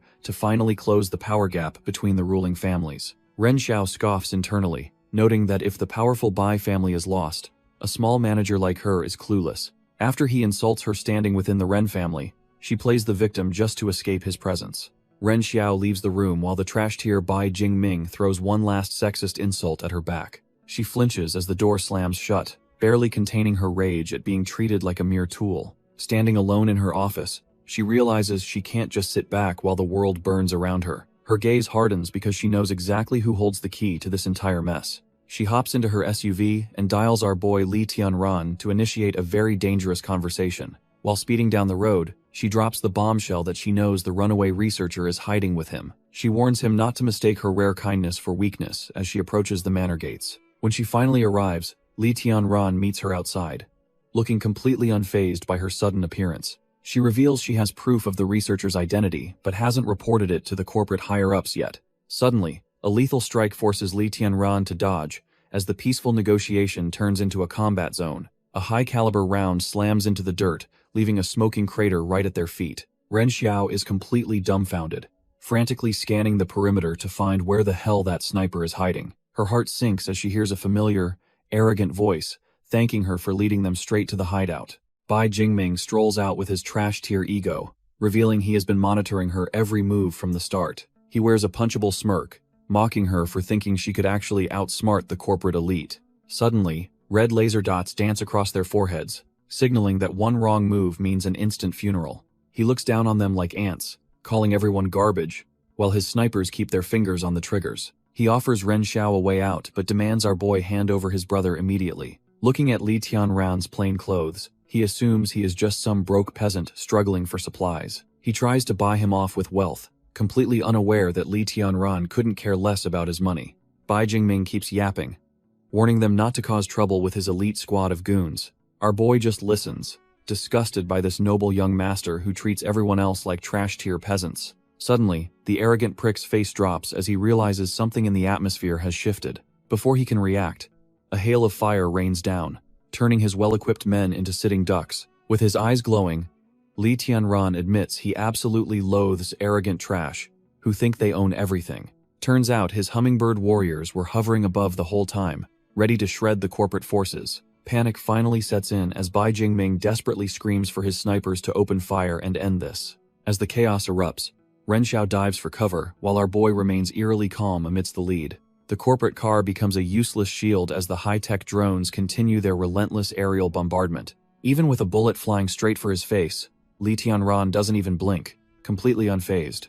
Li Tianran activates his gravity control, freezing the incoming lead mid-air, while the corporate trash-tier leader freezes in shock. Our boy casually asks Ren Xiao why she's still hiding, while little Li Han floats behind him like a spectral guardian. The little girl admits her powers have limits, but Li Tianran just smiles, knowing she's still growing into her potential. Bai Jingming finds himself paralyzed by an invisible force, realizing too late that he's facing actual perfect evolvers. Ren Xiao finally peeks out, admitting she was just playing it safe because she underestimated just how monstrously strong he was. From above, the hummingbird warriors turn the courtyard into a meat grinder, leaving the corporate goons with nowhere to run. The arrogant prick loses his mind, screaming that Ren Xiao must have been playing him for a fool this entire time. Drenched in cold sweat, he desperately demands to know exactly when she caught onto his pathetic little scheme. Standing tall, she explains that she's always been on guard, knowing he'd even plant bugs on his own family members. Turns out she secretly swapped phones with a colleague to tip off Li Tianran and set this entire trap. Our girl Li Han watches as the trash-tier heir starts trembling under the weight of his own fear. A jagged bone blade suddenly bites into his neck, making it clear his life is no longer his. Turns out Bai Jingyan is the one holding the blade, looking every bit the monster his brother created. Ren Xiao stands by, coldly noting that money and status mean absolutely nothing in this brutal new world. The cornered prick starts screaming about family consequences, still trying to hide behind a name that can't save him. She just smiles and asks if the Bai family would even care about an heir who simply disappears. Dumbfounded, he listens as his brother reminds him that they both carry the same powerful blood in their veins. The heir turns frigid as the realization hits him that he is no longer the one in control here. Bai Jingyan explains that by removing the favorite son, he becomes the only option left for their father. He desperately shouts that a bastard could never be recognized, but his voice is full of pure terror. Bai Jingyan presses the blade deeper, making it clear that his brother's life isn't his to decide anymore. Jingming tries to hide behind their father's name, but the monster behind him isn't listening to threats anymore. Having lost everything, our boy realizes he has nothing left to fear from a family that abandoned him. He declares that he is the true legacy of the Bai family, before unleashing a final, lethal strike. With one swift motion, the arrogant heir is reduced to nothing more than a bloodstain on the dirt. His eyes glow with a cold, predatory light, as the weight of his vengeance finally settles in. Walking away from the carnage, he asks Ren Xiao which direction he should head to find the rest. He spots a glowing phone on the corpse and decides it's time to have a little family chat. The call connects to their father, and for a second, the silence on the line is absolutely deafening. Bai Jingyan coldly tells the old man he is sorry to disappoint him before cutting the connection. Bai Jingyan scoffs at his father's fake concern, knowing the old man only plays the parent card for leverage. Standing over the bloody remains, he coldly informs his father that the family's precious heir is officially dead. Elder Liang is absolutely dumbfounded that his discarded son actually had the guts to commit such a brutal fratricide. Our boy reminds the old man that he hasn't considered himself part of that trash-tier family in over a decade. He threatens to leak their secret research to rival corporations if they don't stop their pathetic pursuit of him. With a twisted grin, he points out that he is now the only choice left to inherit the legacy. The old man's screams of pure rage through the phone only serve to fuel our boy's dark, vengeful satisfaction. He warns that if they choose revenge, he will personally ensure every single person named Bai is utterly erased. He envisions a future of total destruction, promising to leave his enemies with nothing but death without burial. Walking away from the carnage, he gives a final mock farewell to the old man before cutting the connection. Bai Jingyan cuts the connection, leaving his father with a final warning about the family's grim survival. Suddenly, a helicopter descends through the digital haze, signaling that their extraction has finally arrived. Lan Ning waves from the cockpit, clearly relieved to see her boss survived the brutal encounter. Wiping blood from his face, Bai Jingyan asks if a man like his father would ever compromise. Li Tianran explains that power-hungry trash-tier leaders only value profit, even over their own children. Bai Jingyan realizes his father is far too cowardly to ever abandon his seat of authority. Our boy simply nods, knowing the cold, calculating logic of corporate monsters better than anyone. He notes that the Bai family's obsession with revenge will actually keep the manor's location hidden. Ren Xiao approaches the group, looking absolutely dumbfounded by the absolute slaughter left in their wake. She can barely process the scene, realizing she is now entangled with truly dangerous, cold-blooded evolvers. Bai Jingyan clenches his blood-stained hand, his mutated body still pulsing with the adrenaline of the recent kill. Ren Xiao admits she played a part in the brother's death, effectively tying her fate to these monsters. Bai Jingyan remains skeptical, wondering why a corporate high-flyer would risk everything to help a mutated freak like him. He warns her that keeping Li Tianran's identity a secret is the only way they all survive this. While Ren Xiao fumes at the lack of trust, our boy steps in, telling his ally to let her speak. She takes a deep breath, deciding that a risky gamble with them is better than corporate backstabbing. Thinking back on the pathetic gender biases of the great families, she realizes they are all just tools. Her true goal is the top spot, wanting to see the look on those old men's faces when she reigns. She looks forward to the day the unwanted children finally tear down the trash-tier hierarchy of the elite. Bai Jingyan can't help but smirk, finding her ruthless ambition surprisingly refreshing in this dying world. A helicopter roars over the burning remains of the facility, leaving nothing but ashes and smoking ruins behind. Looking down at the inferno, it is clear our boy did not leave a single scrap of evidence. Lan Ning pilots the craft, impressed by how thoroughly every trace of their infiltration has been wiped from existence. He turns to Bai Jingyan, wondering if the mutated researcher really just agreed to Li Tianran's strict demands. Bai Jingyan stares out into the distance, his mind racing with the weight of the deal he just struck. Earlier, our boy made it clear he won't tolerate unethical experiments, forcing the researcher to modify his program. While the old world's laws seem naive now, Bai Jingyan knows he needs rules to keep from becoming a monster. Lan Ning just smirks, noting that in this hellscape, they will never run out of trash-tier subjects for research. As they fly toward the horizon, they part ways with a promise to meet again at the very top. Meanwhile, the rest of the world descends into a red-tinted nightmare, as massive warships engage in a desperate struggle. The ocean turns into a slaughterhouse as the fleet's heavy artillery shreds through a swarm of mutated sea beasts. With Sea Area 50 finally cleared, the command orders a continuous patrol to keep the blood-red waters secure. Despite the victory, the ship captain looks uneasy, while the young sailor wonders why he isn't celebrating their success. The sailor worries that even if they hold the coast, monsters could slip into cities through hidden underground waterways. The ship captain cuts through the optimism, asking if his subordinate noticed the bizarre behavior during the last assault. He points out that these trash-tier monsters weren't just hungry, they were carrying out coordinated, suicidal strikes in unison. Looking at the tactical display, They realize the beasts moved in a rhythmic sequence, as if being directed. The ship captain drops a bombshell, suggesting these aren't just mindless animals anymore, but an organized ethnic group. The sailor is completely dumbfounded, sweating at the thought of monsters building a full-blown civilization in mere days. As they watch the chaos unfold, the ship captain grimly notes that calling it a civilization is an understatement. The ocean has turned into a literal hellscape of twisted metal and black smoke as the monsters swarm. Our boy at the helm realizes these phased attacks are way too organized to be just animal instinct.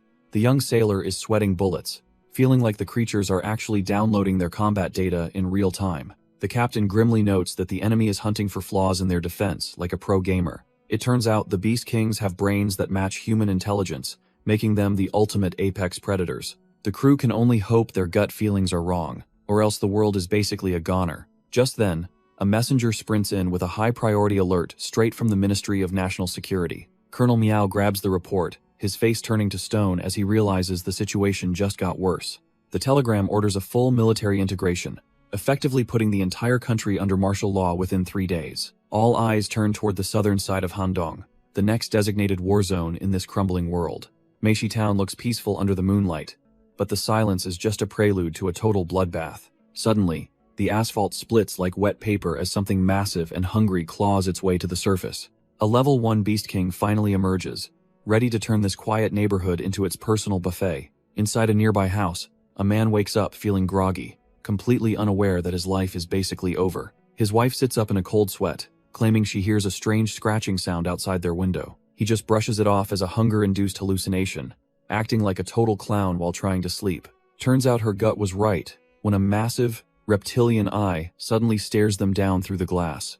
In an instant, the town becomes a literal hellscape as the monster begins its savage midnight massacre. Back at headquarters, the captain reviews the grim data, showing 5,000 people were slaughtered overnight. The remaining survivors trudge through the snow, praying the evacuation center isn't just another trap for the weak. The government orders a mass evacuation, herding everyone into shelters like cattle, while guards keep a close watch. These poor souls are reduced to scavenging for scraps, barely surviving on whatever trash-tier rations they can find. Suddenly, an alarm blares at the farm as a massive atavistic Prussian crocodile decides to crash the party. Our boy Black Dog doesn't hesitate, lunging forward to intercept the beast before it can touch the manor. The oversized lizard just laughs, thinking Black Dog is some tiny snack that will get stuck between its teeth. It starts acting like a total clown, declaring itself the new king while drooling over the prospect of food. Little does it know, Black Dog is a berserk killing machine, with a fatally flawed brain and terrifying stats. Li Tianran looks down in disgust, calling the beast a shapeless mountain of flesh unworthy of any title. The crocodile is completely dumbfounded, realizing too late that it just picked a fight with the wrong neighborhood. Standing right on its head, Li Tianran tells his loyal guardian to turn this trash into tonight's dinner. Li Tianran smirks as Black Dog goes into a frenzy, ready to finally shred the intruder. Little Li Han is already drooling, her eyes glued to the prospect of a high-tier beast feast. She asks if the meat is ready, but Li Tianran tells her to be patient while he cooks. The massive Beast King carcass lies nearby while the group huddles around a cozy, fragrant campfire. Li Tianran tells his sister to wait a bit longer. Even though everyone is clearly starving, he offers a raw slab to Black Dog first, making Li Han pout about him being biased. He just pinches her cheek, reminding her that their guardian doesn't need his meat cooked like she does. Our boy starts planning how to use every part of the beast, from leather shoes to medicinal powder. With 10 tons of meat available, he figures Black Dog is set for at least the next 10 days. Finally, the stew is done, and it looks like a meal fit for the apocalypse's elite. Li Han stuffs her face, absolutely blown away by the incredible taste of the Beast King stew. Our boy notices the meat is tender as jade, far outclassing the trash-tier livestock he usually raises. Suddenly, a surge of energy blooms within him, like a glowing tree of pure power. His system confirms the boost, showing his stats climbing as his evolutionary specialties reach new heights. He realizes that devouring high-level beast meat is a shortcut to opening new paths of evolution. He notes that fusing with similar species is even more powerful than consuming different ones. Our boy sits back, finally understanding why that insectoid prince cannibalized its own kind for strength. A chilling thought hits him as he realizes evolver flesh can empower other evolvers. He envisions a hellish future where desperate survivors abandon their humanity to feast on one another. The weight of this discovery leaves him dumbfounded, fearing the day morals vanish for power. Li Han and Black Dog play happily, proving that even in this trash-tier world, the manor remains a sanctuary. Watching them, our boy realizes he needs to expand his power, while strictly vetting any new potential allies. Meanwhile, the military police are losing their minds because that level 5 Beast King has completely vanished.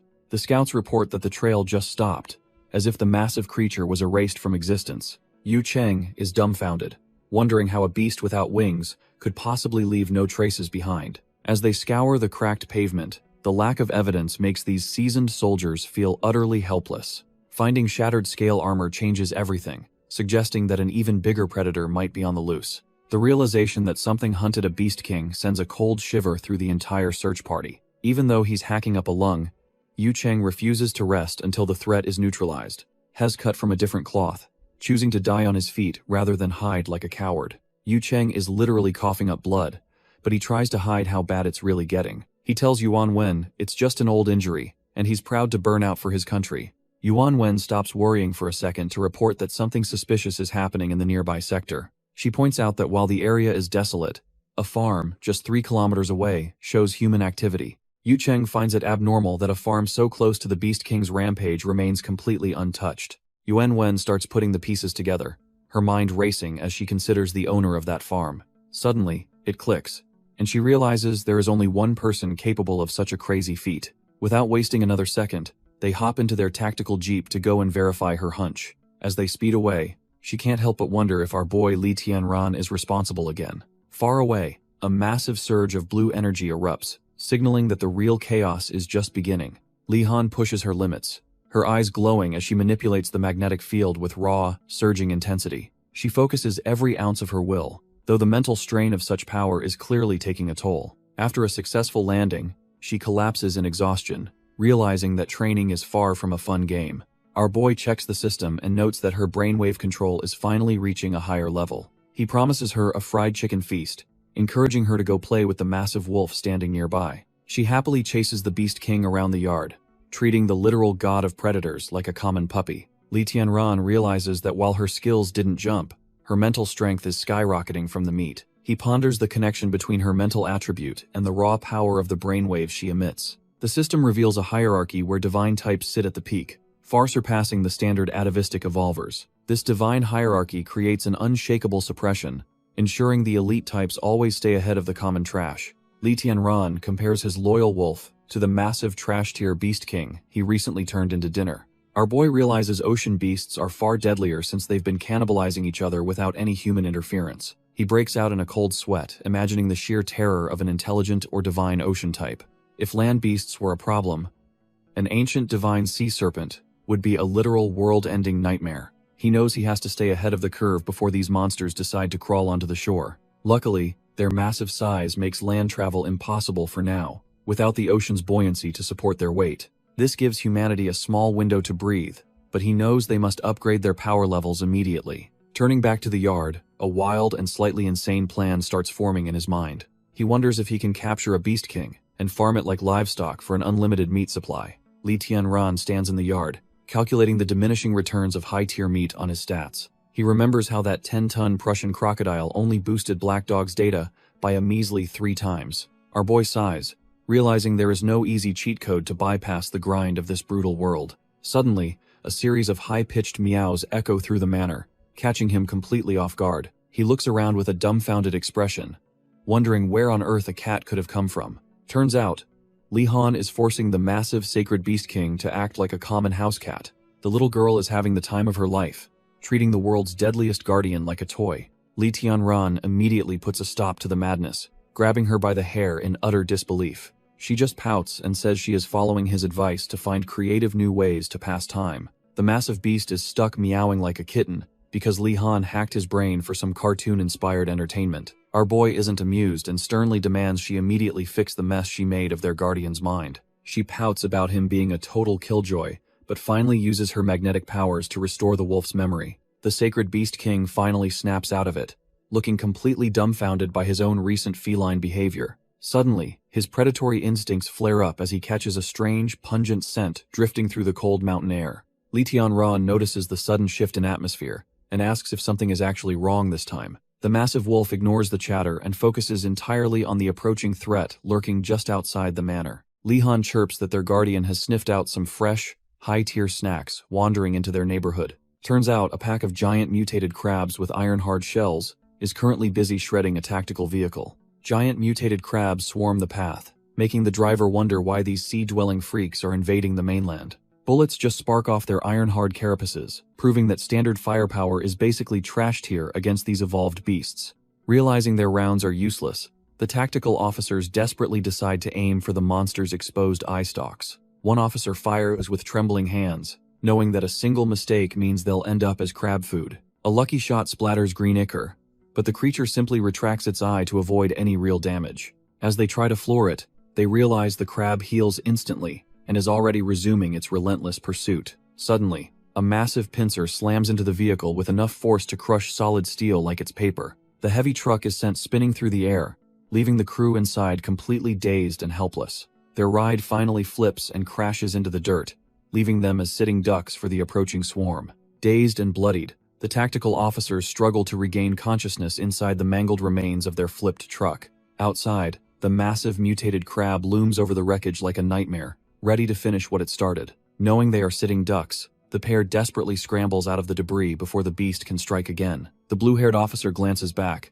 her heart sinking as she realizes the monster is already preparing to lunge. Her partner urges her forward, insisting they cannot let their fallen comrade's sacrifice be for absolutely nothing. They bolt toward the tree line, but the giant crab is right on their heels, its pincers clicking in anticipation. The creature's armored legs tear through the earth, proving that its massive size does not make it less agile. Pushing their bodies to the limit, the survivors sprint through the forest, praying the dense trees provide some cover. Suddenly, a shadow falls over them, and they realize the night is far from over as something lunges. Yuan Wen looks back in pure terror, realizing the nightmare has finally caught up to them. Just as the pincer drops, Yu Cheng lunges forward and shoves her out of the way. She screams his name in horror as the heavy impact echoes through the silent, snowy woods.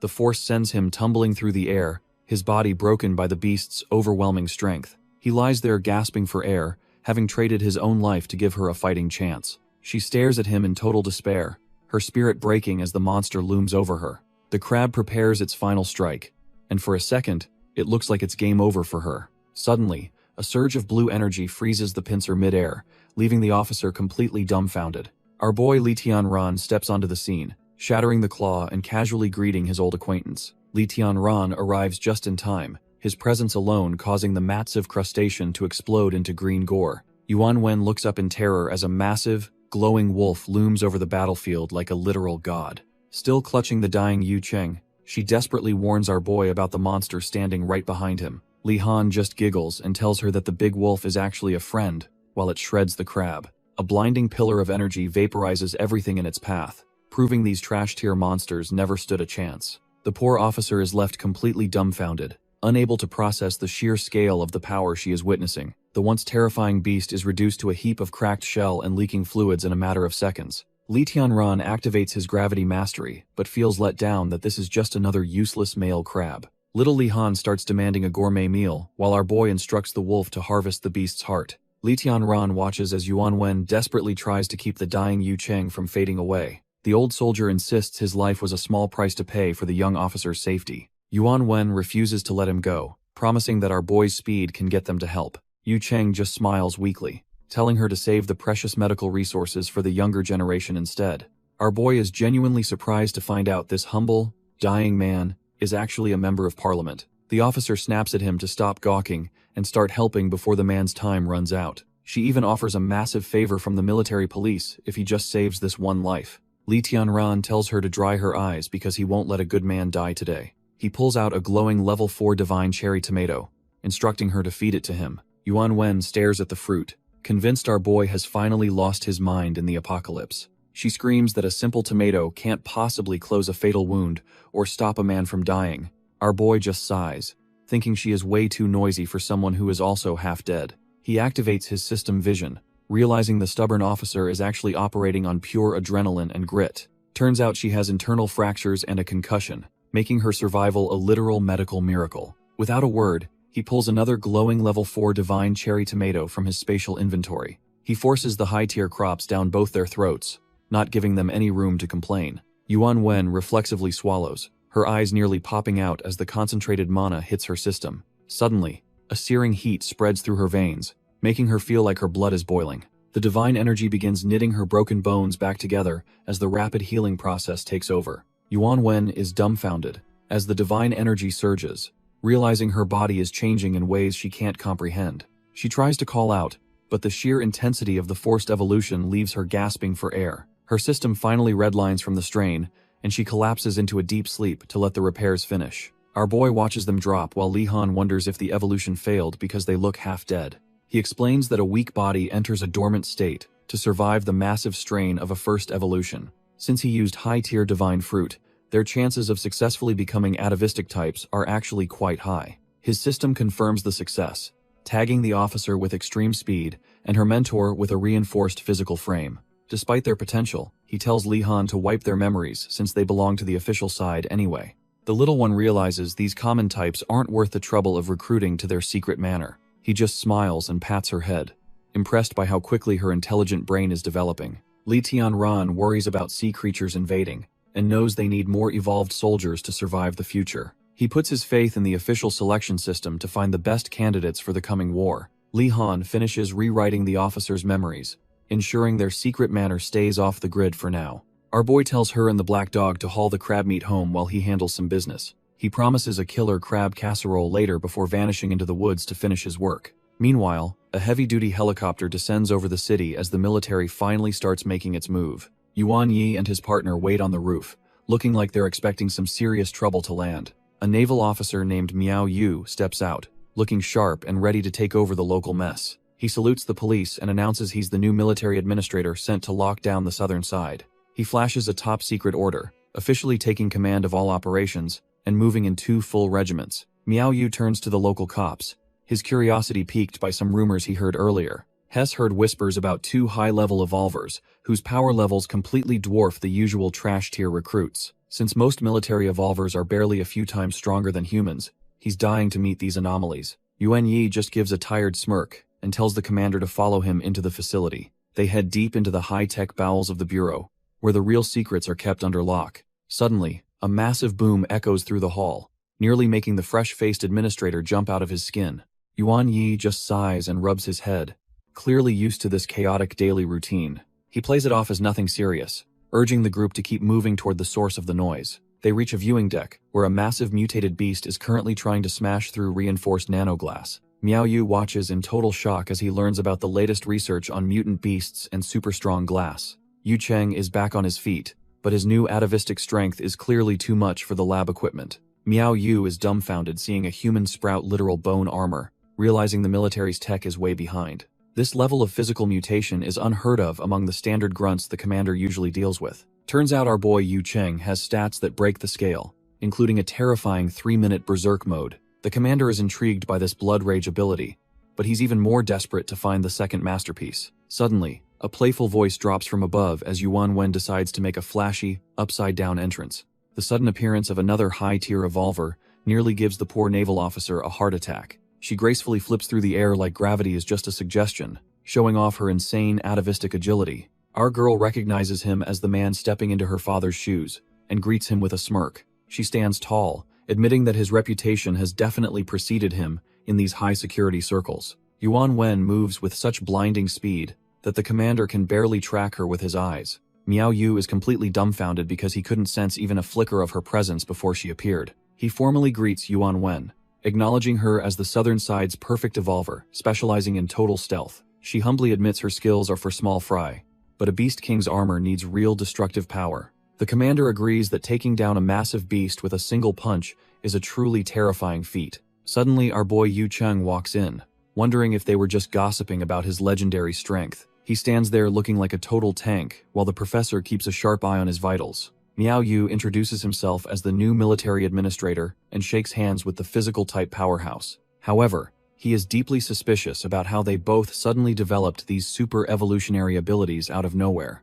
He reveals they were found unconscious at the station with broken cameras, suggesting a mysterious man-made setup. Our boy Yu Cheng and Yuan Wen both admit their memories are totally blank after their recent injuries. Miao Yu notes that tracing their evolutionary origins could massively boost the military's overall power. Professor Nan chimes in, saying they already have 2 walking gene banks right in front of them. He explains that the higher-ups approved small-scale human experiments to replicate these elite evolutionary genes. However, the old man warns that the cost of mass-producing these evolvers is absolutely insane. Between specialized weapons and the crumbling national budget, finding the cash won't be easy. Miao Yu promises to push his superiors for every cent, knowing how vital this program is. He is clearly stressed because sea beasts are hitting the shorelines way more often lately. If they do not get more super soldiers soon, a full-scale invasion will leave them completely defenseless. Meanwhile, deep in the Mariana Trench, something massive and hungry is already starting to wake up. Deep in the blood-red abyss, the ocean's real nightmares are finally waking up from their long slumber. Schools of mutated predators swarm through the trench, sensing the shift in the world's energy. In the center of this chaos stands a lone merman, looking like the king of this underwater hell. This sea evolver flashes a jagged grin, clearly satisfied with how his monstrous pets are developing. He lets out a chilling roar that ripples through the deep, signaling the start of the invasion. Suddenly, a Tangent-class mutated beast rises from the darkness, making even the other monsters look like trash-tier snacks. The merman stares at the colossal serpent, realizing this beast is the key to drowning the surface world. To fuel this nightmare, he digs his claws into his own chest without even flinching. He pulls out a glowing core, the pure essence of his mutation pulsing with terrifying power. By offering his own life force to the Titan, he is preparing to unleash a true apocalypse. The core's energy is so intense it turns the deep sea into a glowing crimson graveyard. It erupts through the surface, carrying the merman's final sacrifice into the night sky. High above the sleeping city, the orb hangs like a beautiful but deadly second moon. Suddenly, the core shatters into thousands of glowing fragments that rain down upon the urban sprawl. This isn't a miracle. It's a parasitic invasion of trash-tier monsters disguised as a light show. One of these glowing seeds thuds against a high-rise balcony, signaling the start of the end. A confused resident heads to his window, wondering what that strange tapping sound could possibly be. He stares at the floor, dumbfounded by the sight of a wriggling, purple mass of flesh. Turns out, this disgusting thing is a planarian branch from a divine descendant sea monster looking for a host.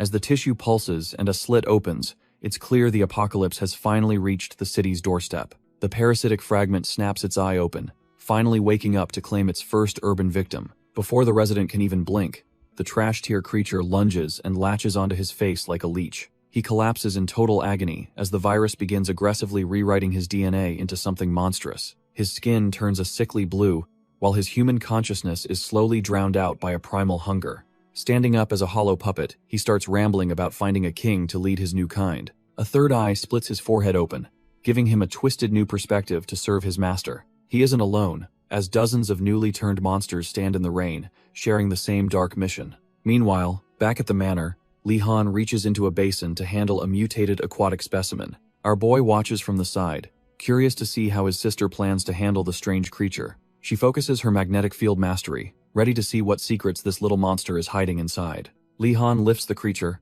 her eyes glowing as she initiates a deep mental link with the beast. The creature splashes back into the water, leaving her breathless from the sudden surge of alien thoughts. Our boy steps in, asking what she managed to pull from the creature's twisted mind. She realizes the fish is terrified, its memories bleeding into hers through their synchronized magnetic fields. Li Tianran knows her brain-type evolution lacks raw power, but offers utility his own system can't match. He tells her to take a breather, but his sister is far too stubborn to quit just yet. She dives back in, forcing her consciousness to mesh with the creature's frantic energy once more. The strain is immense, and sweat beads on her forehead as she pushes past her mental limits. Suddenly, she screams in agony when a massive, dark presence violently retaliates against her mental intrusion. A terrifying vision of a sea evolver flashes through her mind, proving some monsters are better left alone. Li Tianran braces against the psychic backlash, terrified that his sister has bitten off more than she can chew. The mental explosion sends the poor girl reeling, her small frame no match for such a high-tier presence. Li Han coughs up blood as her consciousness fractures, the weight of the monster's memory proving far too heavy. Our boy lunges forward with everything he has, desperate to catch her before she hits the deck. He secures her in his arms, but the look in her eyes tells him she's seen something truly hellish. A vision of the sea evolver manifests, a blue-haired nightmare that seems to rule over the deep's madness. Its predatory gaze is chilling, proving that some evolvers are built for nothing but slaughter and conquest. Trembling, the girl gasps out that she felt the killings and the bottomless horror lurking in the distance. She explains how the sea is teeming with violent brainwaves, a hive mind of pure, chaotic insanity. Li Tianran tries to comfort her, but but she's convinced the monster actually saw her through the link. Lee Tianran is visibly shaken, realizing that his sister's mental probe might have backfired completely. He desperately tries to recall any intel on the monster that just stared back through the mental link. Meanwhile, the sea evolver lounges in the red depths, fascinated by the sudden taste of a human mind. The creature is stunned by the raw power of the brainwaves it felt coming from the surface. It can't believe a human child is capable of such high-tier mental output in this trash-tier world. Deeming her the potential king of mankind, the monster emits a pulse to mobilize its hidden forces. In the city, the Sea Tribe's servants respond to the call, their mutated bodies twitching with new purpose. These blue-skinned puppets begin their search, driven by the singular command to find the little human girl. The monster grins with sharp teeth, eager to personally challenge the one who dared to peek into its domain. As the mindless residents roam the streets, the manor's safety feels more fragile than ever before. One of the blue-skinned puppets chokes a civilian, desperately hunting for the little girl the master craves. It tosses the body aside in frustration, realizing this trash-tier human isn't the powerful target it needs. Suddenly, a blade pierces the creature's skull before it can even register the presence of a predator. The puppet's head is crushed with a sickening crunch as the unseen attacker strikes with lethal precision. White streaks of light blur through the city as a high-speed evolver cleans up the infested streets. Yuan Wen intercepts another group of puppets, her atavistic speed making her a ghost among the ruins. She carves through the Sea Tribe's servants effortlessly, proving they are no match for her enhanced agility. After the slaughter, she calmly reports that the puppets in Area D have been completely wiped out. Just as she prepares to move on, a sudden tremor in the air leaves her completely dumbfounded.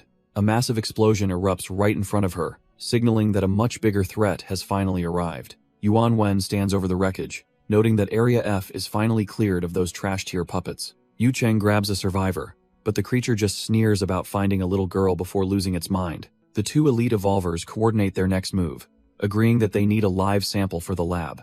Yu Cheng patches through to the professor, reporting the strange, repetitive gibberish the puppets keep chanting during the cleanup. Back at the base, Professor Nan monitors the feed, his brow furrowing at the mention of a human king. Even the fastest evolvers realize these mindless drones are being puppeted by something far more sinister and calculated. The professor's gut tells him something is wrong, fearing that a massive disaster is brewing just beneath the surface. Meanwhile, the manor is smelling like a five-star restaurant as the giant crab legs finally start to bubble. Our boy and his crew kick back by the fire, turning a deadly monster into a top-tier seafood feast. Li Han pouts about the dwindling supplies, while her brother just laughs at her bottomless appetite for beast meat.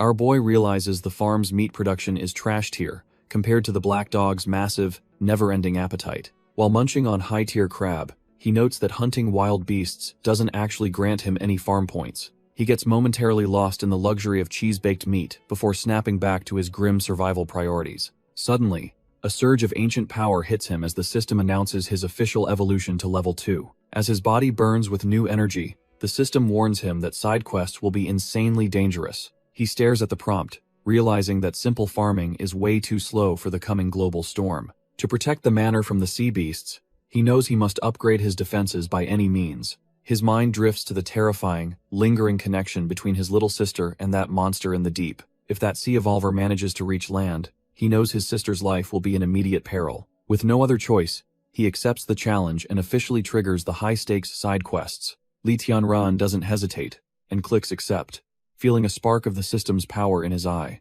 He officially receives the quest for Puppet City, a place that looks eerily still from a distance. The water surrounding the city is filled with mutated puppets, their third eyes staring blankly at nothing. His first objective is a massive grind, requiring him to wipe out 1,000 of these trash-tier puppets. Next, he has to navigate the urban maze to locate a mysterious summoning crystal hidden at the center. The system demands the destruction of this growing crystal before it can complete its sinister construction phase. With only 48 hours on the clock, our boy knows a failure penalty would be absolutely devastating. Standing on the outskirts, he surveys the concrete jungle and confirms this is indeed the infamous Puppet City. He spots a faint purple glow in the distance, pinpointing exactly where that summoning stone is hiding. After verifying his inventory is fully stocked, he prepares to dive into the chaos and finish the job. Li Tianran leaps into the fray, wondering just how massive the reward for this side quest will be. He lands in the heart of the city, surrounded by the eerie clicking sounds of the wandering puppets. These trash-tier creatures are everywhere, their third eyes scanning the ruins for any sign of life. The system reveals that these puppets are just hosts for a parasitic fragment from a high-tier sea monster. Realizing a blade is the best tool for this job, He summons his katana and activates his mastery. The puppets let out a guttural screech, lunging at him with a hunger that defies their mindless nature. Our boy just smirks, knowing exactly where to strike, to dismantle these genetic failures with ease. In a flash of steel, he carves through the mob, his movements a blur of lethal efficiency. He catches his breath as the system tallies his kills, but the grind is far from over. Suddenly, more clicking sounds echo through the alleyways, signaling that the next wave is already closing in. The mob of puppets swarms toward him, but our boy realizes they are all just drawn to his energy. Looking down at the ruined city, it is clear this infestation has turned the urban center into a graveyard. He takes a breather on a pile of corpses, checking the system to see he is halfway through the grind. Munching on some manor-grown food, he feels his stats recovering as the divine nutrients finally kick in. He stares into the distance, calculating his next move, while the quest countdown continues to tick away. The system identifies the parasitic shards controlling these hosts, confirming they are just fragments of a greater beast. He knows killing these trash-tier creatures one by one is easy, but efficiency is the real goal here. If he keeps up this slow pace, he will never finish the side quest before the time limit expires. The thought of losing his hard-earned points makes him break a sweat, forcing him to find a faster solution. Deciding to cut off the head of the snake, he heads toward the center crystal to end this nightmare. Our boy dives off the skyscraper, letting gravity do the work as he descends toward the chaos. He sticks the landing with a heavy thud, his boots glowing with mana as the pavement cracks. Looking down, he spots hundreds of puppets swarming around a massive, glowing crystal formation. He realizes these trash-tier mobs are acting as workers, building something far more sinister than he imagined. They are constantly hauling smaller shards to the center, feeding the growth of the main spire. The intricate formation on the ground suggests this is a high-level ritual that needs to be stopped. He figures that shattering the small stuff is a waste of time since the formation is the key. There is no use speculating, so he decides to test his theory by targeting the biggest crystal. He leaps into the fray, creating a massive shockwave that leaves the surrounding puppets completely dumbfounded. With blue energy swirling around his fists, he is ready to tear this whole place apart. Our boy decides to thin out the trash-tier puppets first to clear a path toward the main crystal. He starts carving through the crowd, turning these mindless drones into blue mist with every precise strike. Flipping through the air, he delivers a series of acrobatic slashes that leave the puppets completely dumbfounded. He lands among the wreckage, but a sudden wave of exhaustion hits him harder than any physical blow. He pauses for a split second, wondering why his body suddenly feels like it is made of lead. He suspects his gravity mastery is draining his spirit and strength much faster than he initially calculated. His system interface confirms the worst, showing his core stats plummeting because he was far too careless. It turns out this side quest is a different beast entirely, and his stamina consumption is scaling out of control. Despite the fatigue, he unleashes a massive whirlwind of steel to keep the swarming puppets at a distance. He realizes he has to stop spamming his gravity skill immediately, or he will be dead in the water. Li Tianran realizes that if he doesn't finish this soon, the puppets will swallow him whole. He continues to tear through the trash-tier mobs, but his movements are becoming noticeably sluggish. Suddenly, a system warning flashes before his eyes, signaling that his physical limits are being pushed. Our boy is drenched in sweat as he watches his strength and spirit stats plummet into the red. He keeps swinging his blade, desperately trying to thin the herd while his energy continues to leak away. He curses his luck, realizing the high-tier carrot he consumed barely gave him 20 minutes of peak performance. Panicked, he checks his inventory only to find his stash of stamina-restoring carrots has completely run dry. All he has left are some low-grade soybeans, which won't do much against this endless wave of puppets. He considers using the albino corn for a quick rampage, but the potential side effects give him pause. If the frenzy ends before the puppets are dead, the resulting weakness will leave him completely defenseless. Li Tianran keeps slashing, but his movements are getting sluggish as the puppets swarm him from all sides. He decides that even trash-tier snacks are better than nothing, and quickly pulls up his system inventory. Our boy desperately tosses a handful of low-grade soybeans into his mouth to regain any scrap of energy. He crunches down on the dry beans, praying they provide enough of a boost to survive this wave. Suddenly, he senses a presence behind him, but his drained body is too slow to react in time. A mutated puppet lunges from the shadows, locking its cold arms around him in a sudden death grip. He grunts in pain as the creature sinks its teeth in, realizing his physical defense is rapidly failing. With a surge of desperation, he shoves the trash-tier monster back to create just a bit of breathing room. He follows up with a wide, desperate arc of his blade, cleaving through the nearest group of attackers. His feet stumble across the cracked pavement as his vision begins to blur from the sheer exhaustion. Our boy is pushed to his limit, bleeding out and realizing he can't sustain this pace much longer. He decides to burn a rare resource, popping a camouflage chili to vanish right before the puppet's eyes. The trash tier mobs are left completely dumbfounded, wondering where their prey disappeared to in an instant. Lee Tianran knows the constant bleeding will be his end if he doesn't find a way to stabilize. He retreats to the top of a massive crystal, finally finding a moment of peace to fix his stats. Opening a high-tier bento, he prepares to feast on nutrient-dense food to purge his negative status effects. Every bite of the level 2 meat sends a surge of much-needed vitality back into his drained system. The system-enhanced nutrition works its magic, instantly sealing his jagged wounds and stopping the life-threatening blood loss. He sits in deep meditation, letting the mana and nutrients circulate until his energy reserves are completely topped off. With the camouflage fading and the kill count reached, he prepares for the final stretch of this quest. Lee Tianran finishes his meal, feeling his strength return as his stats finally begin to stabilize. A massive blue array ignites beneath him, signaling the activation of his next high-tier skill. Our boy stands tall, his spirit nearly capped out as he stores his blade for the final move. He channels every ounce of his remaining mana into his palm, feeling the raw power surge. Enveloped in a blinding aura, he realizes that this single strike will determine the fate of the city. The ground shatters as pillars of pure energy erupt from the magic circle, obliterating everything nearby. From the heart of the crystals, a cataclysmic force surges upward, turning the battlefield into a zone of destruction. With a final, desperate push, he unleashes the full weight of his gravity mastery upon the summoning core. A massive explosion rocks the skyline, signaling the end of the puppet threat in a flash of light. As the countdown finally halts, the energy dissipates, leaving behind a silent city and a successful mission. The summoning crystal finally shatters into dust, marking the successful destruction of the core and ending the nightmare. With every puppet neutralized, our boy stands amidst the wreckage as the system confirms the side quest is complete. His body is battered and drenched in sweat, but the system finally begins distributing the hard-earned rewards for clearing. He secures millions of points and a weapon coupon,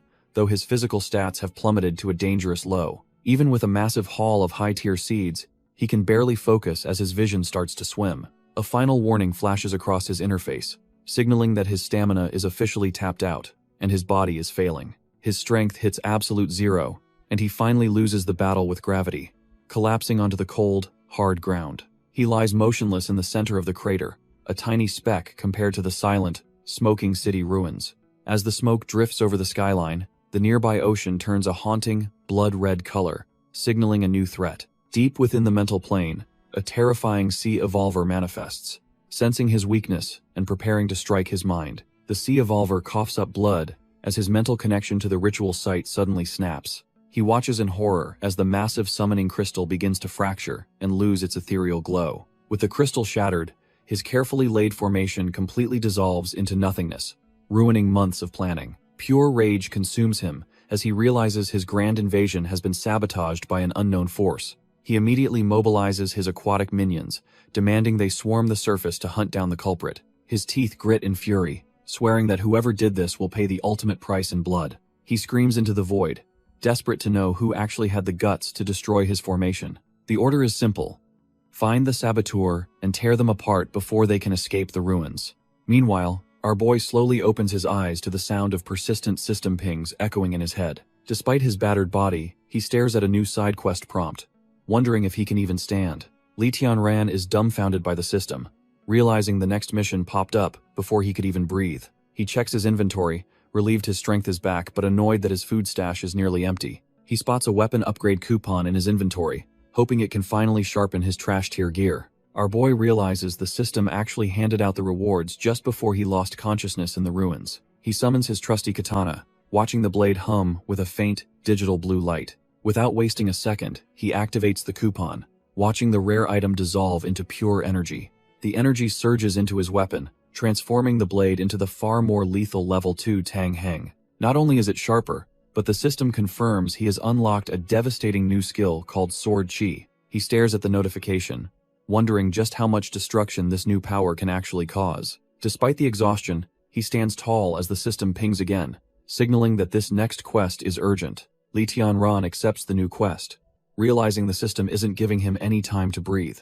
He scans the interface, knowing he needs every advantage to survive the next wave of the apocalypse. When he sees the countdown for the hard armor army, he's dumbfounded by how fast things are moving. Standing amidst the rubble, our boy grips his new blade, ready to face whatever trash-tier monsters appear next. Suddenly, the ground begins to tremble violently, signaling a massive threat approaching from the nearby coast. He leaps into action as the sky turns a blood-red hue, punctuated by the sound of booming explosions. Despite the sweat and exhaustion, he can't help but grin at the sheer absurdity of these back-to-back crises. Looking toward the horizon, he sees the ocean-stained crimson as a dark, terrifying force begins to surface. Massive pincers snap through the air, belonging to a swarm of mutated crabs hungry for human flesh. These armored beasts surge forward with a single-minded instinct to kill anything that stands in their way. The sea monster finally rises, its massive armored body shaking the very foundations of the coastal ruins. This divine-tier beast king unleashes its domination skill,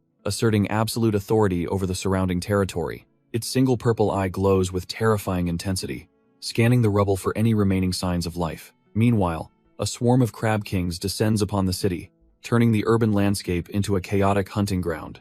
Our boy floats high above the destruction, unaware that he's been tagged as the only surviving heat source. Deep beneath the surface, the sea evolver narrows his eyes, sensing an anomaly that shouldn't even exist. He watches through his mental link, dumbfounded to see a lone human standing against his overwhelming forces. The creature snarls in fury, realizing this human is the one who trashed his carefully prepared formation. He recalls how easily his puppets overran the streets, proving that most humans are just weak, pathetic prey. To him, these survivors are nothing more than trash-tier fodder waiting to be annexed into his growing empire. The sea evolver snarls in pure hatred, calling the human's actions absolutely unforgivable. He refuses to tolerate weak humans looking down on his superior sea clan from the surface. If it weren't for the ocean's cage and the land's pressure, he'd have started this war sooner. His generals have grown hungry for blood, believing only the strongest deserve to survive this world. He originally planned to kill the king of mankind to dominate the land and claim its resources.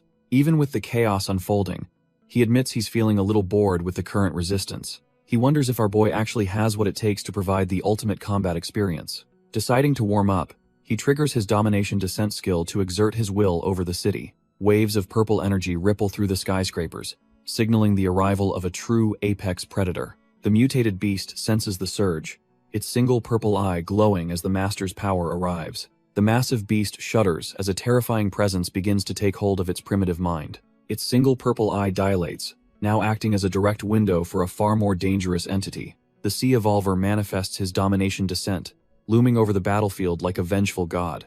A massive pincer slams down while the monster wonders if this tiny human is actually the threat. Li Tianran stands his ground, unfazed by the creature identifying him as the one who broke its crystals. The beast looms over our boy, threatening that anything less than his best will result in death. The sea evolver warns that he'll be incredibly disappointed if this fight ends too quickly. Instead of trembling, Li Tianran just smirks, finding the whole dramatic monologue a bit too much. He looks at the giant crab and asks why it's just standing there talking to itself. Pointing a finger, he mocks the puppet master for getting worked up over some broken rocks. The giant crab is absolutely livid after our boy dismisses its entire race as mere trash-tier seafood. Deep in the ocean, the sea evolver is stunned that a human can see through his mental manipulation.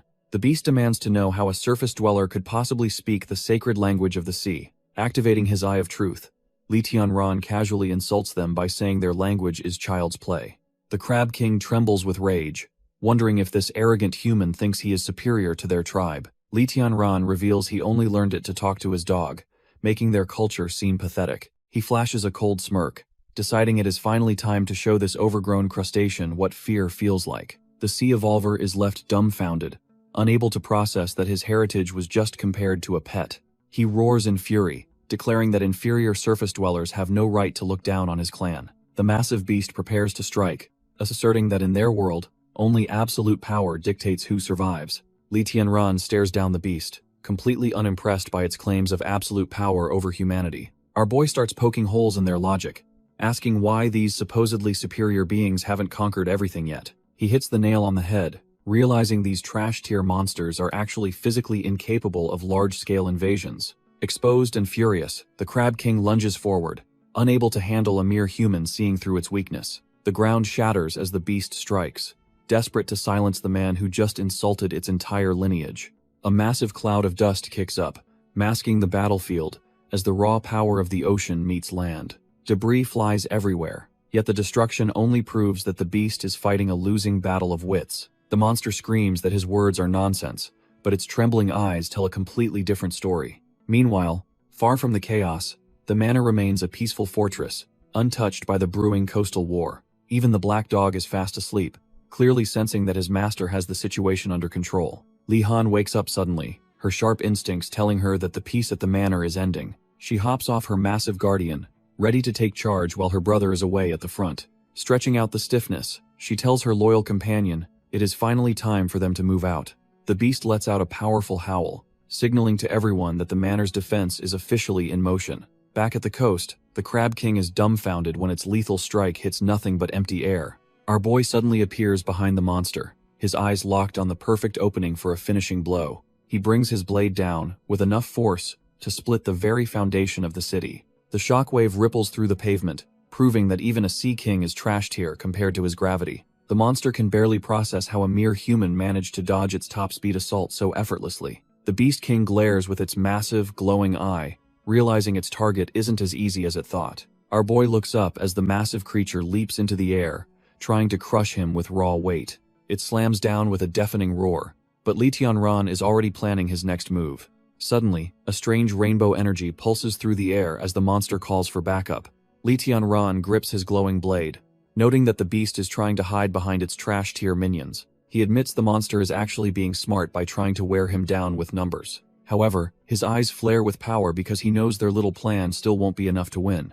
The Beast King unleashes its domination descent skill, exerting absolute control over its mindless crab army. It sends out a final, desperate command for every single minion to swarm and kill our boy. Li Tianran charges headlong into the swarm, completely unfazed by the sheer number of trash-tier crabs. He immediately carves through the front line, knowing he can't let these things surround him. Our boy becomes a lethal whirlwind, realizing that momentum is the only way to thin the herd.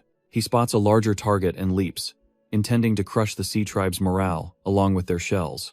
The creature stands no chance as his blade bites deep, proving its evolution was a complete failure. Despite the blood on his skin, he remains calm, calculating exactly how many more need to die. He triggers a massive gravity-enhanced slash, turning the surrounding air into a vortex of pure destruction. The minions are blown away like dust, their hive-mind connection shattered by his overwhelming strength. He finishes the last of the vanguard, leaving the Beast King dumbfounded as its army turns to scrap. Li Tianran takes a massive hit, feeling the weight of an attack that could crush a normal man. The shockwave levels the nearby structures, proving these sea monsters aren't just mindless trash-tier fodder. Our boy stands his ground amidst the rubble, gathering his mana as the dust begins to settle. He realizes that if he doesn't use his gravity mastery now, the next impact will be his last. Turns out, shifting the local gravity deflected the killing blow, but his body is still screaming in protest. He looks down at the massive beast, acknowledging that a divine-type power is truly in a different league. He catches his breath,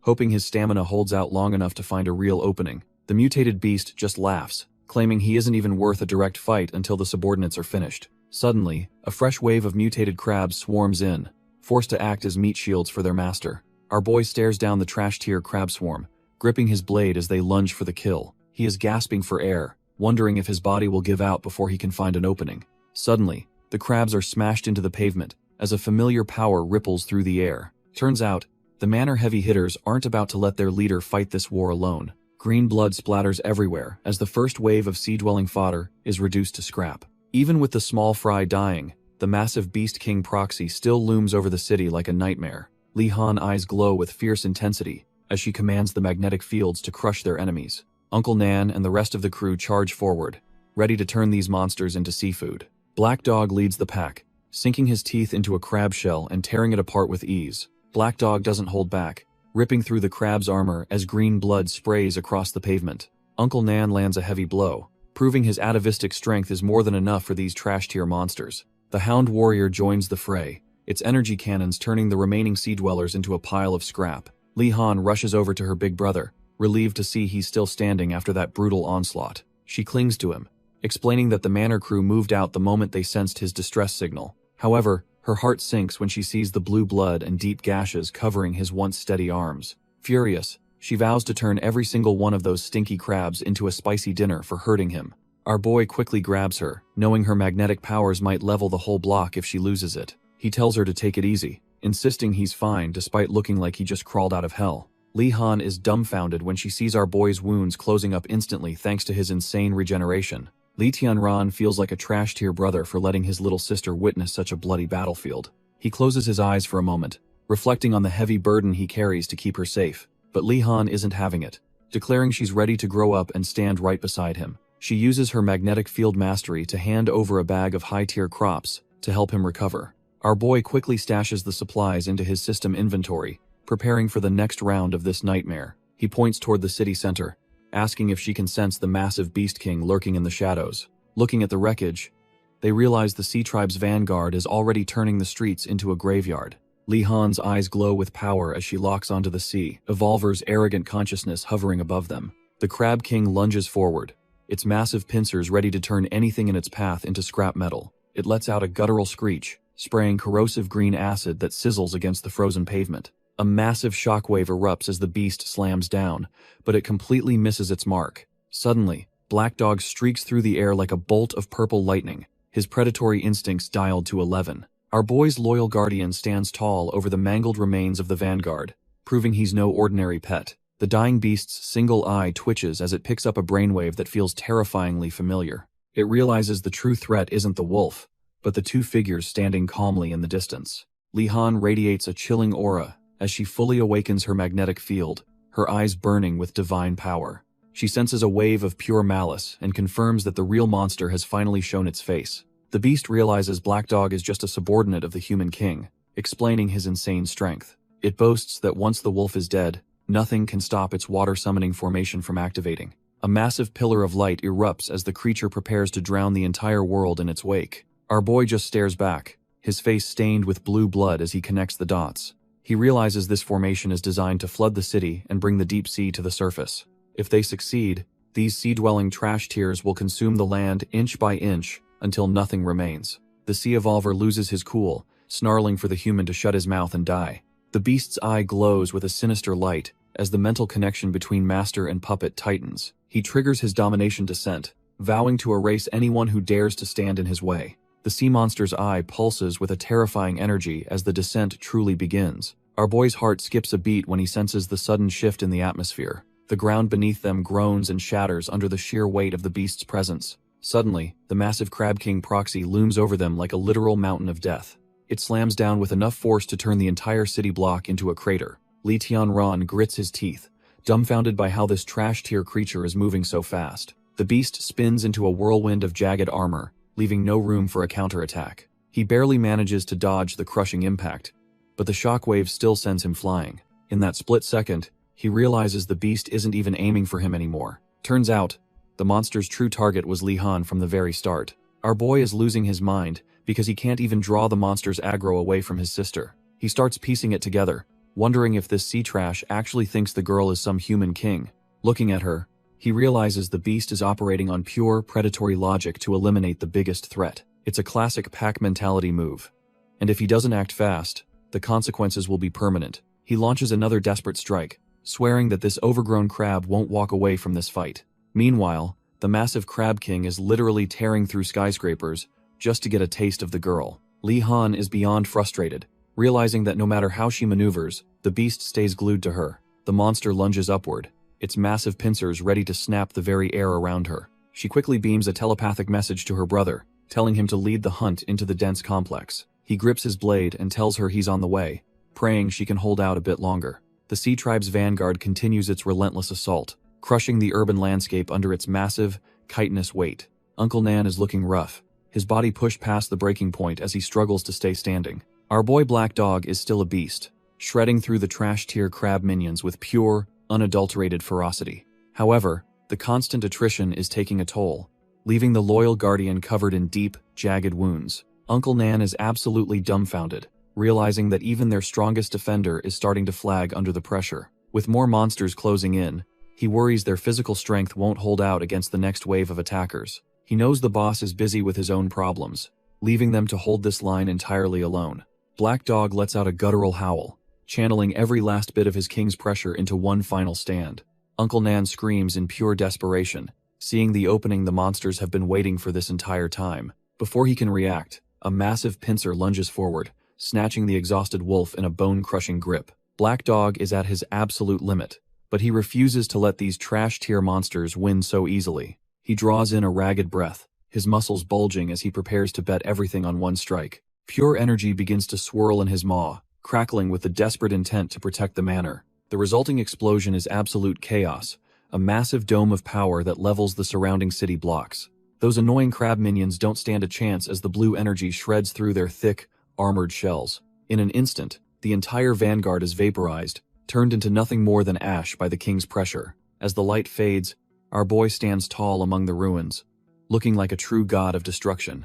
Uncle Nan is completely dumbfounded, unable to believe the sheer scale of the power he just witnessed. He scans the empty street, realizing the immediate threat has finally been wiped off the map for now. However, his relief turns to horror as he sees the exhausted guardian begin to collapse into thick smoke. Black Dog lies motionless in the rubble, his body completely spent after unleashing that suicidal amount of energy. Uncle Nan screams out in pure agony, terrified that the manor's greatest guardian has finally reached his limit. Across the city, that trash-tier mutated beast is still rampaging, relentlessly hunting down our girl through the skyscrapers. The creature mocks her for dodging, asking where all that earlier confidence went now that she is fleeing. It tears through buildings like they are made of cardboard, refusing to let its prey slip away. The monster demands she face him head-on, clearly frustrated by her clever kiting and constant evasive maneuvers. Li Han finally stops her retreat on a rooftop, staring down the massive threat with cold, calculated determination. Seeing her stand her ground,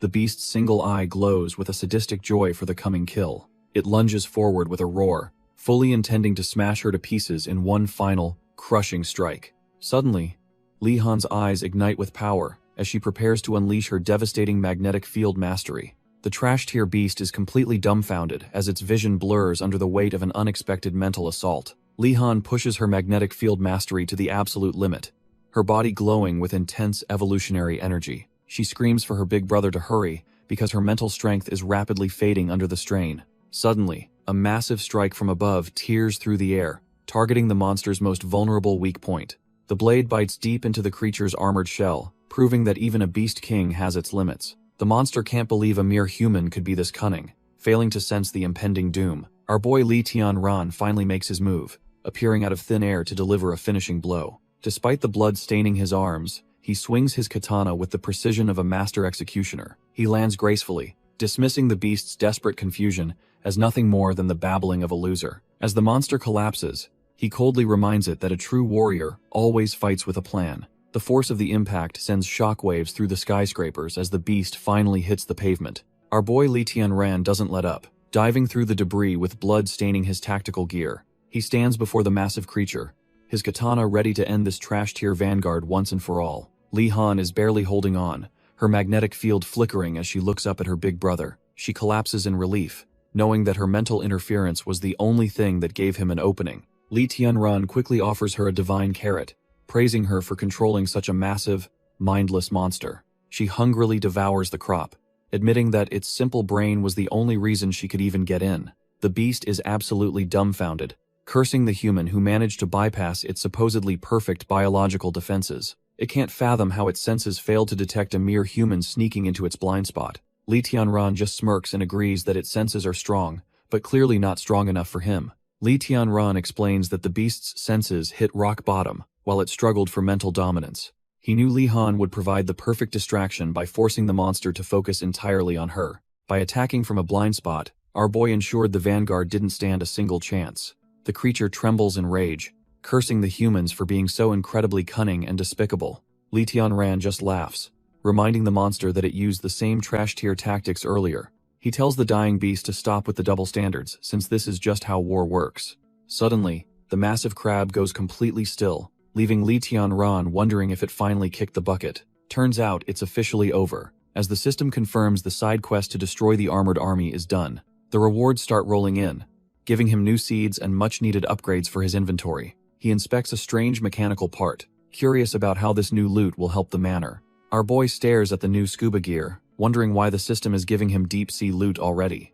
His thoughts are interrupted by Uncle Nan, who is desperately shouting for help with their fallen guardian. The old man arrives carrying the blood-soaked, humanoid form of the wolf, who pushed himself past his limits. Li Tianran immediately activates his Eye of Truth to see if his loyal companion is still with them. A blue status screen appears, confirming that the beast has entered a deep hibernation to recover his spirit. He lets out a sigh of relief, telling the group that their friend is just sleeping off the damage. Uncle Nan explains that the energy wave was massive, far exceeding anything the wolf had ever manifested before. Li Tianran realizes that maintaining such a high-tier beastman form likely drained every drop of his physical strength. They decide to let him rest, knowing a few divine carrots will have him back on his feet later. Meanwhile, deep beneath the surface, a dark and ominous presence begins to stir in the blood-red waters. The Sea Tribe chief feels his connection to the surface snap as the summoning formation finally gives way. He is absolutely consumed by the humiliation of being repelled by a trash-tier human like Li Tianran.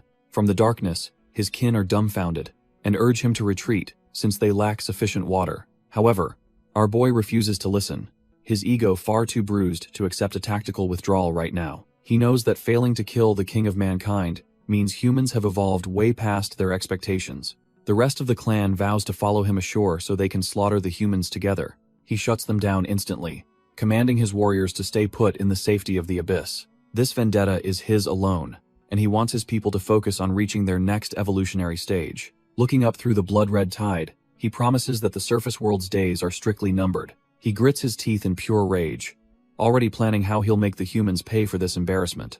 The Sea Tribe chief is dead set on a bloodbath, believing only a massacre can wash away his shame. He begins channeling a massive amount of energy, causing the surrounding water to ripple with psychedelic, otherworldly light. The abyss itself seems to groan as the summoning ritual reaches its peak, distorting the very fabric of reality. With a roar, he calls upon an ancient entity, and a colossal tentacle emerges from the shifting, colorful void.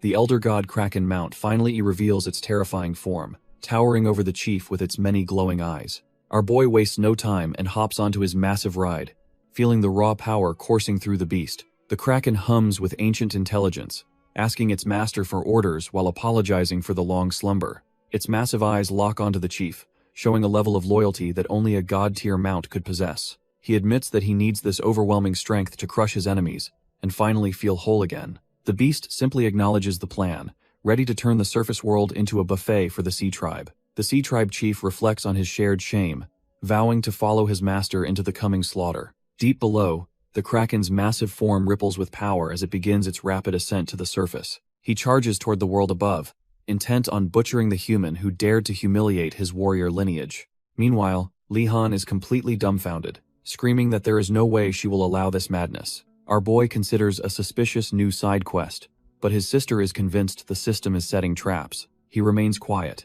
sensing that something about this particular mission feels fundamentally different from usual trash-tier tasks. Li Han warns him that his hunger is peaking, meaning his regenerative carrots won't save him again. She desperately pleads for him to abandon the quest, insisting that their survival is worth more than points. Her intelligent brain goes into overdrive, calculating that their farm's output can easily cover the missed rewards. Li Tianran acknowledges her genius, yet he realizes that survival in this apocalypse requires more than math. Li Han is completely dumbfounded by her brother's sudden hesitation regarding the system's latest demands. Li Tianran admits that completing previous tasks has left him with a lingering, unsettling sensation he can't ignore. His sister won't let it go, begging him to spill the details since she missed the first quest. Our boy explains it's just a gut feeling, but the side quests feel like they're leading somewhere dark. He realizes with a start that he isn't just taking quests. He's already become a piece on the board. Li Han asks if they're just trash-tier NPCs in some twisted game, while Uncle Nan listens in total confusion.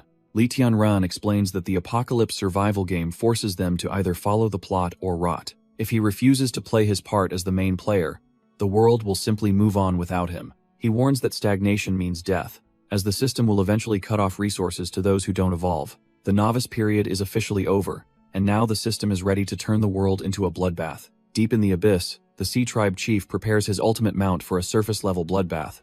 Our boy stares down a system prompt, knowing he has no choice but to accept the next quest. Looking at the crumbling city, he realizes that trying to hide from the plot is utterly useless now. With a grim look, he accepts his fate as the main player just as the real nightmare begins. The elder god Kraken Mount erupts from the crimson depths, ready to tear the world apart. Its massive tentacles lash out, turning the surrounding waters into a chaotic whirlpool of death and destruction. The sheer force of the beast's arrival sends shockwaves through the city, shattering everything in its path. A wall of red energy and debris surges through the streets, dwarfing the skyscrapers like they're nothing. The urban landscape is quickly consumed by the carnage, proving the system's warning was no joke. Li Tianran, Li Han, and Uncle Nan stand dumbfounded as the apocalypse finally hits their doorstep. Li Tianran orders Uncle Nan to get the kids to high ground, while he holds the line. Uncle Nan watches in horror as the sea's fury begins to tear the city apart. Li Han can only pray for her brother's safety as the situation turns completely south. Uncle Nan hauls the group away, knowing they'll only be a liability in this chaotic storm. A crimson deluge swallows the skyline, proving the system wasn't joking about this world-ending threat. Amidst the carnage, a sharp burst of energy slices through the flood like a hot knife. Our boy ignites his mana, rushing headlong into the center of the destruction to face his fate. The mist clears to reveal the elder god Kraken Mount, a monstrosity that defies all logic. He stands frozen for a split second, realizing this beast is on a completely different level. The crushing pressure of the abyss has birthed a titan that no land dweller could ever match. The Sea Tribe chief finally locks eyes with his target, his expression twisted into a predatory, toothy grin. Perched atop his massive kraken, the chief prepares to settle the score for the humiliation he suffered earlier. Our boy recognizes the fish-tailed king immediately, sensing a murderous aura that far exceeds any trash-tier evolved beast. He tries to analyze the threat, but the system interface glitches, hiding the most critical data about the beast. Seeing the Elder God title confirms his worst fears, proving the system is no longer holding his hand. He unsheathes his katana, realizing his Eye of Truth is useless against a monster that has evolved past him. The chief laughs, comparing him to his sister, and noting that our boy is far more aggressive than she was. Li Tianran is left dumbfounded, struggling to process how this aquatic nightmare knows anything about his family. He wonders if he's missing something or if he simply hasn't evolved enough to perceive the true battlefield. The monster finally acknowledges him, bestowing the heavy title of the King of Mankind upon his newest rival. Li Tianran doesn't care about titles.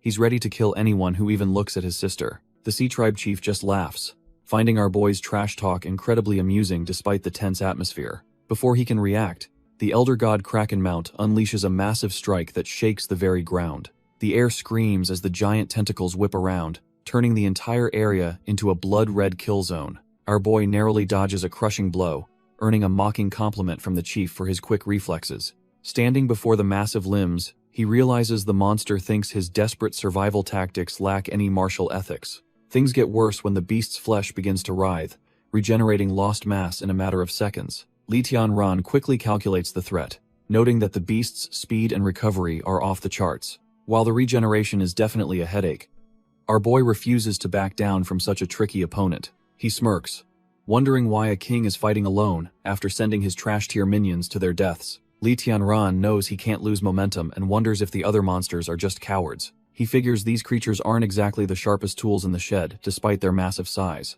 Looking at the beast, he realizes they traded brain cells for pure muscle during their evolution. The Sea Tribe chief declares this a clash of kings, believing only absolute power matters now. He is itching for a proper duel, hoping to feel the rush of one-on-one combat again. Suddenly, the chief activates his dominant skill, vowing his rage won't stop until someone finally dies. Our boy is all for a showdown, but he is interrupted by massive debris flying his way. He barely ducks under the wreckage, realizing the environment is becoming just as lethal as the boss. The chief is losing his patience, complaining about the irritating air pressure while demanding a real fight. He stares down our boy, practically begging him to stop dodging and finally start fighting back. Our boy realizes the deep-sea race can't adapt to surface air pressure, giving him a much-needed tactical advantage. He dives back into the chaos, determined to gather every scrap of intel before the boss changes tactics. The Sea Tribe chief just smirks and gestures, ready to prove that raw power outweighs any clever observations. Massive tentacles erupt from the blood-red water, forcing our boy to stay mobile to avoid a crushing end. He leaps through the air as the beast's limbs sweep the area like a living, breathing hurricane of destruction. The chief watches the struggle with pure amusement, clearly enjoying the sight of a human fighting for survival. Our boy narrowly ducks under another strike, but the relentless speed of the mount is starting to drain him. Suddenly, a jagged limb catches him off guard, drawing blood and proving his defense isn't as perfect as thought. He freezes for a heartbeat as a strange burning sensation spreads from the wound, leaving him completely dumbfounded. Gravity takes over as he collapses, realizing far too late that those trash-tier tentacles were actually coated in poison. Li Tianran's eyes widen as the numbness spreads, realizing he's been caught in a truly nasty trap. Those suction cups aren't just for gripping, they're lined with tiny barbs designed to shred a man's skin. Knowing he needs a heartbeat to recover, Our boy dives deep into the blood-stained water to vanish. He curses his own carelessness, remembering that these trash-tier beasts use both suffocation and lethal toxins to kill. Luckily, he's got a secret weapon, an ancient medicine-grade carrot that can neutralize even the deadliest sea venom. He quickly chomps down on the glowing vegetable, feeling the purifying energy surge through his poisoned veins. After securing his mask, he realizes that without this quick thinking, he'd be nothing more than fish food. He maneuvers through the murky depths, narrowly avoiding the massive limbs of the kraken mount hunting him down. Surfacing with a splash, he grips his katana tight, refusing to let a little poison end his journey. The sea tribe chief just grins, watching as our boy prepares to turn this aquatic nightmare into sushi. Li Tianran realizes the enemy is trying the same old trick, but he's already prepared for it. The sea tribe chief just keeps grinning, thinking he still has the upper hand in this duel. Meanwhile, back at the manor, a strange hand reaches out toward a swirling vortex of energy. A hooded intruder tracks a signal, convinced he's found exactly what he was looking for. Suddenly, his body freezes up completely, and he realizes with horror that he can't even flinch. A surge of blue energy crackles behind him, signaling that he's walked right into a trap. Turns out, our girl Li Han was waiting in the shadows to put this trash-tier scout in his place. She warns him that if he even thinks about looking back, she'll scramble his brain into mush. Dumbfounded and terrified, the intruder throws his hands up, desperately claiming he doesn't mean any harm. Li Han isn't buying it, demanding to know exactly who he is and why he's trespassing. The intruder slowly pulls back his hood, revealing a face that looks more terrified than dangerous. He introduces himself as Ding Lu, his voice trembling as he tries to de-escalate the tense situation. Recognizing Li Han as his benefactor's sister, he offers to be tied up to prove his peaceful intentions.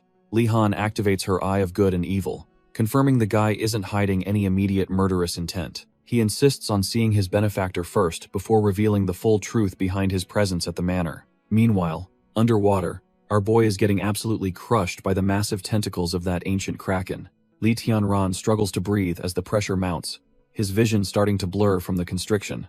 The beast tightens its grip further, determined to snap his bones like dry twigs before he can escape. The sea tribe chief just watches and laughs, mocking our boy for being nothing more than trash-tier prey. He prepares to end the fight, his clawed hand surging with energy for a final, lethal strike. The kraken's grip tightens to a lethal degree, but a strange blue light begins to pulse from within the constriction. The sea tribe chief's smug expression instantly crumbles as he senses a sudden, violent shift in the battlefield's energy. Our boy erupts in a massive whirlwind of power, having used his albino corn to trigger a desperate evolutionary surge. He emerges from the wreckage of the tentacles, his blade glowing with a lethal hum that cuts through the water. The ancient beast lets out a muffled, underwater shriek as its massive limbs are shredded by the sheer force. The chief is completely dumbfounded, unable to comprehend how a trash-tier human could possibly survive such a crushing weight. He prepares another strike, wondering why his lethal toxins haven't already paralyzed the intruder's nervous system and stopped his heart. Li Tianran doesn't wait for an answer.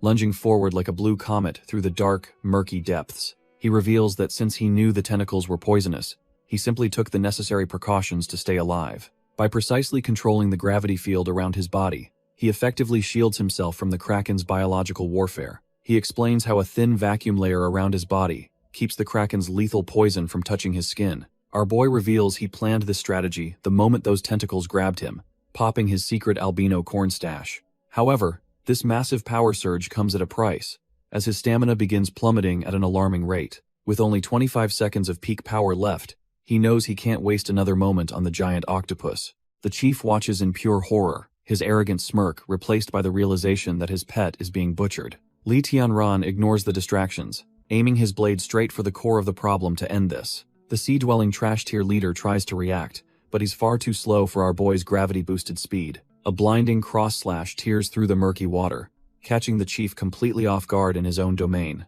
He stares wide-eyed as the strike connects, unable to believe a mere human could possess such terrifying, raw strength. With the clock ticking down to 19 seconds, he finishes the maneuver, leaving the chief's pride in absolute tatters. Li Tianran realizes the enemy he just slashed was nothing more than a flickering phantom.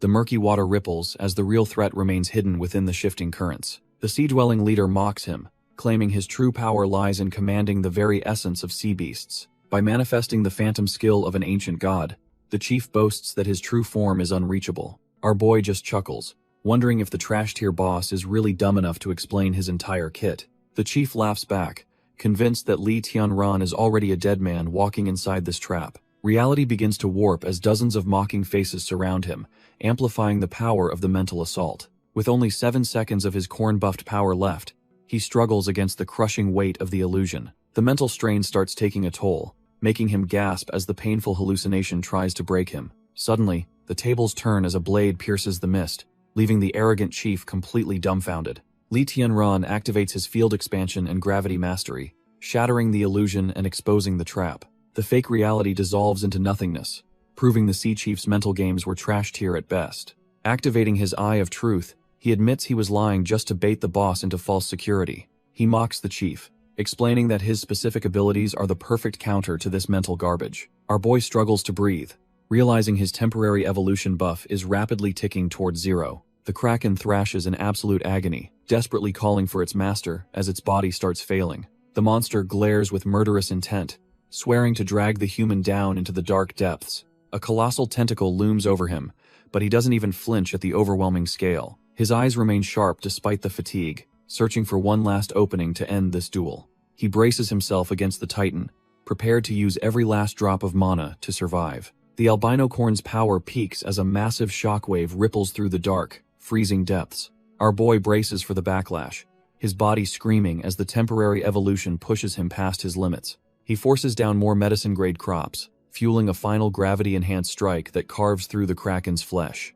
Suddenly, the buff expires, leaving him in a critical weakened state as he drifts helplessly into the abyss.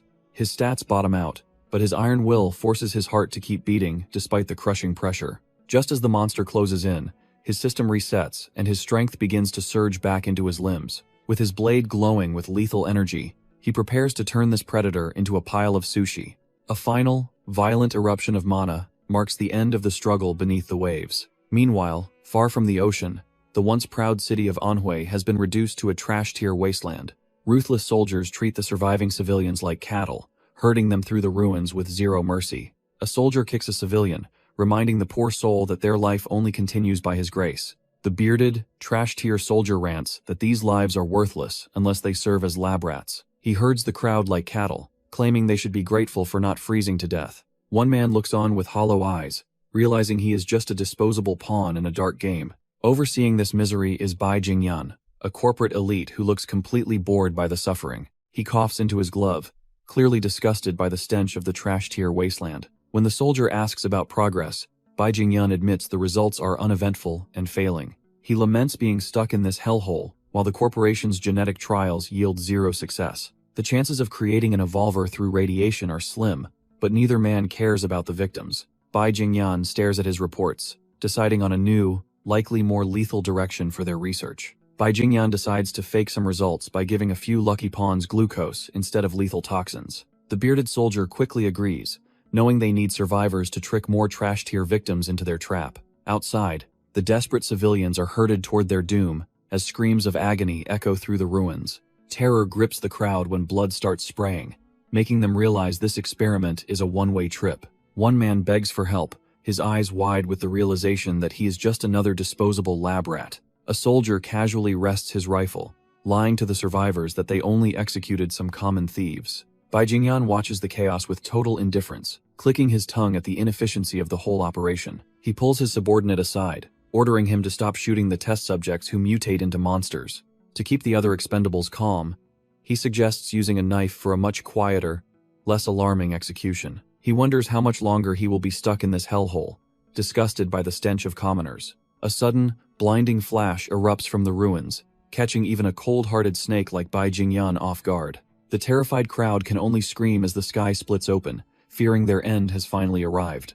A massive pillar of divine energy surges upward, crackling with a power that feels completely out of this world. Shaking off his shock, Bai Jingyan stands up and stares at the light, sensing a shift in the atmosphere. He starts laughing like a total lunatic, convinced that this surge of energy is a sign of success. To the broken survivors, this terrifying display looks like a holy miracle sent by the great Brahma himself. They fall to their knees in desperate worship, hoping this new god will save them from their misery. While the masses pray, Bai Jingyan just basks in the glow, convinced he is witnessing the ultimate evolution. Far away, in the heart of Magic City, a chopper approaches the towering Umbrella Corporation headquarters. The bird touches down on the helipad as the corporate bigwigs prepare to handle the fallout of this anomaly. The tactical team stays on high alert, their rifles leveled as they prepare for a high-stakes arrival. A heavy transport chopper touches down on the helipad, its rotors kicking up a massive storm of dust. Bai Chongyun leans on his cane, casually dismissing warnings that the incoming evolvers are far too dangerous. He is purely focused on the corporation's newest assets, his eyes filled with cold, calculated corporate greed.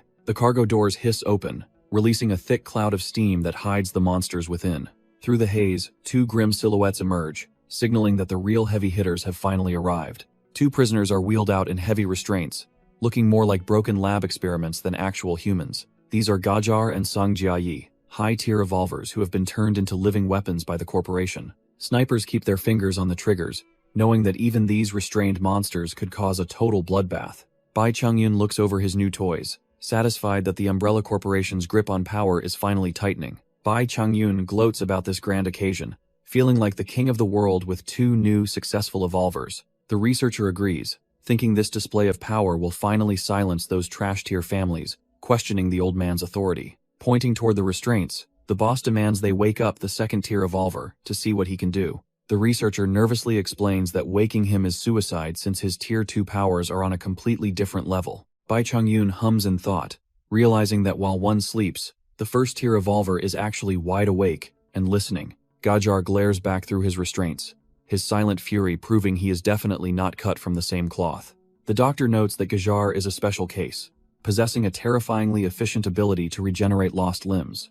Back in the heat of battle, his entire right arm was shredded, a wound that would kill any normal human. Just then, Song Jiayi manifested on the field, her presence alone causing a massive surge of unstable evolutionary energy. If she hadn't collapsed from the mental strain of evolving, Gajar might have actually managed to escape their grasp. The soldiers didn't even get close before their brains started melting from the sheer mental pressure. The weakest ones fainted instantly, while the unlucky few ended up completely brain-dead on the spot. It was a total slaughter, leaving a trail of collapsed bodies across the ruined city streets. Bai Chongyun watches the carnage with a twisted grin, absolutely obsessed with this terrifyingly incredible power. He orders his men to haul them away, desperate to replicate those elite genes for his own ends. The boss believes that an army of these evolved freaks is the only way to rule the world. Meanwhile, our boy returns home looking totally dumbfounded by the unexpected guest waiting on his porch. Li Han is way more interested in the giant octopus leg, already dreaming of a takoyaki feast. Li Tianran tells her to chill out,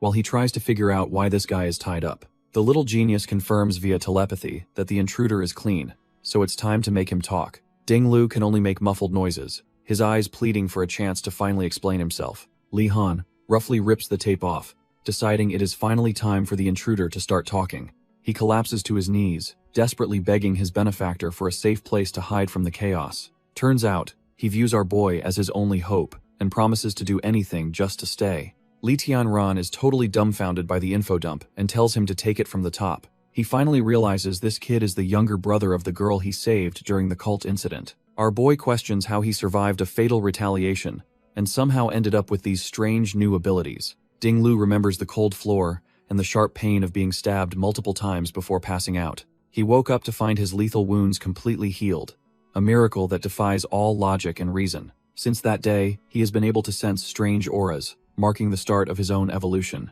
Ding Lu breaks down, thanking his savior for giving his sister a proper burial after sensing his unique aura. Li Tianran feels a pang of guilt, wishing the poor girl hadn't suffered such a hellish fate. The kid explains that he felt a familiar energy on the farm, proving they are both evolved beings. Our boy remembers the sea monster mentioning evolvers, and realizes this kid is the real deal, naturally awakened. Seeing potential in the boy, he decides to test his limits to see if he's worth keeping around. A system scan reveals the kid isn't trash tier, possessing rare divine abilities like camouflage and skin hardening. Li Tianran analyzes the stats, noting the high strength, but the nasty debuff following his rage state. It's a rare find since most people are just atavistic, making this kid a literal diamond in the rough. He weighs the pros and cons, wondering how to best utilize this unexpected addition to his household. Suddenly, he drops a curveball by asking if the kid can cook, getting a confused but positive response.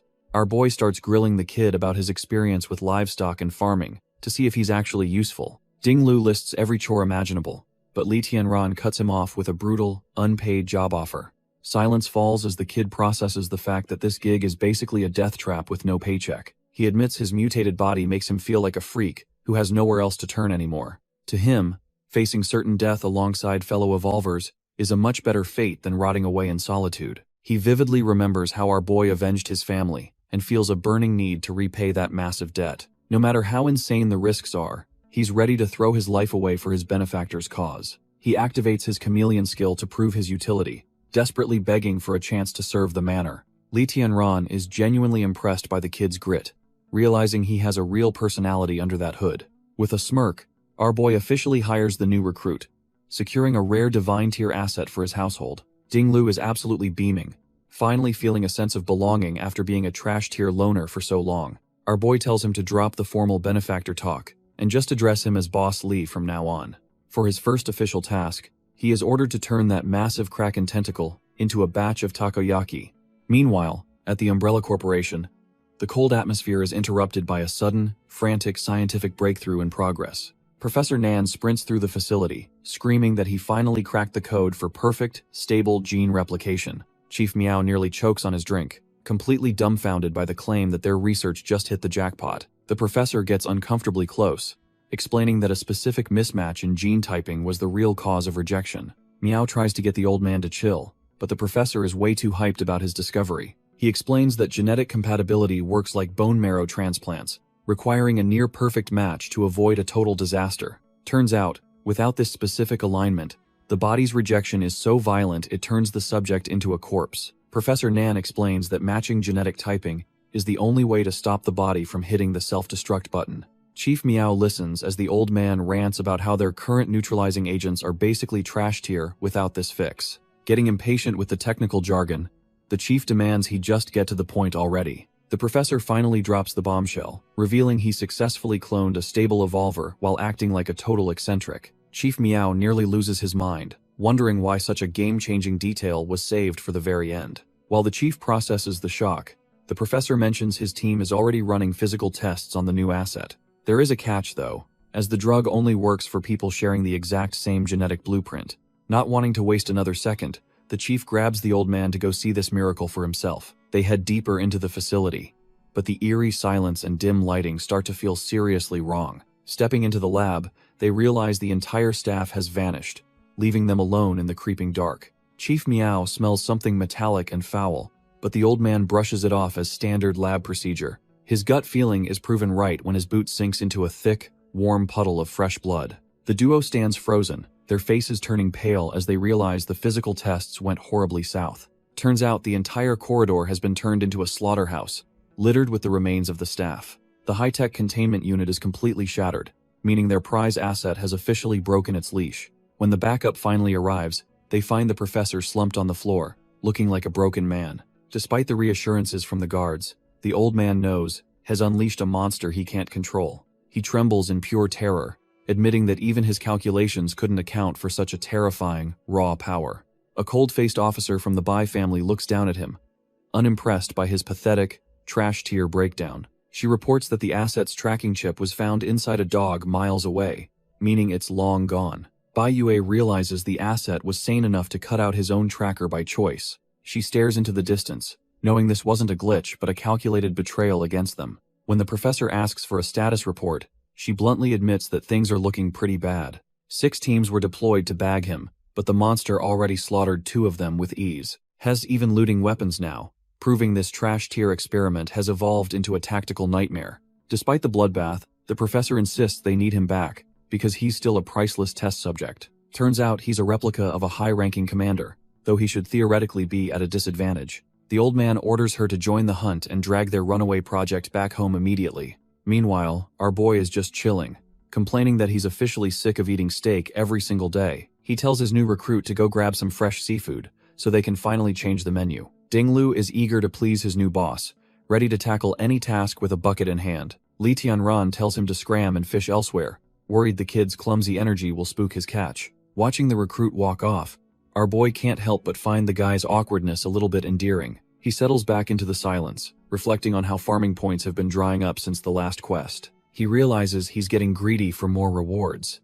Even though the peaceful lake should be enough for anyone, Suddenly, the line tenses up, signaling that something big is finally ready to take the bait. With a powerful tug, he hauls a massive beast out of the water, shattering the calm surface. Turns out it's a high-tier silver carp, a rare medicinal find that makes this trip totally worth the effort. He compares fishing to an apocalyptic gacha game, where every pull is a gamble for survival or snacks. While this quiet life is comfortable, he knows deep down that a man's true nature always craves more. Our boy claims he loves the peace, but his little sister knows he's just bored to death. She reminds him that she can read his brainwaves, making his stoic act look totally trash tier. Suddenly, a system alert flashes red, signaling that the quiet life is officially over. Sensing his mental shift, she asks what's wrong, as his focus sharpens into a deadly edge. He explains that his southern city surveillance found something troubling and he needs to move. Grabbing his gear, he tells her to stay put and keep watch over the manor. She tells him to call if he needs backup, knowing he's secretly itching for a fight. He blasts off with a surge of power, finally leaving the boring fishing trip behind. She notices his brainwaves are getting more active, proving he's hyped to get back to work. Our boy streaks through the ruined cityscape like a blue bolt, ready to crush the new threat. Li Tianran arrives at the coordinates, his sharp eyes immediately locking onto a chaotic scene ahead. He lands softly among the rubble, keeping his presence masked while he assesses the unexpected threat. Looking out, he sees a massive brute holding a blue-haired warrior by the throat like a rag doll. Gajar laughs manically while choking the life out of his prey, clearly relishing the brutal power trip. Hiding behind a pillar, our boy realizes these invaders are from the ancient Yin kingdom hunting Yanhuang people. Gajar mocks the struggling man, calling him trash tier and complaining that he hasn't even had enough fun yet. Sang Jiayi floats closer, telling his partner not to be so rigid since the company rarely lets them out. The masked freak's eyes glow with an eerie light, his unstable energy making the surrounding air hum with danger. Li Tianran suddenly tenses up, sweating as he wonders if the masked evolver actually managed to sense him. Sang Jiayi calls the whole thing boring, ordering the brute to bring the asset back to the company alive. Li Tianran watches the two powerhouses blast off, realizing he can't let them just disappear. He quickly deploys his hummingbird drone, silently ordering it to tail them back to their hidden nest. The drone follows them to a massive corporate skyscraper that looks way too pristine for this apocalypse. Inside a luxury office, Bai Changyun sits calmly while Gajar enjoys the spoils of his brutal work. The executive signs off on some documents, feeling smug about the power he now wields over these monsters. He looks up and asks the brute how he is finding the lifestyle here in Yanhuang. Gajar is clearly loving the high life, surrounded by women, and laughing about his incredible luck. He brags that the luxury and fear he commands here is far superior to his own trash-tier country. Bai Changyun smiles, knowing that keeping these killers satisfied with wine and women is a cheap price. The boss then gets serious, asking for an update on another powerful asset known as Gandhi. Gajar wonders why their other heavy hitter is still wasting time with that same woman. Bai Changyun finds it weird that a man with such power and wealth remains so devoted. Meanwhile, in a quiet, high-end suite, the atmosphere is heavy with a strange, melodic humming. Our boy Gandhi is resting his head on his companion's lap, seemingly at peace for once. He wears a specialized helmet to keep his volatile powers in check, while she hums a soothing tune. As she gently strokes his head, the peaceful moment feels almost too perfect for this trash-tier world. Suddenly, Gandhi senses something is off and looks up, only to hear her speak in an ancient tongue. His heart sinks as her form begins to glitch and glow with a menacing blue energy. He tries to stand but realizes he's completely paralyzed, his eyes wide with pure terror. The woman he trusted begins to float, leaving him dumbfounded as his sanctuary turns into a high-tech trap. The shimmering illusion begins to shatter as she begs for help in a language lost to time. Gandhi snaps out of his trance, demanding to know who is lurking within the shadows of his sanctuary. He realizes with a sinking gut feeling that this presence has been stalking him since the very beginning. Suddenly, our boy Li Tianran steps out of the void, holding the glitching construct like a shield. He leans in with a cold smirk, suggesting they finally have a proper talk now that he's been noticed. Gandhi flares his energy, revealing his status as an intelligent evolver, ready to unleash a lethal mental shockwave. Consumed by a desperate rage, he demands that the intruder let go of his only source of comfort. Li Tianran just mocks him, warning that a close-range blast would likely turn the woman's brain into mush. Realizing he's completely cornered, Gandhi hesitates and asks what the intruder actually wants from a trash-tier asset. The construct flickers one last time, her hollow eyes reflecting the cold reality of Gandhi's high-tech cage. The glitching construct suddenly starts screaming in a frantic language that Li Tianran doesn't immediately recognize. Using his translator, Our boy realizes this woman is just a terrified soul begging to go back home. Gandhi completely loses his composure, desperately shouting for Arya and promising to rescue her from the intruder. Lee Tianran realizes that even if she is just a construct, she is the perfect bargaining chip. Seeing her in danger, Gandhi drops his guard and offhands entirely on how well Gandhi decides to cooperate with his demands. Gandhi agrees to the terms, but warns that any betrayal will result in a lethal, mutual mental explosion.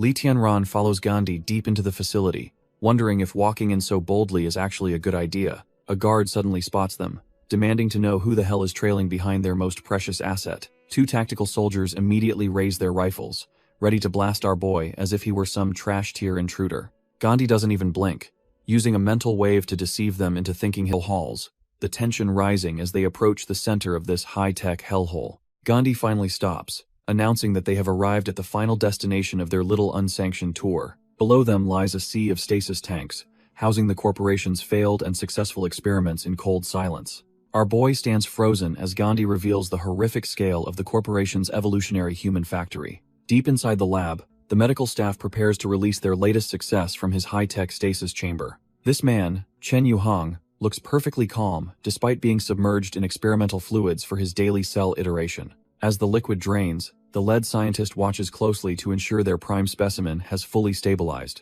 Stepping out of the tank, Chen Yuhang hears that his genetic essence has successfully doubled their evolver production. He smirks with pride, knowing his lineage makes him far more compatible than any trash-tier foreign subjects. Ignoring the scientist's questions about the remaining data, he starts walking off to enjoy his hard-earned freedom. He immediately grabs his rewards and tells the old man he is off to celebrate his successful contribution. When the scientist keeps nagging him, Chen Yuhang's expression turns cold, threatening to crush him right there. With the donor satisfied, the corporation prepares to move their greedy focus toward the two newcomers waiting outside. Chen Yuhang whistles as he walks off with a girl, completely ignoring the scientist he just threatened. Professor Nan watches him go, cursing his arrogance and thinking that traitors like him are eventually disposable. Little does the old man know, he is being watched by a digital eye tracking his every move.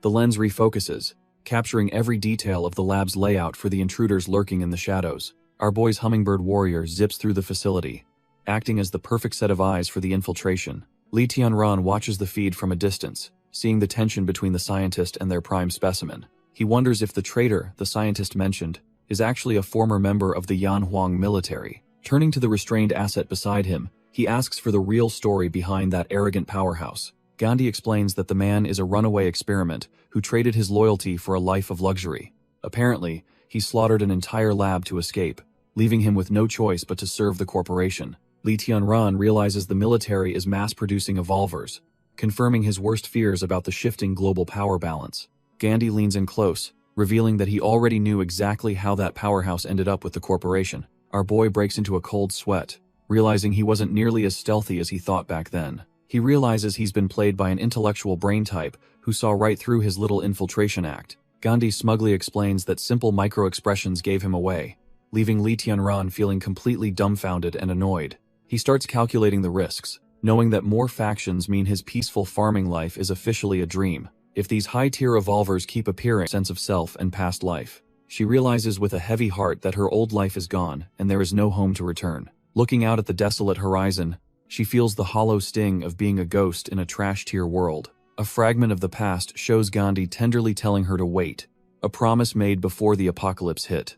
Arya laughs bitterly as the crushing weight of her artificial existence finally breaks her spirit. She recalls the days she spent tending to Gandhi before the corporation turned them both into tools. Refusing to remain a manipulated puppet any longer, she decides to reclaim her agency the only way possible. Standing on the precipice, she gazes at the sky, ready to leave this trash-tier reality behind forever. She leaps into the void, hoping to shed her karma and finally enter the cycle of reincarnation. Back in reality, Chen Yuhang groans as he slowly wakes up on the cold, hard floor. His head feels like it's about to explode. He needs to pivot his strategy immediately. The military and Umbrella are mass-producing trash-tier evolvers, flooding the world with enhanced perception and power. He knows it is only a matter of time before his hidden sanctuary is finally sniffed out. If they swarm the manor, his current defenses and stockpiles won't hold up against such overwhelming numbers. He refuses to become another corporate lab rat and pushes his speed to the absolute limit. Meanwhile, Gandhi finally secures the key and calls for Arya,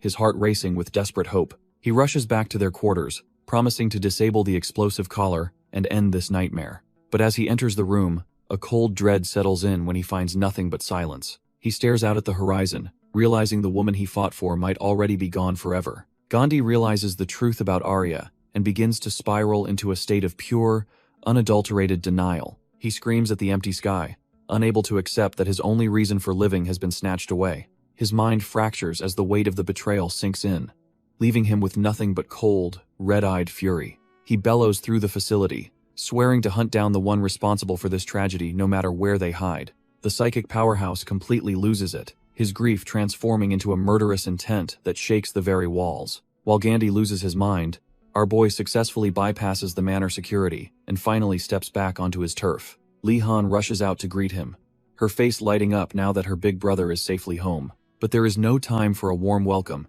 as he gathers everyone to drop some heavy news. The crew huddles around a hologram, realizing the world outside is about to get a whole lot more dangerous. Ding Lu looks hesitant, wondering if they really need to abandon their current southern stronghold. Our boy explains that their current spot is way too exposed and lacks the resources for long-term survival. Seeing the logic, Ding Lu asks where exactly they are planning to set up their new home. Li Tianran pulls up the map, zeroing in on a specific patch of land in the middle of nowhere. He points directly to Frenzy Island, a place that sounds just as dangerous as it probably is. Once the farm hits 20 million points and the upgrade finishes, they are moving the whole base out. Li Han and the rest of the crew immediately cheer, ready to follow their leader into the unknown. Seeing his family's unwavering loyalty, he gives a confident smirk, knowing they are ready for the next level. With the plan set, the team prepares to leave their old life behind for a fresh start.